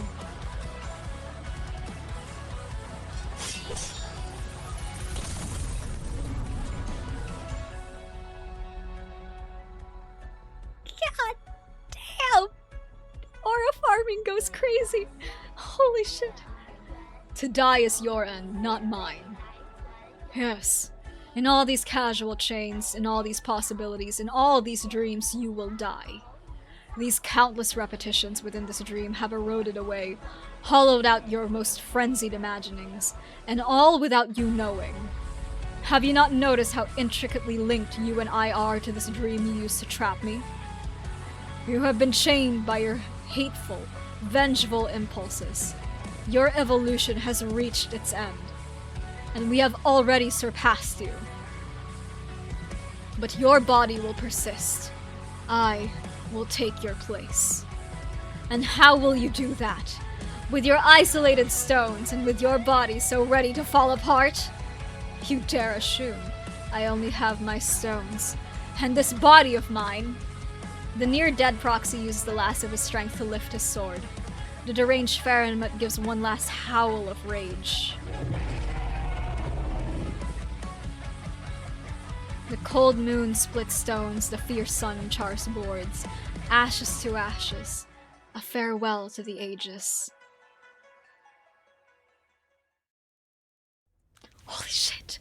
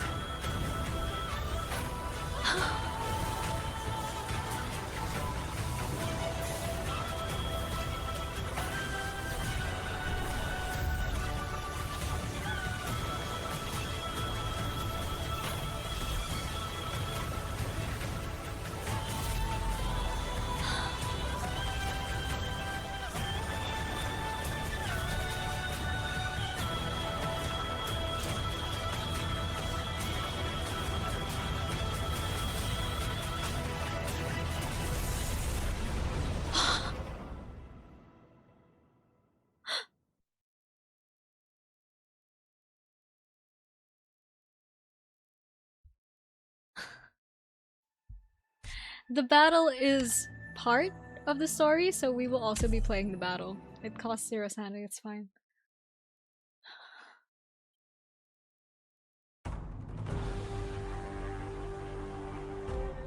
Enough! This farce of a game must have an end!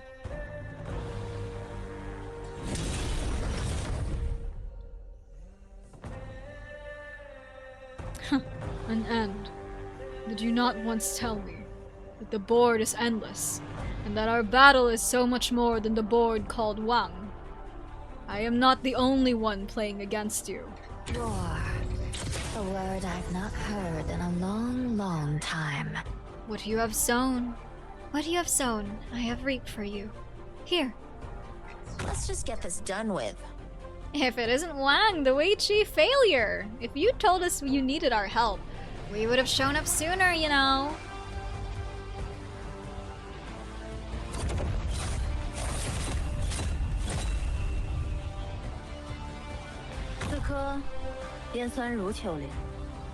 Here lies a dream unchained. I gift unto you verse and wine, wind and rain. So long as you're here, have some hot soup. You can't fight on an empty stomach, Wang. Would any of you like to be my paint? Star-shrouded snow, crude mounts, utmost risen. Look at this spectacular sight. Alas, it is now a battlefield. At this final battle, we are here, together. They have all found their own paths. Each and every one of them has triumphed over you, leaving you in the dust. Do you still believe you have the upper hand? How can this be? How can this be? I, with split stones and a burnt board, shall send you off on your final journey.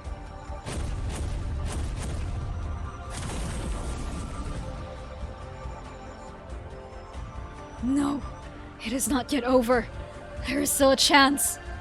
Fie upon your transcendence, your own paths. Those are simply the power they have stolen from me, and your candle grows dim. My candle grows dim, as is yours.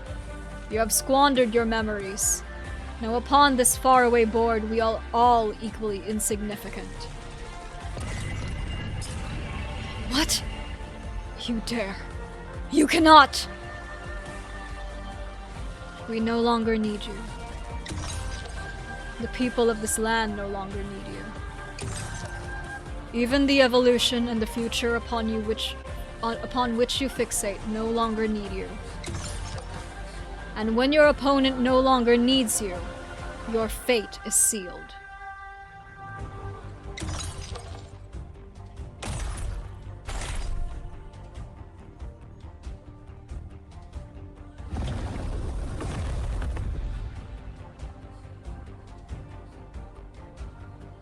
Mission accomplished. Holy shit. Holy fuck. What the fuck? Oh my god.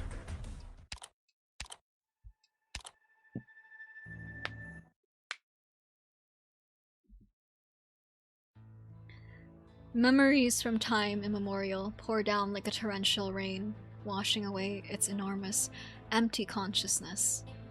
The remnant consciousness slips and slides about the land of dreams, trying to find a single scrap of something, anything to use as its foundation. But those dreams are now as blank as unscribed bamboo slips with only the grain of the wood to provide texture. There should be people and events written upon them, yet such things cannot be grasped. It has lost. Without doubt, you wish to seize its body, take its place. But what of your siblings? They will not see me again, nor will they come to fill this void you have left behind. That said, I will not disappear. I shall always be with you. No matter who sits upon this corporeal throne, a void shall form. Since you have no intention of filling it, I shall haunt this place eternally. To torment the master of this body, to usurp its will, to torment its mind, are but two sides of the same tongbao. There will be something to fill your vacancy. All that is left of you now is emotion. Abundant emotion, but that matters not in the face of this shattered consciousness. If it did matter, its rage would have filled it long ago. That will not be a worry. The one replacing you shall be far more terrifying than you have ever been. The proxy steps forward, leaving the white creation behind him. The Farenmut, about to drown in its own hollow mind, lets out a bitter cry. Soon, even that cry, filled with pain and defiance, dies down, leaving only an echo reverberating throughout the room. You are about to die. I am going to die? Who am I? Why will I die? You were the most arrogant of dreamers. In your dreams, you pushed evolution to the endless sea of stars. But this egotistical evolution was cut short by humanity. That humanity you saw as nothing. And then your anger, your hatred, and your defiance dragged you to your grave.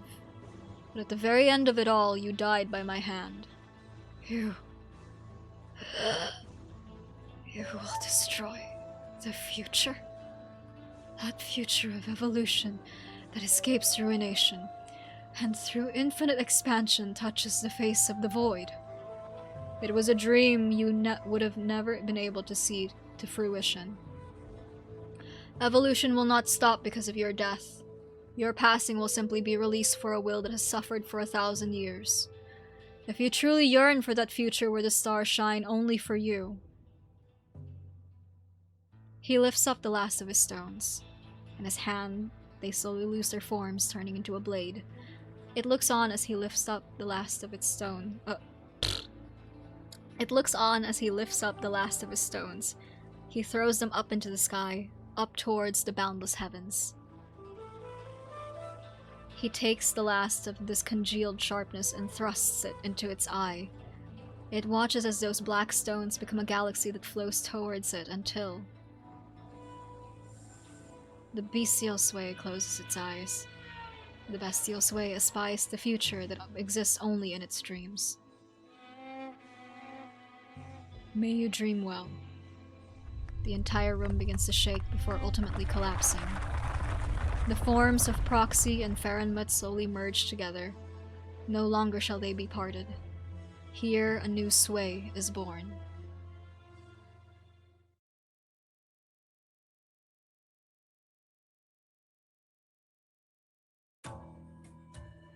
Still hanging in there, Shu? This is no big deal. It's just that handling this many of its minions takes its toll. Hey, Dusk! Fire that way! There's tons of Geist there! Where? Where I'm pointing! There's nothing there! Are you stupid? There's... Nian is stupefied. There really is nothing there.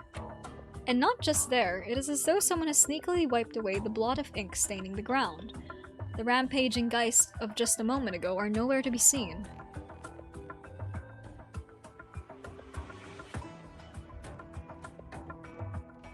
Whoa, whoa, whoa! You nearly chopped me in half! I'm obviously trying to chop that thing in half! Huh? Where'd the monster go? Understood. The sway regulator reports that all the script guys have disappeared. We won? Don't let your guard down! An earthquake? It stirs. All hands move to an open space!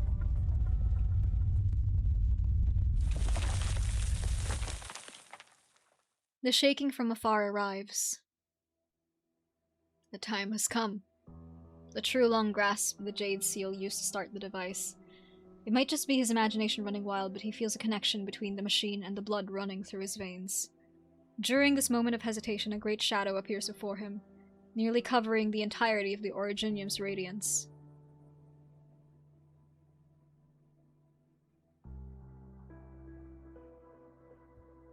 Are you... it? The shadow utters what seems to be a threatening low roar. Within that roar, the Trulong hears a haggard voice, one he heard decades ago. No, you are no longer it. But how many of its memories and dreams, its thoughts and feelings have you inherited? Will you be of aid in Yan? Will you be of aid to Yan in the future? Or will you only bring misfortune? Are you he, or an all-new sway?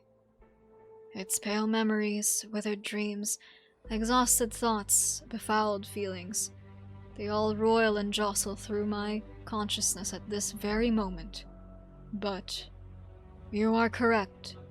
Sway is dead. The shadow lets out a long howl that shakes both heaven and earth.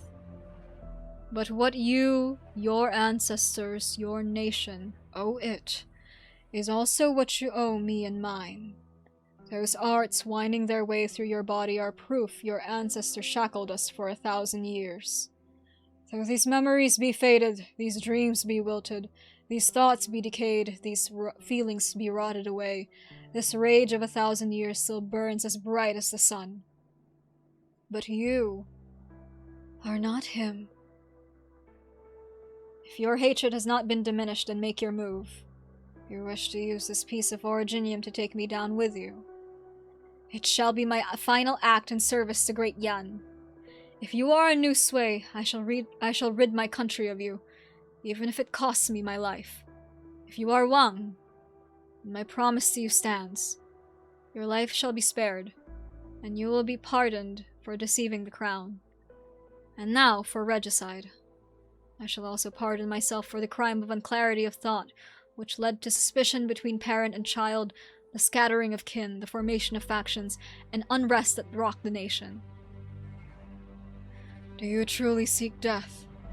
If it can begin a new chapter in the history of Great Yan, why would I deny you my life? Very well, as you wish. Did you believe all our grudges settled?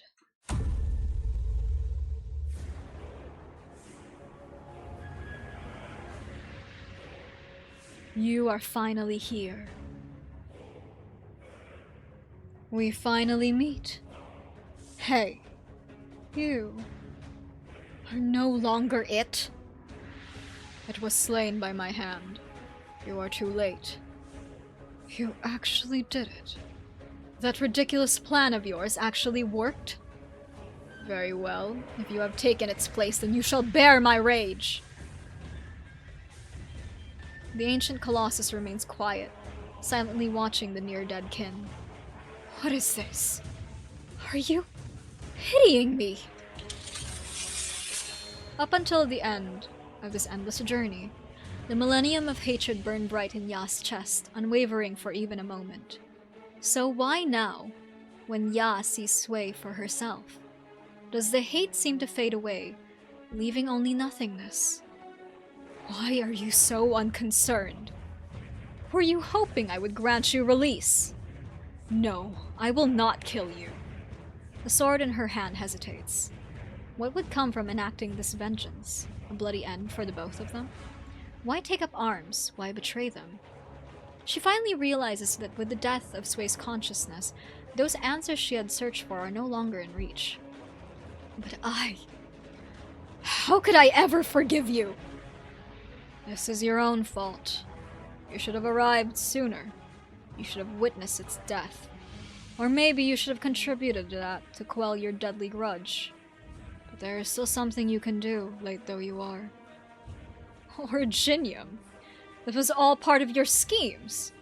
You went through all that trouble to collude with that ancient lunatic to lead me here. You just want me to connect this room with that ugly stone. The choice is still yours. Choose vengeance and you can do what you have dreamed of countless times. Take that ugly stone, and give this vessel an eternity of torment. Or, since you are about to die anyway, why not simply leave? You! The Farenmut, so close to its limit, is about to thrust its sword into the boundless body of Sui. That sword so mighty against humanity, yet all too weak against its kin. But the moment before Ya does so, that anger burning for 1,000 years finally slips away. In her reverie, Ya looks closely at the Sui that is no longer Sui, and then Ya howls with laughter.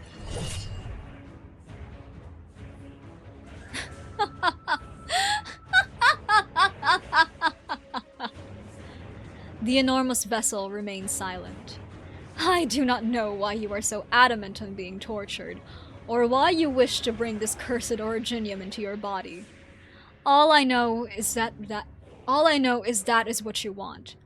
You want to take this festering, swelling ancient wound and have it thrust into you.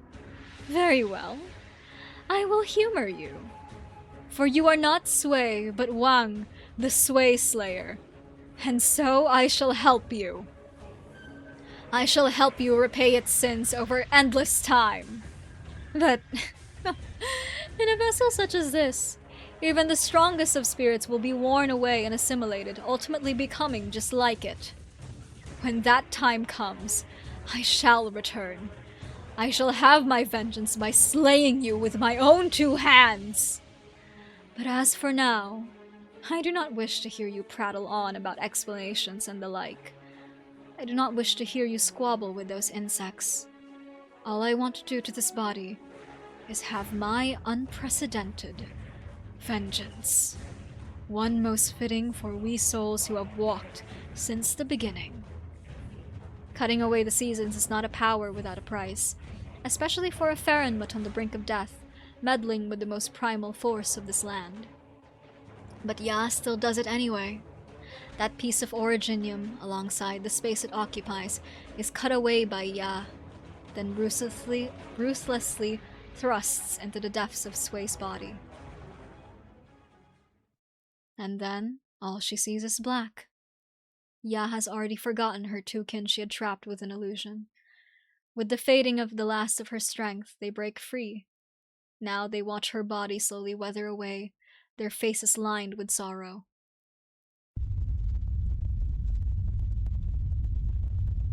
Oh my, an earthquake just as we have escaped those fiends. Over here, Tianshi Lin. There are still people here. Coming! Lin Qingyan rushes over, dragging several bewildered geists out from the collapsing building, but the tremors get stronger, sending a falling roof beam straight to Mr. Pooh's head. Duck, you old book brain! Thank you for saving me, oh brave hero. Ugh. Sushi! Yo, everyone's still alive? Not bad. Alright, everyone's safe and the earthquake's over. Get everything tidied up, then head back. Is the chaos finally over?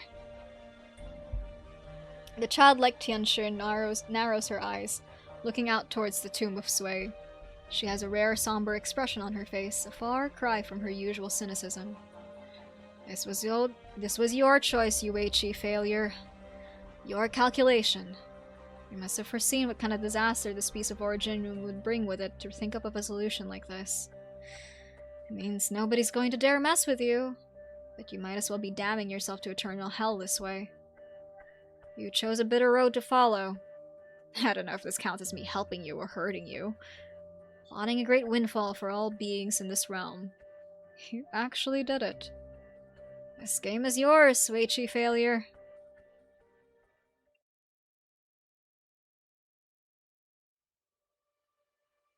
The enormous shadow, the crazed woman, the originium's orange glare, everything begins to fade from the True Lung's sight. He finally understands what that proxy's ultimate plan was. Farenmut's originium. At the cost of near-eternal torment, Wang ascended the seat of sway and accepted Ya's vengeance. Bufan, or rather, the first originium Yan has relied upon since the days of yore, is now buried within the deepest pits of the Farenmut's body and soul. And with the disappearance of the energy it supplied, the secret chamber gradually begins to collapse. The True Lung walks towards the exit and pulls upon its doors, only to discover they have been jammed shut by rubble. But he does not panic. He feels that to die here is not such a bad thing. Qi Xiu! For a moment, the True Lung believes himself to be hallucinating, for the one supporting him by the shoulder has an uncanny resemblance to his older brother. Yanwu. Don't speak. Follow me.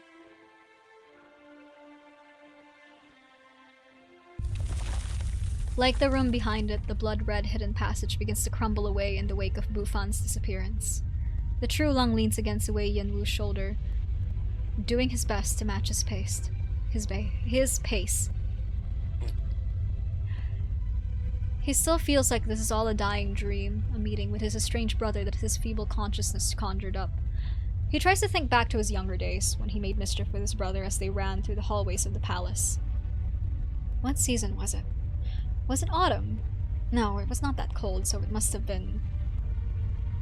It has been too long. He no longer remembers it clearly.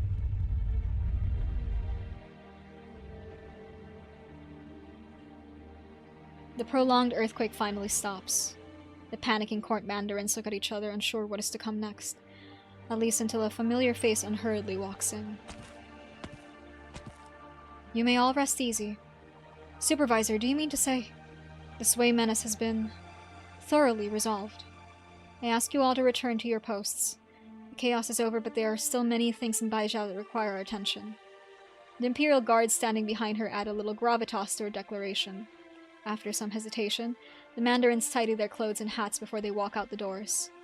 Once the last of them have left, Chun nods at the guards, who stand aside but they keep their eyes locked onto her.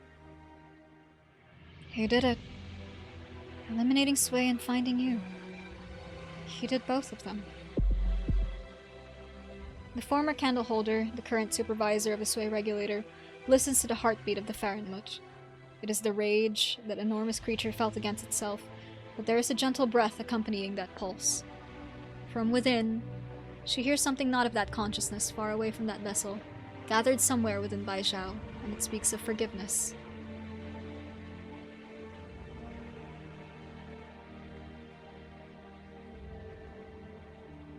Within the Grand Palace there is now only a single withered old man.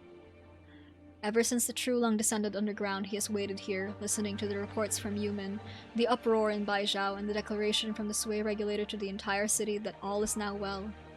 His coughing has only grown more violent, his waist more stooped. By the time of the declaration, he can no longer support himself. He is forced to sit on the ground, leaning against the throne. At first he felt anger, then worry. But now he only feels exhaustion. Memories from a near 100 years ago, when he was instated by the current True Lung's father, forced themselves to the surface. It was midwinter when the snow swirled through the air. The then True Lung was still far from being addled, happy to sit about the fireplace with newly promoted Mandarin and discuss all great things happening under heaven.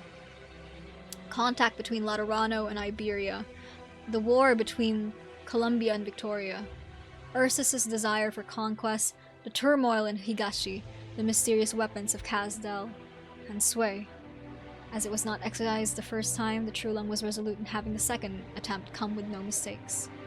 Yan would obtain the bones of Sway, and with near double the amount of energy and it eliminated, the age of Yan will have arrived. Their talks became so fervent that the Emperor stood up and struck out barefoot into the snow, using his finger to brandish Qi as he spoke of what grand ambitions he had for Yan's future. We both are exalted to distant thought, aspiring to the sky and the bright moon. And then he could no longer wait for the day that the True Lung would blow the horn to call for Sway's eradication. He could only wait for that True Lung's mind to deteriorate until all had abandoned him. And then, you could not wait for the current True Lung's return. You could not prove to him that all you have done was not for your own selfish reasons, but for the future of Yan. Through his murky eyes, the old man believes that the one standing before him can only be the Emperor he has awaited for so long. But the voices ringing ears catch say otherwise. The entire court knows your cold is merely a pretext. The lingering illness that has plagued you for years could hardly be passed off as a simple chill. Just as how we all know that your ironclad desire to eliminate Sway was not an idea you had on your own. You once held great esteem and approval, but now the dust has settled. Those who followed you. The old man can no longer hear. His throat shudders. All he wants to do is to speak those words pent up in his heart. Look here, the doddering old fool who started this chaos stands here awaiting your majesty's judgment. Your words will not be heard by anyone. Before he can shout these words at his liege like an unfortunate, misunderstood hero, life itself no longer wishes to remain with him. He is dead.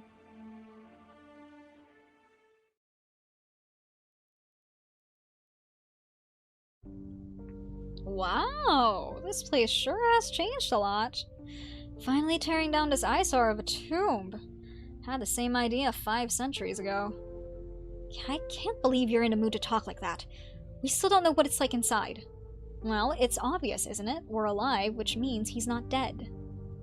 Wang, he definitely succeeded. I heard upon the wind that Brother Eldest already entered. 'Twould not be long before he drags him out. If you have aught to ask him then. He kept many things hidden from us. He cannot escape from his sentence. Damn, Jun, so strict as ever. Speaking of, I can't be the only one who's thinking. We've never had a family gathering this big before. Feels a bit strange having so many of us in one place. Agreed. If you're going to eat together, then I'll be heading back. Nuh-uh! We all agreed to a reunion dinner. Nyanga, Daska! Don't even think about running away! Alright. Can't exactly say no to my baby brother's cooking. Say my name with respect first. Pulls a face. How happy I am to see you all hale and hearty. Hot damn, you two are covered in dirt. Well, as long as you're alive. Which reminds me, last time a certain someone was acting all cool and determined, and look, he's doing perfectly fine. Ow! Why are you pinching me, Shu? Sister, you've returned. My apologies for worrying you. Those two inside should have been out by now, right? Look, over there!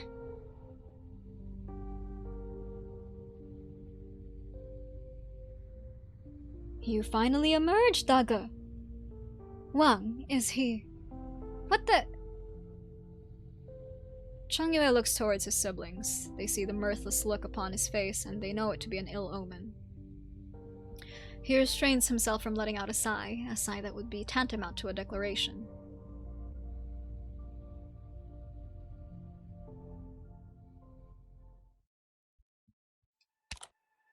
Last one. TAST2, Unfailing Chronicle. Let the chronicles preserve what is true, and let 1,000 autumns be distilled into this one. I will care package. Wow, we are going on 6 hours. 5 hours? 6 hours, whatever.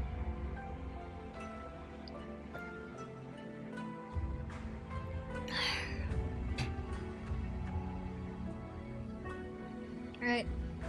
Just 2 more to go. Just this one, and then Wang's operator record. Because we do need to read that. Let's go.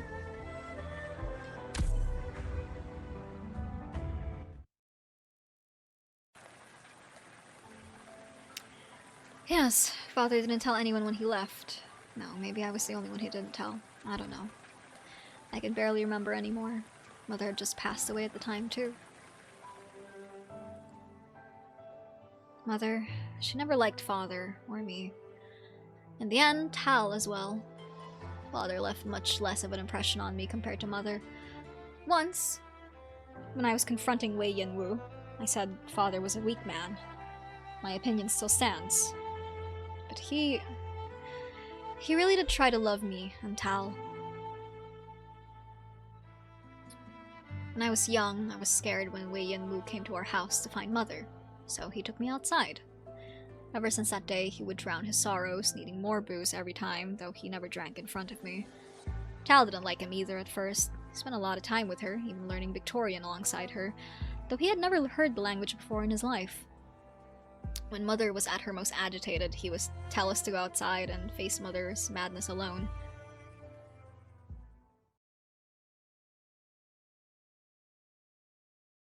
Early winter, 1102. Thank you, YAYYYY. I think that is enough. No, before your father married, he was not completely like this. I can see it. So now we used a writing knife to correct the mistakes in the family history you compiled. No, it's simply a family chronicle. It won't even be published. It's not worth using something as precious as a knife on it. Despite Chen Chao-chen's repeated declining, YAYYYY still takes the knife off her hip and presses it into Chao-chen's hand. Jie and Jun had hoped this knife would be able to correct the mistakes that happen when we whitewash or forget the past. Even though these errors only involve one fallen family instead of all Yan, I think they would still want them corrected. Alright. Chen Chao-chen fiddles with the knife, feeling its weight and balance in her hand, but she makes no move to use it. YAYYYY, Jie, will she really come back? Honestly, I don't know. That thing from the Garden of Grotesquerie settled itself down quite nicely in that office on the top floor. But if you're asking me if that's the Jie who walked with Yan through the centuries, I really don't know. I do not know when it happened, but it seems some of our prior generations took this overly reliable, seemingly immortal woman for granted. So when she passed, a few weak people like me lost the pillar propping them up. It appears all that was left after the fading of that omnipotent goddess were the words of everyone else. It's true that historians should have confidence in their statements, but when that confidence loses the backing of someone who is eternally correct, it's easy to give up. If that's what you're saying, you guys should invite her back once she survived. No. On the contrary, what we should do is leave the cradle of having the right answer fed to us, and take on the prospect of making a mistake with cool heads. Chen Chaoqian uses her free hand to pick up the chronicle, throwing it onto the table. What page did it open on? Take a guess. Based on the thickness, around page 30? I would say about the same, but... She picks up the book daintily, and without looking at the page number, tidies it up once more. We have made one of history's unsolved questions. One just for you and me. In this land, whether because nobody had witnessed them, or because too many people had witnessed them, how many of these unsolved questions do you think there are? A lot of them. Indeed, a lot of them. Personally speaking, what I want the most right now is the courage to be responsible for writing down history, even though I know such unsolved questions will never have answers. Alright, I'll leave the knife to you. Help me correct the pages I show you. It really does leave no mark. When you use it normally, it's just a crazy good eraser. Eraser? Those two women certainly entrusted this writing knife to the right person. Oh, right. Is Mr. Liang still with the pavilion? Where is he? Mr. Liang? He's on leave today. And you're meeting someone else. Miss Ning, as it were. Oh, I don't mean that Miss Ning, mind you. I mean... Hello, Chaoqian. Is this Miss Chen Huiche? Miss Ning, I presume? Who else?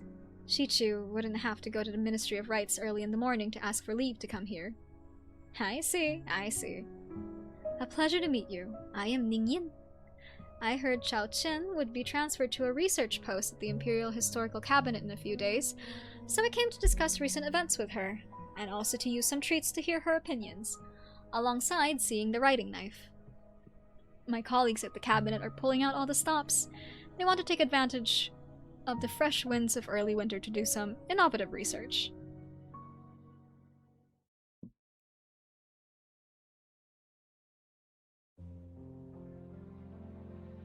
What?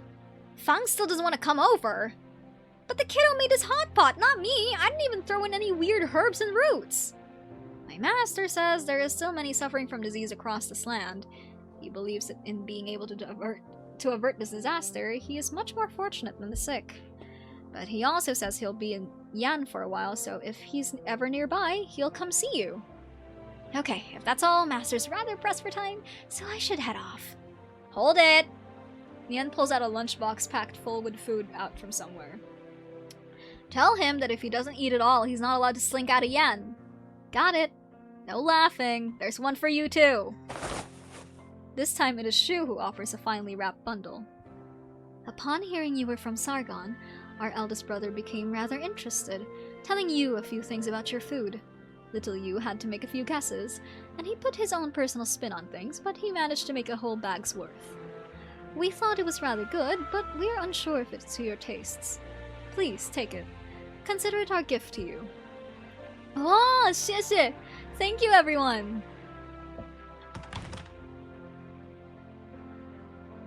Our family is never as a full set. The true value of life lies in unfettered ease. Even if you were to drag him to your savors at use for a meal, he would find no taste in it. As for the others, young Dusk truly is tired. She is pardoned. Ji is a master of spinning words into wealth, but is far too soft-hearted to his own family. He wishes to idle at the garden, and since Yi is accompanying him, let him. As for our brother eldest... Smells great! Are we late? I thought you said I thought you two said you weren't coming. He said that.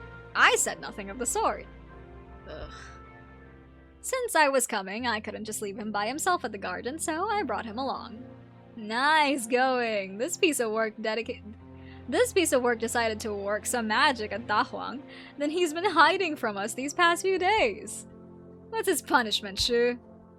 Let me... It should not be some trifle such as scrubbing the pot and washing the plates. Then... No letting him off with an apology either, too boring. And then how about... If you say something like, let us settle this later, it would be rather disrespectful towards everyone's kindness. Why not... G already gave me a rent holiday for savers until the year after next. Then... Put your businesses on hold for a year. Take a rest and plan your next ventures well. Man, that's Shu for you.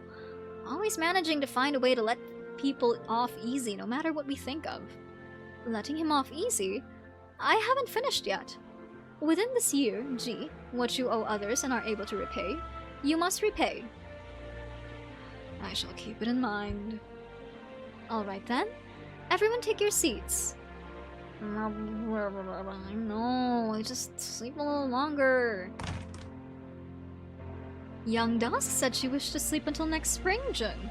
Why force her here? She has no taste in bedrooms. I was just leaving the Sky Mirror Pavilion when I saw her sprawled out on the ground, deep asleep. I even shouted at her to no avail, so I had no choice but to bring her here.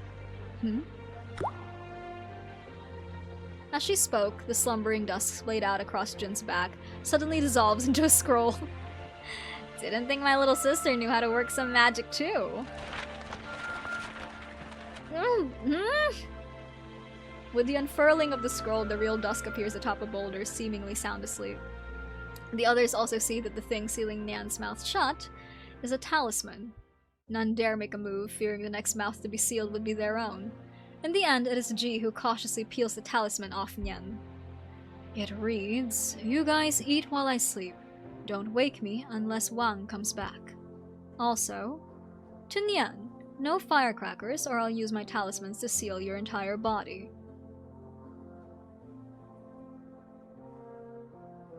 Why does my family always have to cause such headaches? But there will be a day that this table is fully seated, for sure.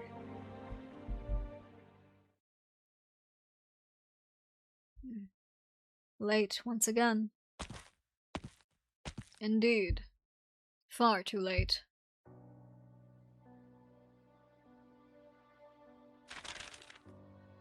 A flimsy curtain separates the two. The library is quiet, the sound of pages being turned piercing the silence. Do you recall how many books are collected here in the Sky Mirror Pavilion? No.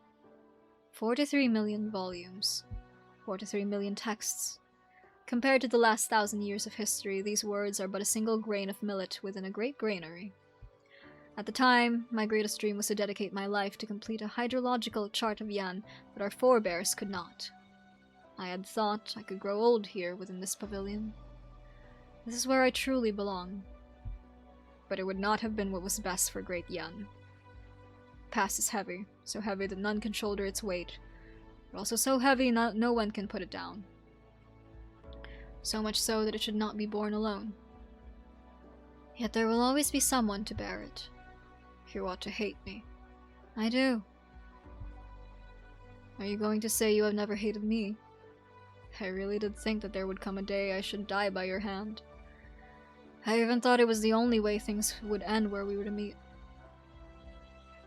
All I wanted to ask you was, after you left Baizhao, did you ever suspect that everything that happened was orchestrated by me to frame you? If I said I never did, would you still hate me for leaving on my own for no reason? No, never. It has been too long. So long that this question is meaningless. That year, our little sister barred my way on the road to Lungmen, not far from Baizhao.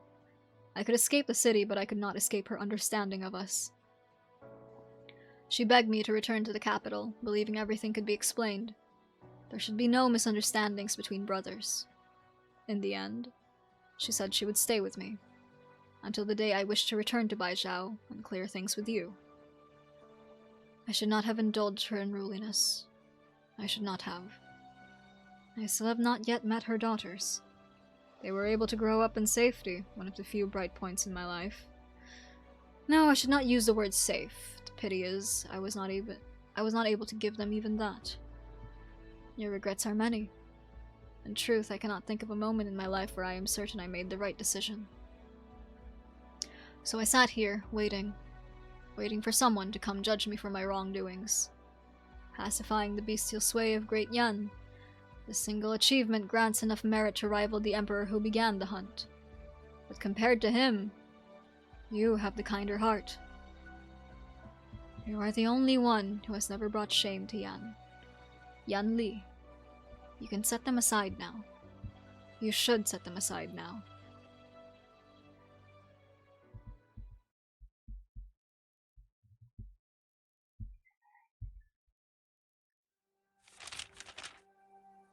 Annals of Yan's, Volume 124, Supplement 17. Someone's tidied up these scrolls. After receiving Chao Chen's request and her application being approved, Huiche arrives at the section of the Sky Mirror Pavilion not open to the public to thumb through a few tomes. She thought it would be a lot harder, honestly. But when she went to check on the case from 40 years ago, she found all the relevant texts neatly arranged on the shelf. They weren't even hidden in the back. As if someone knew she would be here. Maybe it's time. Who are you? Why are you in my family's library? Huh? Chen looks back and sees a girl of about 10 years of age. The girl looks back at her, timid yet curious. A lung's horns, bright red hair, and a strikingly familiar face. Chen does not need to ask who she is. I'm Chen Huiche. I came to borrow some books. If you're here to read, are you also studying to become the True Long? What? No. Dad said if you want to be a good True Long, you need to read a lot of books here. When I go home today, the Grand Tutor will check my homework. Those with virtue cultivated in their bodies, perform it in their actions, and state it in their words. By mastering the classics, achieve refinement.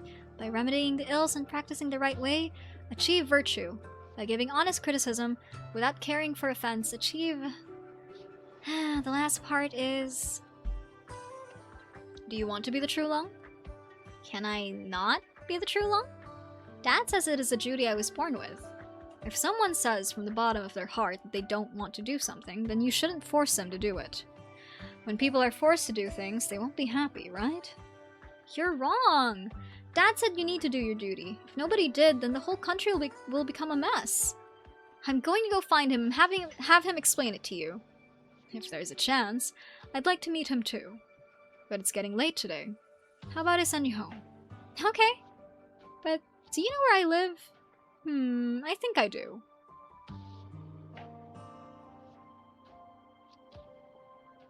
You look like you know a lot. Do you know more than the Grand Tutor? Oh, I don't dare compare myself to him.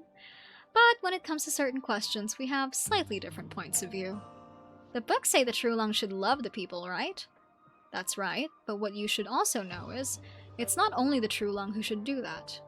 Love your mother, father, and teachers, your siblings, and your friends and companions. You have the right to love everyone, no matter who you are. Dad also said, because the True Long is the most powerful person in the country, I need to be cautious about every word and every action. It's the same with making friends, so I don't have any. No, you should be allowed to make friends with people you like. Remember, taking such great authority and leaving in the hands of a single person, and making them shoulder it alone, this in itself is wrong. It's not fair to most people, and it's not fair to that person either. I don't understand what you're saying. Can you say and explain it to me more? Once you grow up, you'll understand. Once you grow up, maybe you can make a change.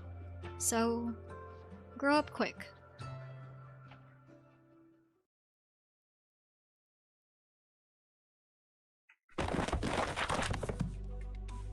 Elder? Fantong! A bunch of Fantong! I waited in the north for nearly 400 years, and this is all the progress Baijiao's Tianqi Bureau made on Originium research? Tianqis today are utterly incompetent! Who's the head Tianqi these days? Tell him to get his ass over here! After observing the unusual meteorological phenomenon created by Londinium shard 4 years ago, the Tianqi Bureaus realized the urgency of the issue of Originium. Since then, the Tianqi's have labored night and day at their research, not daring to rest for even a second. But I fear there is no nation upon this land who can achieve the rate of progress you have asked for. All I asked for was this one simple thing. I would have preferred it if you told me these youngsters were thinking up of ways to slack off. That way, their hearts might not have been to doing the right thing, but at least their brains would still work. Ursus, Kazdel, no matter where you look, there's misfortune caused by Originium. I had hoped number 2 would be able to solve this problem once and for all, but I'm afraid time's up. There'll be people knocking on the door soon enough. Ugh, forget it! I'll move into the bureau tomorrow. I just want to see how today's young Tianqis are putting their smarts to use. Wait, forget tomorrow, I'll move in this afternoon! That you are willing to see this through personally is a good thing, Elder. But before you move in regards to the question of Originium, we have a guest from afar whom you should meet with. Oh? I am honored to meet with you, Grand Tutor of Great Yan. I represent Rhodes Island, and would like to express my thanks to Yan for the information they have shared. I believe in these pressing times, candid collaboration between all parties is of utmost necessity. Rhodes Island will uphold the spirit of cooperation during our follow-up research, and keep in close contact with Yan. First, allow me to elaborate on Rhodes Island's position regarding the Originium question.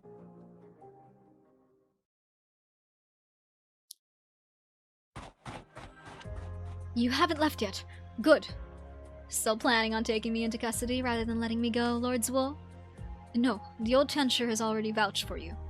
Settling this turmoil the way you did, YAYYYY, was of great merit. It feels strange hearing you be so polite.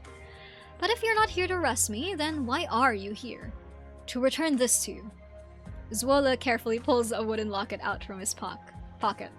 A wooden lock out of his pocket, there we go. Things were hectic, so I forgot to return this keepsake from your mother to you. My apologies. Oh, this thing. YAYYY looks at Zwolle, her lips a-quiver, as she pulls out 2 identical locks from her pocket. I've still got plenty of these. You can keep that one. You... But I didn't lie to you. It really was my mother who taught me how to make them. You're about to ask me where I'm from, aren't you? I can see it on your face. If you do not wish to say, I shall not offend you by pressing the matter. I simply hope that in the future you will not toy with others again. Still playing the preacher as ever. I've got a question of my own. What's next for the Sway Regulator? Honestly, it's a complete mess right now. When the chaos ended, the supervisor admitted responsibility and resigned. That proxy killed Sway, and after merging with that piece of Originium, he fell into something resembling slumber. An unprecedented feat. The pharynmatologists are studying it with all haste. Sounds like a headache. Well, not that it matters. With you around, there's no need to worry about the Sway Regulator making any big mistakes. I am not as confident as you are. As my master, the one you call the old carpenter, once said, it is because of the differences between you and me that all disputes arise. No matter if they are between man and beast, or man and man. Which is why he called for love between all things, for all things are brothers and sisters. Those 12 did everything they could, and nearly died for it, just to claw back a way for them to live. If you keep looking at them with the difference between man and beast in mind, that would be pretty cruel. I trust you on this matter. Alright, chat time's over. I should get going. Going where? Wherever I feel like after a big event's over. Returning to my search for the Pharynmuts, trying to find any trace of that proxy, or maybe giving that rabble waving the banner of the Shanghai Zhang a talking to. Not sure yet. Until we meet again, then.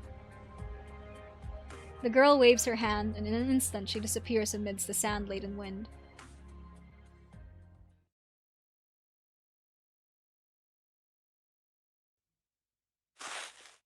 Yet another journey with an unknown end. It is not aimless wandering, though. It is simply a search for the uncertain, greater than a hunt for a drop in the ocean.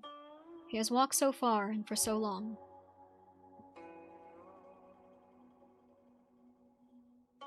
We will take the last of Ya's vitality and bring it to the lands beyond Yan. The 1,000-year grudge between Great Yan and the Pharynmuts is now over. I pray that this land will never see such bitter conflict again. As for your hopeful search to find Wang, Shuo, we will not be of much use, though we would dearly love to help. We may have been companions with him along the same road, but we were acquaintances at best, and we knew little of his schemes. I understand. All I humbly ask for is to please inform me if you hear news of him. If we do, we shall tell you post-haste, Grandmaster. But what you seek, I fear, may be eternally out of reach, just as man cannot touch the face of heaven. This game of his, he considered himself, friend and foe, and all the changes of the changes of the board on and He considered himself a friend and foe, and all the changes of the changes on the board and off, perusing the effects to myriad actions.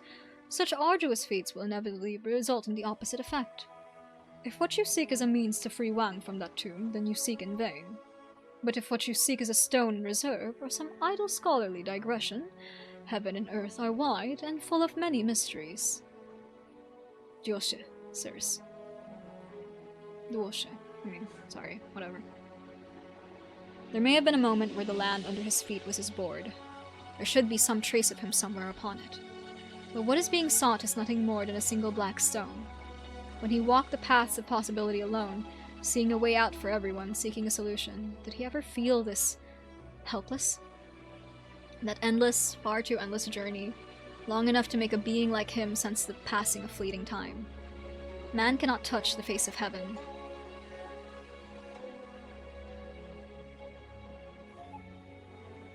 Any news? Still nothing. But I believe some trace of him must exist somewhere outside the tomb. Alas, if he truly did not wish to see us, would all your efforts be of any use? Perhaps after Jia's fading, he could not forgive Yan, or himself. Is it this new Yan he does not wish to see, or is it someone else? Maybe he does not wish to draw us into his next game. Next game? His plots are all ended. What would his next game even bring? What can it bring indeed? An even more hopeless matter. He may have accomplished the replacement, but he was unable to make muddy waters run clear. But he will not give up. He will certainly be searching too, for the traces she left behind on this land, for a glimmer of hope. You were always the one who understood him best. So, still determined to look for him? I am. And once you find him, I will let him know that the next time he needs help, he will not be alone. The long-lived man stops to rest his feet, turning his head to gaze off into the distance out of habit. Yet another year passed. The snows are beginning to melt, turning the Chidao into a mud-covered bog. By the road, the withered trees sway, a sprinkling of new buds visible. What's happening there?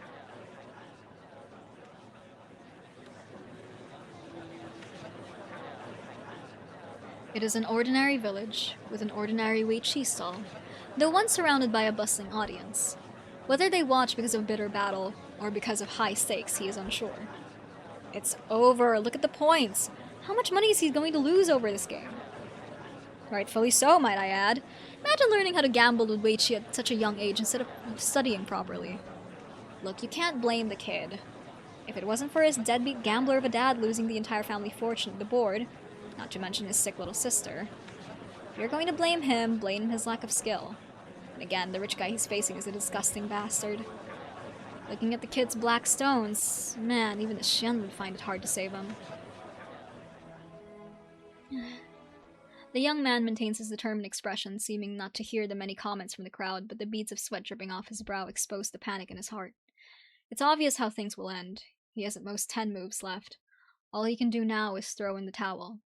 He hesitates in placing his stone, even though he knows he cannot hesitate forever. 4-7. What the? Who's talking to me? 4-7, shoulder hit. The young man finally hears the indistinct voice clearly as it dictates a move to him. As he considers this instruction, he sees a way to victory he had never considered. Are you helping me? But who exactly is helping him? He looks about, finding no source of the voice. The young man returns his attention to the board, repeatedly calculating the feasibility of this breakthrough move. In the end, he is convinced his victory is assured. He adjusts his posture, having calmed down a little. A charm of black jade pokes out of his collar, gleaming with a deep, inexplicable light under the winter sun.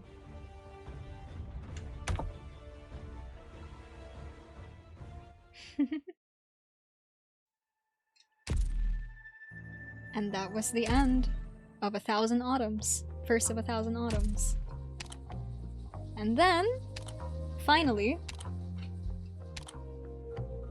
the final round. There are still many people waiting for you. There are still people waiting for you. Not just one. Many.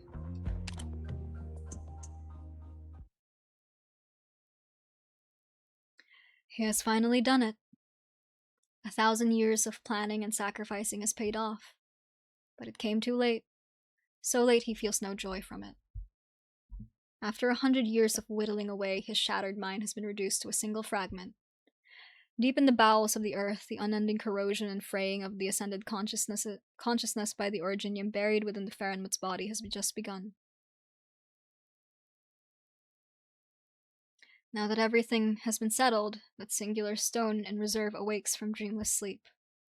He is still it, but it is no longer tied to remaining proxies, and thus it is merely him now. A stone left over after the mending of the heavens. A lonely stone, with nobody to accompany it in this land.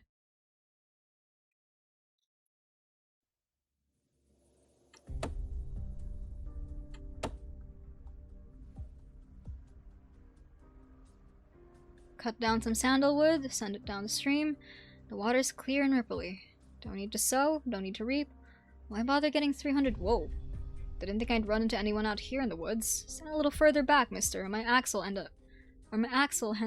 up hitting you in the head. That ditty you were singing just now, sir. Where did you learn it? Who composed it? Heard it from the folks about my granddad's age when I was a kid. My little boy can sing it now himself. But if you're asking who wrote it, afraid I don't know. If you can wait for me to head back to the village, I can ask the village teacher. Who is this teacher? You looking for him? Afraid he's become a bit of a recluse after his wife passed a few years back. Not him, then.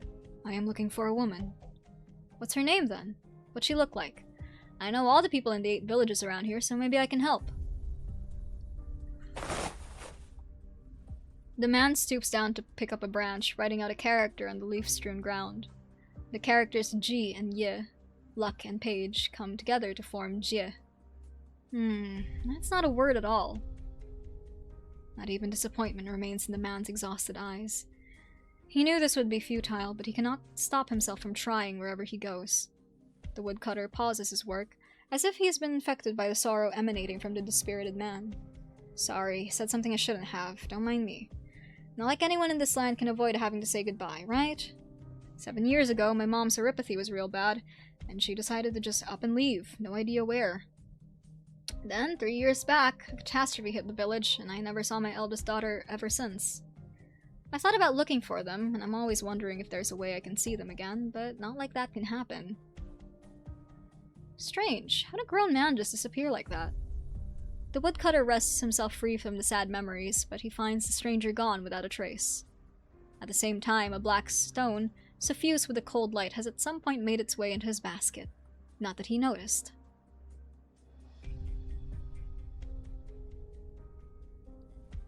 Here to pawn things again, old Liu? Yes. I'll just say it to you right now, humans got plenty of old clothes that the seasons change. I'm not going to accept any of your tatty old jackets. You wouldn't know tatty if it poked you in the eye. Anyway, I found something while I was chopping wood up in the mountains 2 days ago. I think it's an antique. Let me see what it's worth. Antique? I bet it's just another rusty arrowhead left behind by training soldiers. Type that would be nice and shiny when it was made last month. The pawnbroker doubtfully takes the object the woodcutter had wrapped in a white cloth. What the? So, what is it? This is just a coin from a few decades ago, not worth much.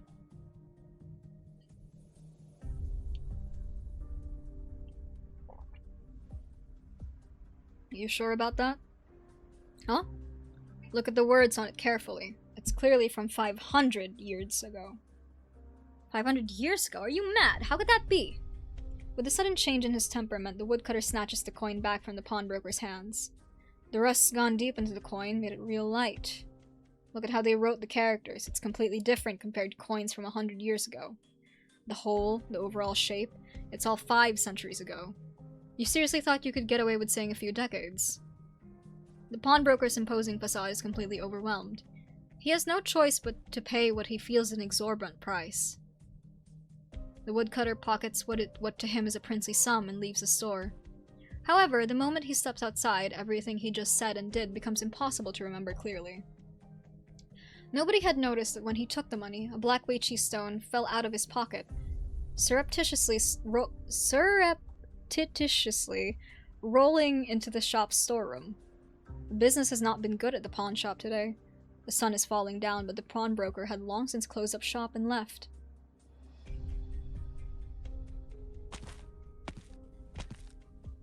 Is such a meager profit worth cheating your fellow man? Those who truly know how to bring a great windfall to the land, he has no means to meet, nor does he wish to. At this point, the only thing on his mind is how he is drowning under the exhaustion emanating from his feet. The realm of man is still so dull. The YAYYYY stone does not know what sort of torments his life within the tomb is undergoing. Between lonely torture and endlessly wandering the realm alone, even one as skilled at weighing benefits such as he cannot decide which is the lesser evil. Her affairs are not yet over. I shall rest here a little while, and plan how to get to Baizhou from Yumen.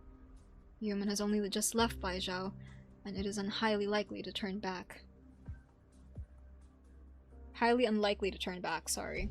The easiest means of entering the capital is on someone. He spots an ancient YAYYYY set in the corner of the room. Since ancient times, there has never been many who were eloquent in the art of YAYYYY in Yumen, and fewer still were the boards and stones they played with. With but a glance, he recognizes it as his own simple set. He once played upon it with his sibling. His thing is still here. Something else she left behind in the mortal realm. He wishes he could place the entirety of the set into his bag and take it with him, but it would be too cumbersome. And so Wang's body fades once more, and the battered, splintered YAYYYY case gains another black stone. Surrounded by fellow stones, he absent-mindedly returns to the days when everything still felt new to him. Surround three sides to corner it, take the last breath to capture it. At first he saw these states as no more than differences in position of the stones on the board. But as Jia explained things to him, he began to see a form of struggle within that stone, clinging onto its single liberty. From the simple capture and escape comes the jump, the knight's move, the diagonal, the extension. A few days later, Jie, with her basic knowledge of the game, was no longer his opponent. YAYYYY began as an amusement he found some interest in, but it gradually became the way he thought, and then it became the sand table on which he plotted the excise of Sui.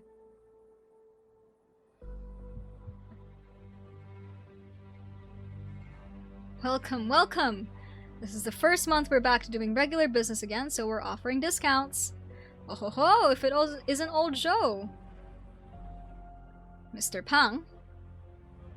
I didn't think you'd rush back to Yumen from Baizhou, what with the fighting only just over. Feel like a trip down memory lane? And this is your daughter? What a lovely young lady. Dad, look, there's a round stone here. Oh my, that's a YAYYYY stone. How did that drop over here? Thank you for helping me find it. Thank you. You've a clever little girl there, Zhou. I can tell she's suited for the game.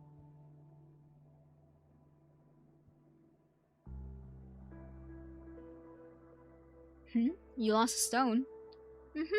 I took this set to school to play with my friends yesterday, and when school was over, there was one black stone missing. But there's still 181 here. There was an extra one, and it wasn't like the others. It was all shiny, and now I can't find it. At that moment, the stone is in the pocket of some court mandarin scion, deriding himself for his own conduct, flattering the rich while sneering at the poor, climbing the social ladder through bowing and scraping. People often say how much they despise such behavior, but they hate the fact that they have no opportunity to pull themselves up this way. It is not like he has not done it himself. He was simply more precise, more ruthless. He did so not for fame or fortune, but for his family to be able to survive, somewhere above the ever-shifting tides of the imperial court, somewhere below the shadow of the great threat known as Sui.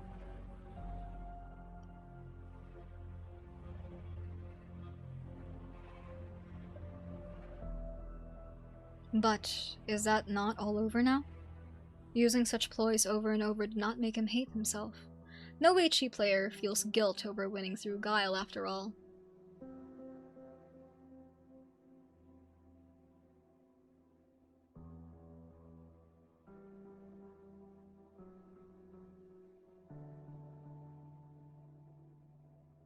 But when those calculations and trades, 100 moves deep, lose their meaning in the eyes of the player, when a fierce battle in the corner becomes a simple mess of black and white stones, he becomes more and more bored with it all. He is no machine. He cannot perform meaningless repetition forever.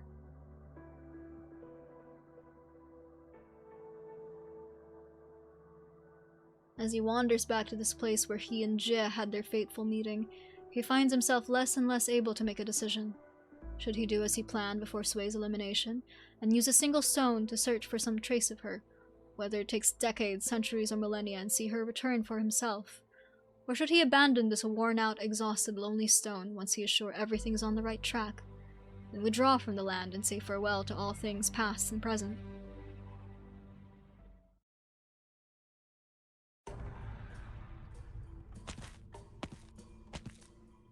Once more, it is night. He has taken on a more nocturnal lifestyle lately. In the day, he is an ignorant, unknowing stone, avoiding the eyes of anyone who might threaten him and his family. When the sun has set and the moons have risen, he steps through the door to the Sky Mirror Pavilion with great difficulty, gathering all things to do with his family, especially Jie. The photograph on this newspaper clipping. A serious woman with her striking looks to her advantage smeared ink on an art dealer's cheeks before disappearing into thin air.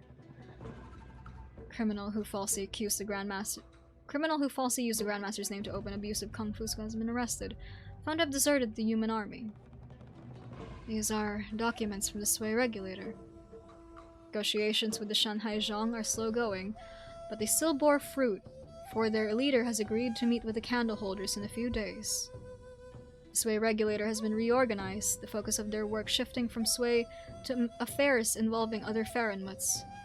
The names of his family members no longer pop up all over government documents. Instead, their deeds have become inspiration for some rather embellished articles in tabloids about mysterious incidents. Everything points to one thing. Sui's proxies are no longer being monitored by Yan. But Jie, there is still nothing about her. Everyone from the commoners to the dukes, and even those who had not forgotten her, have never once penned a letter or file that mentioned her name. And so, clinging to this evidence that cannot be considered evidence, he stubbornly insists on life in the shadows, unwilling to place any trust in the mortal realm.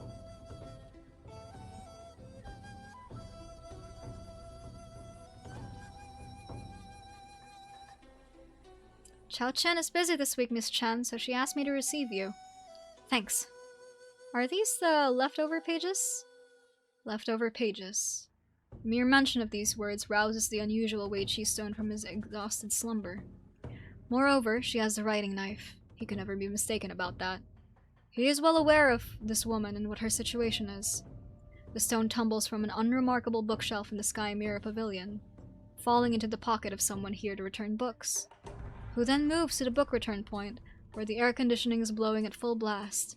From there, the stone flings itself out of the taken-off jacket onto the floor, where it is noticed by an on-duty administrator, who brings it to the desk where Chen Huiche and the librarian are chatting, where it is left there, forgotten by the muddle-headed administrator. Shall we bring these pages to the top floor? Alright. How long will it take to borrow the keys from the Sui regulator in Jun? I'm not going to be in Baizhou for long this time, so I was hoping to get things done quickly. Didn't you hear? You don't need those keys to go into the top floor office anymore.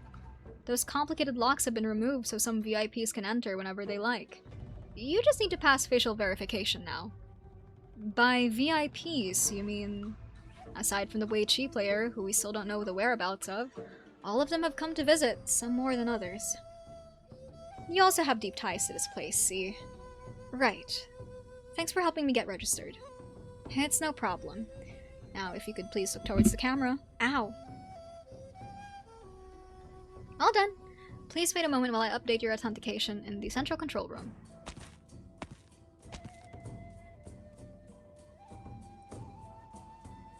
Chen has not noticed the lone stone in the corner of the desk. This is the perfect opportunity, he thinks. If he's going to influence her mind, then it would be best to do it right now when nobody else is around. But she does have that knife on her.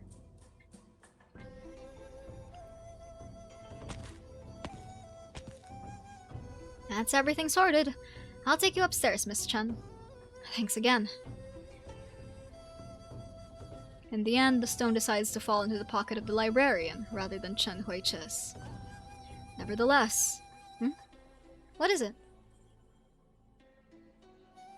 Nothing. Eyes just blurred up a bit. Have you eaten anything? Chao Chen specifically instructed me to set aside some snacks for you, saying Huiche forgets to eat the moment she has something to do. We can have them in the lobby later. For now, let's head up. It might not be taboo to discuss them anymore, but it's best not to talk about the affairs of those VIPs in public.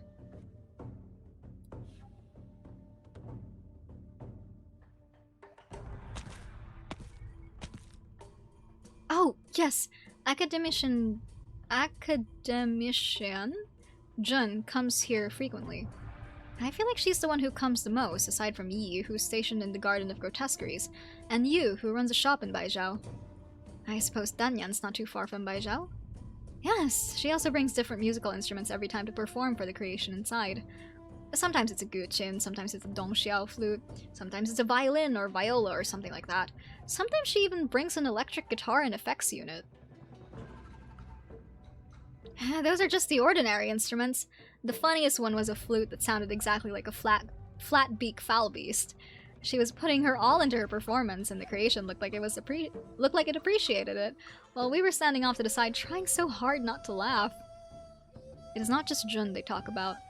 The stone hears about all of his family. He hears of Chongyue solemnly accompanying the creation, how depressed Ling was in her drunkenness without drink, the tears in Yu's eyes as he stares at the wall alone. Shu brought along Fang, and in the cracked soil of the flower pots they planted orchids and medicinal herbs. Ji and Nian refurbished the worn-out parts of the room. Yi comes and goes, telling the creation about the history of every ornament and decoration in the room. Dusk would hold on to the creation's hand and hesitate for a long while before beginning to write. Has the YAYYYY player really not shown up even once? According to the Sway regulator, that proxy will not be coming back. His family still holds on to hope, though. They say he's just being difficult and doesn't want to come. They say he will definitely visit one day. But the looks on their faces when they say that... The two do not speak any further, climbing up to the top floor in silence. The stone's mind sways along to the open jackets flapping, to and fro, to and fro.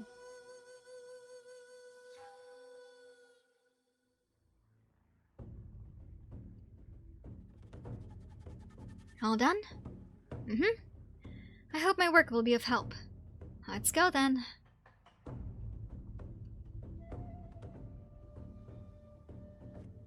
Phew. Don't you feel rather hot climbing up all those stairs?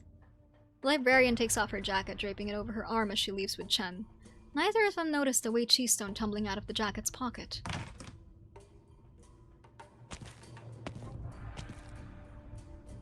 The door locks shut with a clack.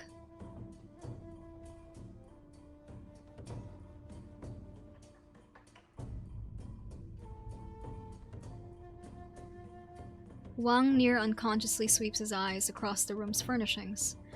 It has been nearly 200 years since he last set foot in this cramped office. He recognizes many old-fashioned, even ancient customs in the decor, alongside several ingenious ideas Jia had while decorating the room. There are also the traces his elder brother and younger siblings left during their visits. As well as... Little Moji! Perhaps the confused creation smelled the scent of stone and wood emanating from her guest, and within those scents a dearness that had not been felt in many, many years. And so she emerges from the depths of the room, wobbling as she gets up close to Wang. Her round eyes stare at him, as if waiting for him to stroke her head like the rest of their family. The haggard YAYYYY player bites down on his lip, closes his eyes, and stretches out his hand, gently stroking her all too fragile forehead.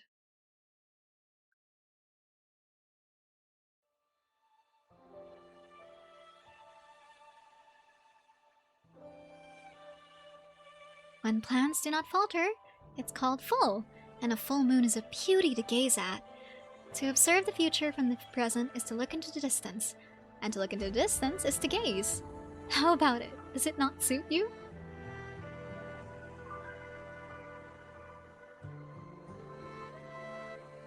Besides that, what is it you care about the most?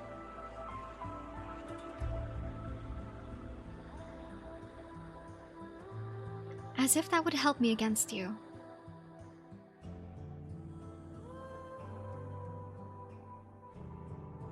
Yes, the elimination of Sway. There will be one day that we can live as ourselves. Why are you so determined to do this? You were always so worried taking out Sway would destroy our family. Always too scared to make a decision when it comes to the bigger picture. But after all these years, our hesitation will only harm ourselves. And so, I will make this decision. I will bear this responsibility. If I am doomed to die, then I will not shirk my duty. But if that fate will fall on another, I will do anything I can to stop it, even trade my life for theirs.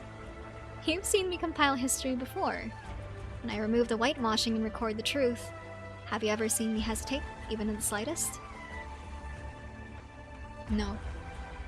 You have always been unwavering.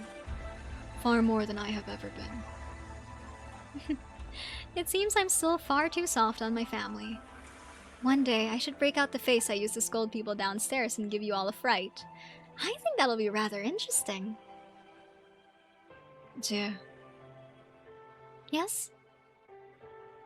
if the time comes and I am the one doomed to die, then take good care of Chongyue and the rest of our brothers and sisters. No! Wang, you...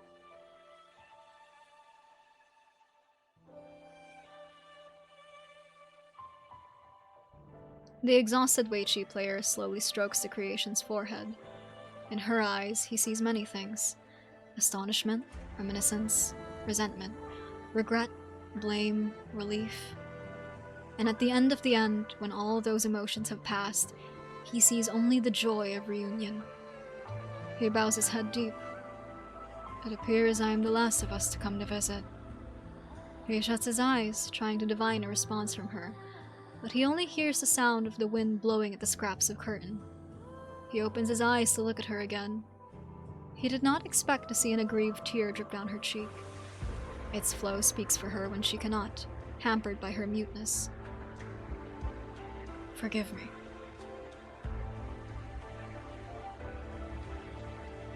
Forgive me for my lateness.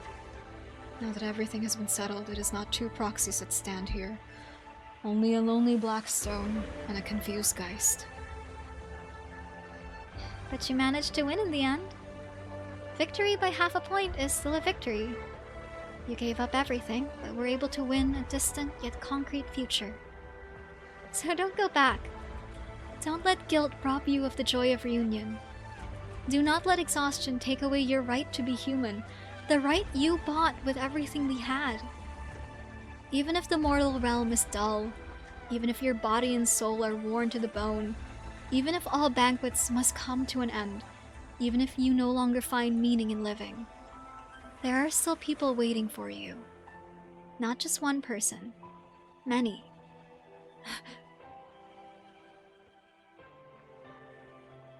The stone looks at the Geist, stunned, then looks about the room. There is nobody else there. Was that her? Was that it? Or was that myself? The stone does not know. The stone does not know. The creation, overwhelmed by the flood of memories, slowly sinks into slumber. As for the small black stone, he quietly lies by her side.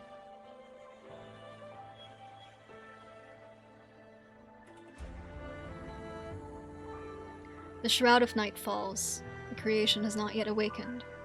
Only then does the little Weiqi stone roll towards the window and through a hole to let fresh air in.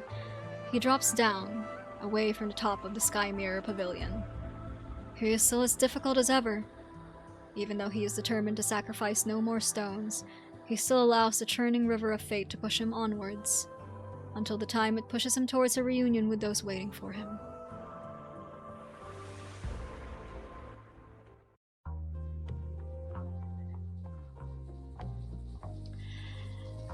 And that's that!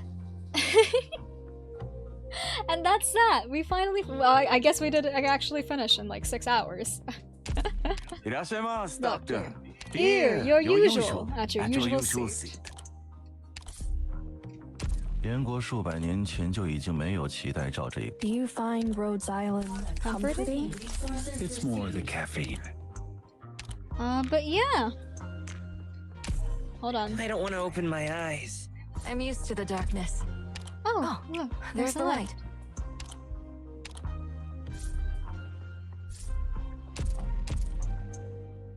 Yeah. That's that. Ah, God. that was good. That was really good. That was so good. Sorry. Nearly cried at multiple occasions. But I'm strong. I'm strong for once. Next time I stream, I don't know when that's gonna be, but it's probably gonna be reacting to the concert, because the concert finally dropped. So there's gonna be that. And I watched it with my brother earlier, and goddamn, the budget goes crazy. After that, so this Friday, we're going to have a Doll Witch reading stream, so yet another book club stream, yippee yahoo. We still have to play I Have No Mouth, but I Must Scream, so there's also that. So we got a bunch of stuff to do, and I also have to do commissions, so it's time to grind! Lock the fuck in! So, but yeah. Thank you all so much for coming to stream. I greatly appreciate you all being here. Please remember to stay safe, stay healthy, and kindly remember that Wang is my reluctant wife. Thank you. Bye-bye!